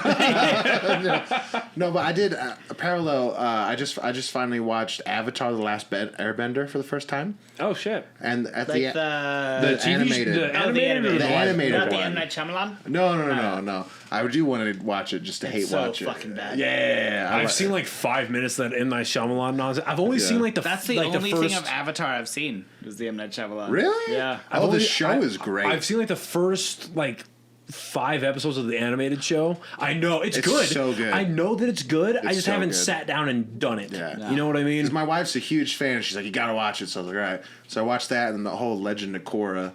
Legend Core is pretty good. There's hit or miss, but the Avatar is solid. Anyway, at the end of it, he's just like, "Oh, I don't want to kill anyone," and it's like, no, he killed so many fucking people along the way. But now he's like, "Oh, now that's like the But main." he didn't want to. It's like, I can't use my powers to kill anyone. Dude, you killed like fucking 100 people. And then now the biggest enemy in the whole world is like there, and you're like, I can't kill him. Like, fuck you. I don't know. you can kill as many people as you want if you just don't want to. Right. Like, I don't want to do this. You can do all the manslaughters you want. You just can't. Just stabbing a guy like my heart's not in it. I don't care about this. Like, That's how I feel about This women means sometimes. I just, nothing. my heart's not in it. all right. No. But, okay, I did want to talk about kind of, I don't know, the archetypes of superheroes. I watched The Boys. I love the boys. The Boys. It was I love The Boys so amazing. much. Have you seen Gen V? I have not seen Gen V It's yet. good. It's good. I watched the first Okay, It's episode. good. And with the way that show ended, it's going to be crucial to season 4. Ah, shit. It I is gotta going to watch that. be That's what I so I don't want Because to. yeah, I've seen. I don't wanna give all it 3 away. seasons of the boys. I love the Yeah, boys. I don't want to give it away, but like Gen V is crucial to season 4. And what I love about The Boys, it is probably one of the only outside of I think it's the only comic book adaptation that I've seen so far where it is truly better than the source material. I've heard Yeah. that. Because yeah. The Boys, like comic book, is written by Garth Ennis, and Garth Ennis, for my money, he did the best Punisher. No. Like zero question. His the movie? no, the comic book. Oh, like okay. his comic book Punisher is so fucking brutal. It's a post Vietnam. Well, you see him in Vietnam if you read the prequel, but it's a post Vietnam Punisher, and he's just going around brutalizing people. And like, there's a really good scene where he's at his house. He's becoming a bit of an alcoholic, and he's a massive motherfucker too, right? Big giant guy, and his little twerpy fucking neighbor.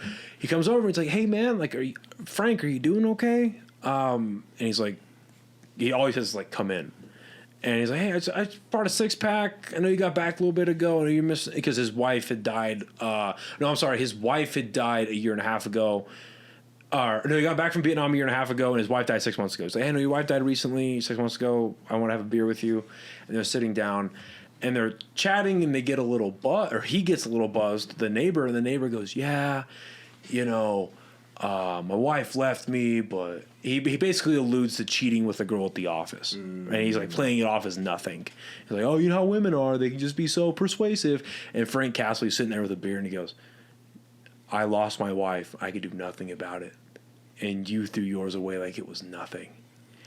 And the next panel is the neighbor flying through the window with like all this like glass in his face and shit, and he just beats the fuck out of him and then blows his head off. Oh yeah, just beats the brutal Punisher, right? Or no, he doesn't. No, he doesn't blow his head off. He just beats the shit out of him. Just beats the fucking pit, like sends him to a hospital, like dead as like he might as well have been dead, type of shit. But so this guy that wrote the Punisher goes and writes The Boys. And he makes it very clear that he hates superheroes. And he turns basically like everything from like Batman to obviously Superman with Homelander, but like the Fantastic Four, there's a fucked up version of them.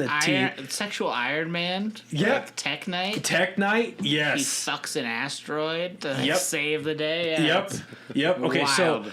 Tech Knight shows up in Gen V, but they okay, do cool. him completely different. Completely different. So what he's alluding to is, so Tech Knight is like a fucked up version of Iron Man and Batman. And his thing is he's so sexually charged that when he's saving people, he thinks he's doing this like monumental event, right? And the reason for that is because he has a tumor in his head. And so right before he dies, I forget how he's actually dying. Do you remember how he's actually dying in the book? But like, I forget who he's actually. He's like saving a family of 3, but he thinks he's fucking an asteroid to death to save the planet. Yeah. And then when the asteroid explodes, I think is when his head gets blown off or something like that. But anyway, so Garth Ennis hates superheroes. He hates them, and he makes them go through these brutal, ugly things. Like there's a brothel where superheroes all go to do heroin and meth and to fuck strippers, and most of them kill the strippers, and all. It's brutal as shit.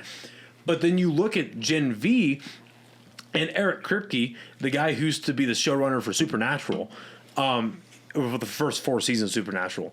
He took the source material and was like, okay, what if this was good? You know, you know what I mean? He's like, what if this was actually good? Well, and like, there like an orgy house in? Yeah, there was. That's Herogasm. So but if you want to show, if you want to show the like, if you want to show like how they change things in Herogasm, it's just a cabin they go to fuck. And that's all it is. It's just to relieve stress, that type of shit.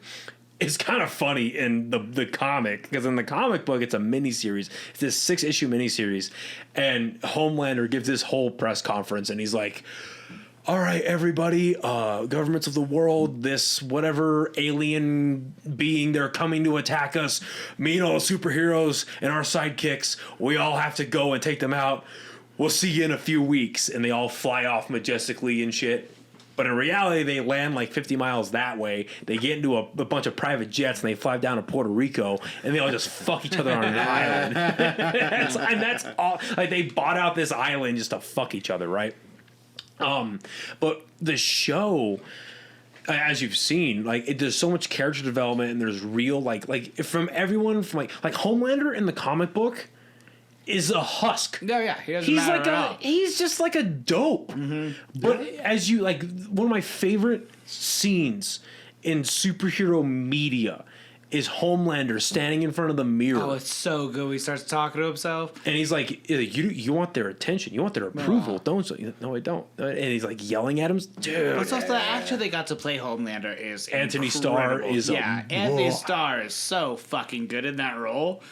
It's so they cast that show so well. Like Anthony Starr, Carl Urban is fucking amazing, and he is. It's funny about Carl Urban is he doesn't translate that well from the comic book version of Billy Butcher. Oh, no. Like the violence is there, but everything else about he's so much more likable than the comic book. Yes, fucking for Billy Butcher in the comic sucks. Especially how Billy ends the story. Mm-hmm. You're not gonna read the comics, are you? I can lend them to you. I got like the first 3. Yeah? Do you? I'm probably not going to. So the way the story ends, they're not bad. Oh, I might. They're junk food. Yeah. It's fun to eat in small morsels. Right. That's all it is. Like when I was actually, funny enough, when I was deployed, I had a tablet and I just bought a bunch of digital comics to read overseas. And so I read like the first 50 something issues of The Boys over there. And then they printed out these, these giant comics behind you guys, they're called omnibuses. And so they released The Boys version of those. So I've got volume 2 and 3 in my room. And so I read physical media of those. Yeah, I've got 1, 2, 3 of those. Nice. And so the way The Boys ends is after Billy kills off Billy and the boys, right? When they finally beat all the superheroes, Butcher is like, well, I guess all evil people have to die, or all like powered people have to die. So I'm gonna take out my fucking homies. And he starts going on this mission to kill the boys, and it's bad. Mm-hmm. It's just not. Oh, that's the biggest deviation from the comic books. So in the comic books, the boys have superpowers. They all have superpowers. But then in the show, there's Temp V. Yeah. Which, again, that adds tension. That adds stress. That's a whole other... Mm-hmm. Now, if I remember correctly, Billy only has 6 months to live? Yeah. It's like starting to die now. Right? Like in the show, right? Oh, right. Remember that at the very end, was getting checked out by the doctor? Yeah. That's not a thing in the comics. He's just a fucking superhero. Yeah. Yeah. Yeah, they added a lot more nuance to it in the show. So what was your question about like archetypes and shit? Because I was watching The Boys and I was like, oh, it's like the Superman guy. There's the Deep, who's like the Aquaman guy. I love the Deep. How he just keeps it's ugly, and he's like a fucking the octopus. Yeah, and it's just so sad. He's like, you're gonna go to Ohio. It's like just a bummer. At what point is there, coming up with ideas for superheroes? Like, a water guy, a fucking fire guy. Like, how many different superpowers are there? And at what point is it borrowing from older things, or is it just these are the powers that can be?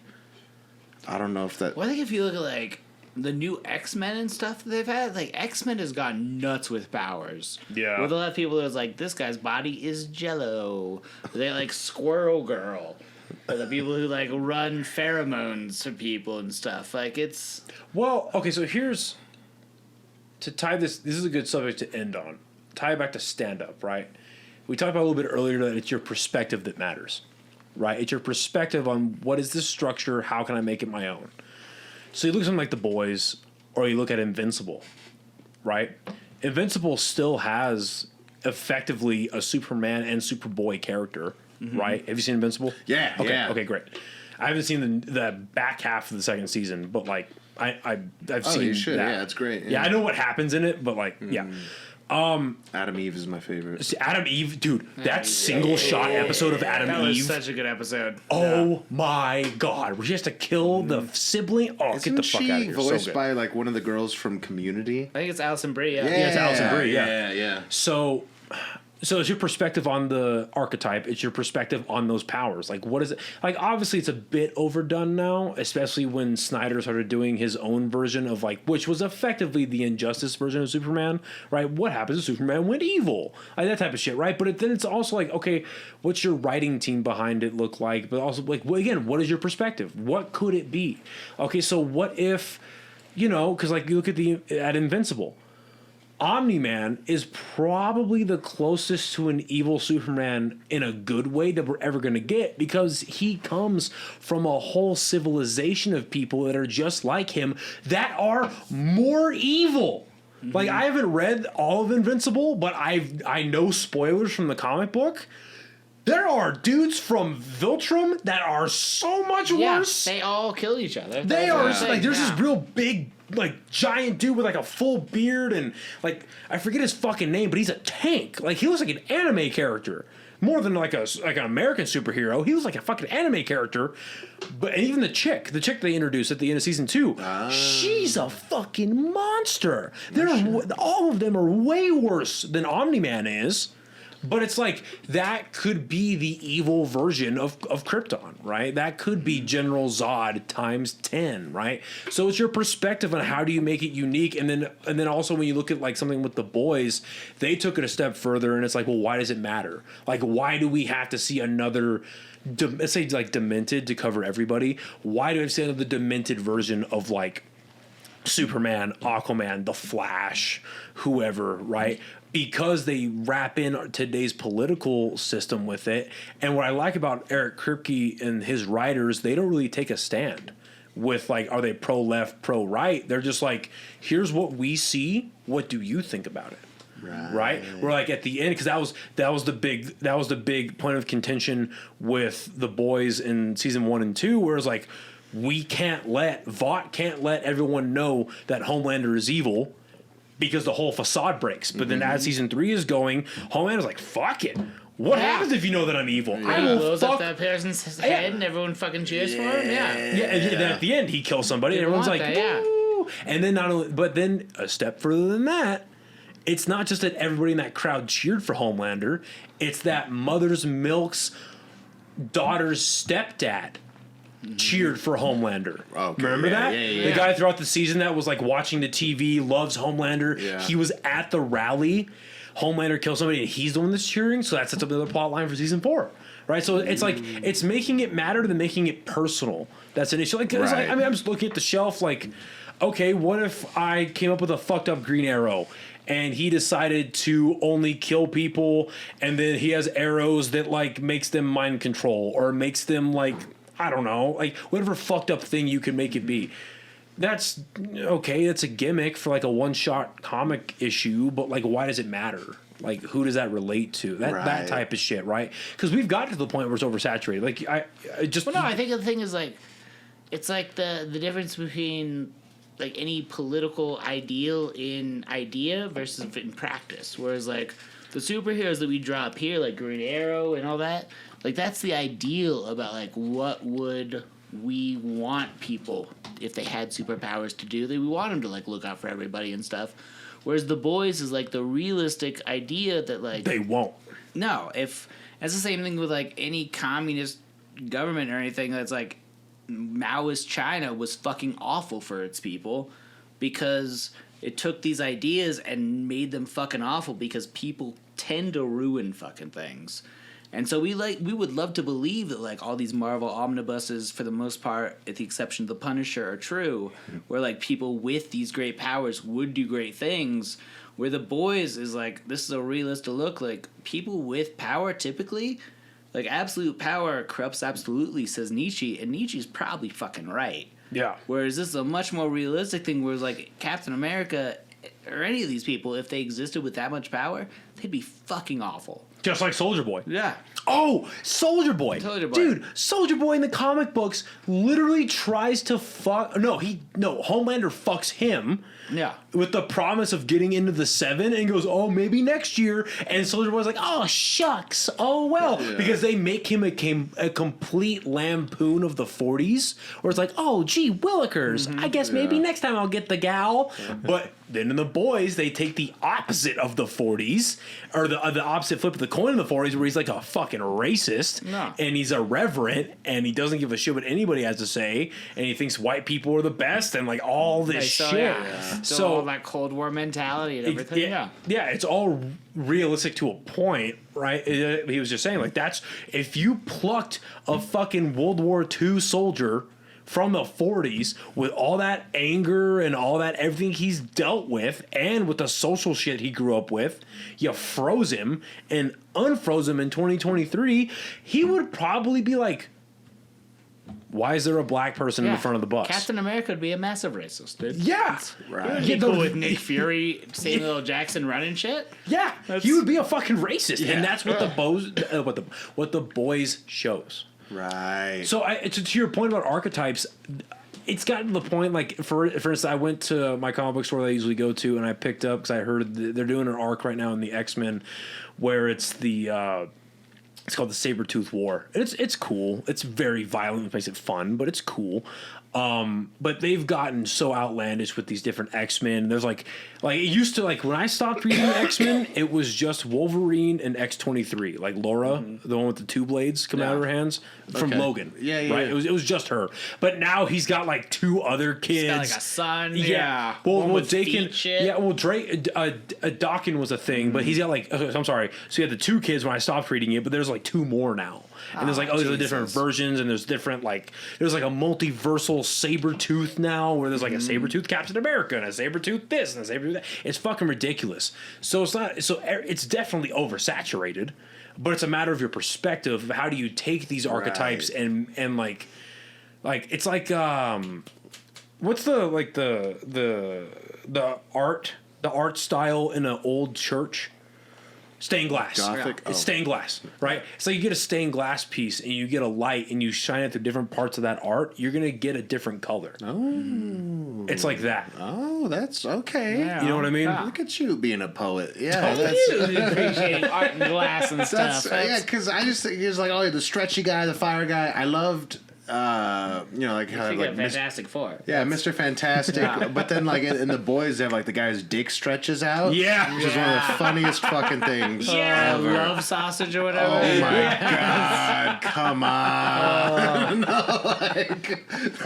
comics, they go to Russia, and that dude's like very heavy. Yeah. He just comes in like strong. With the midget Russian leader. Yeah, just real heavy.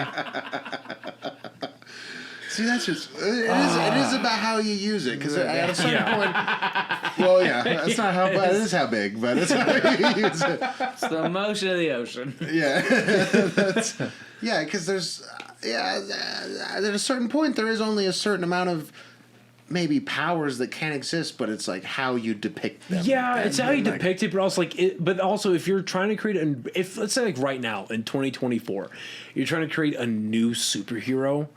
Okay, is it cool? Yeah. That's all it is. Is it cool? And that's why 10 years ago, 12 years ago, Marvel did it first, really.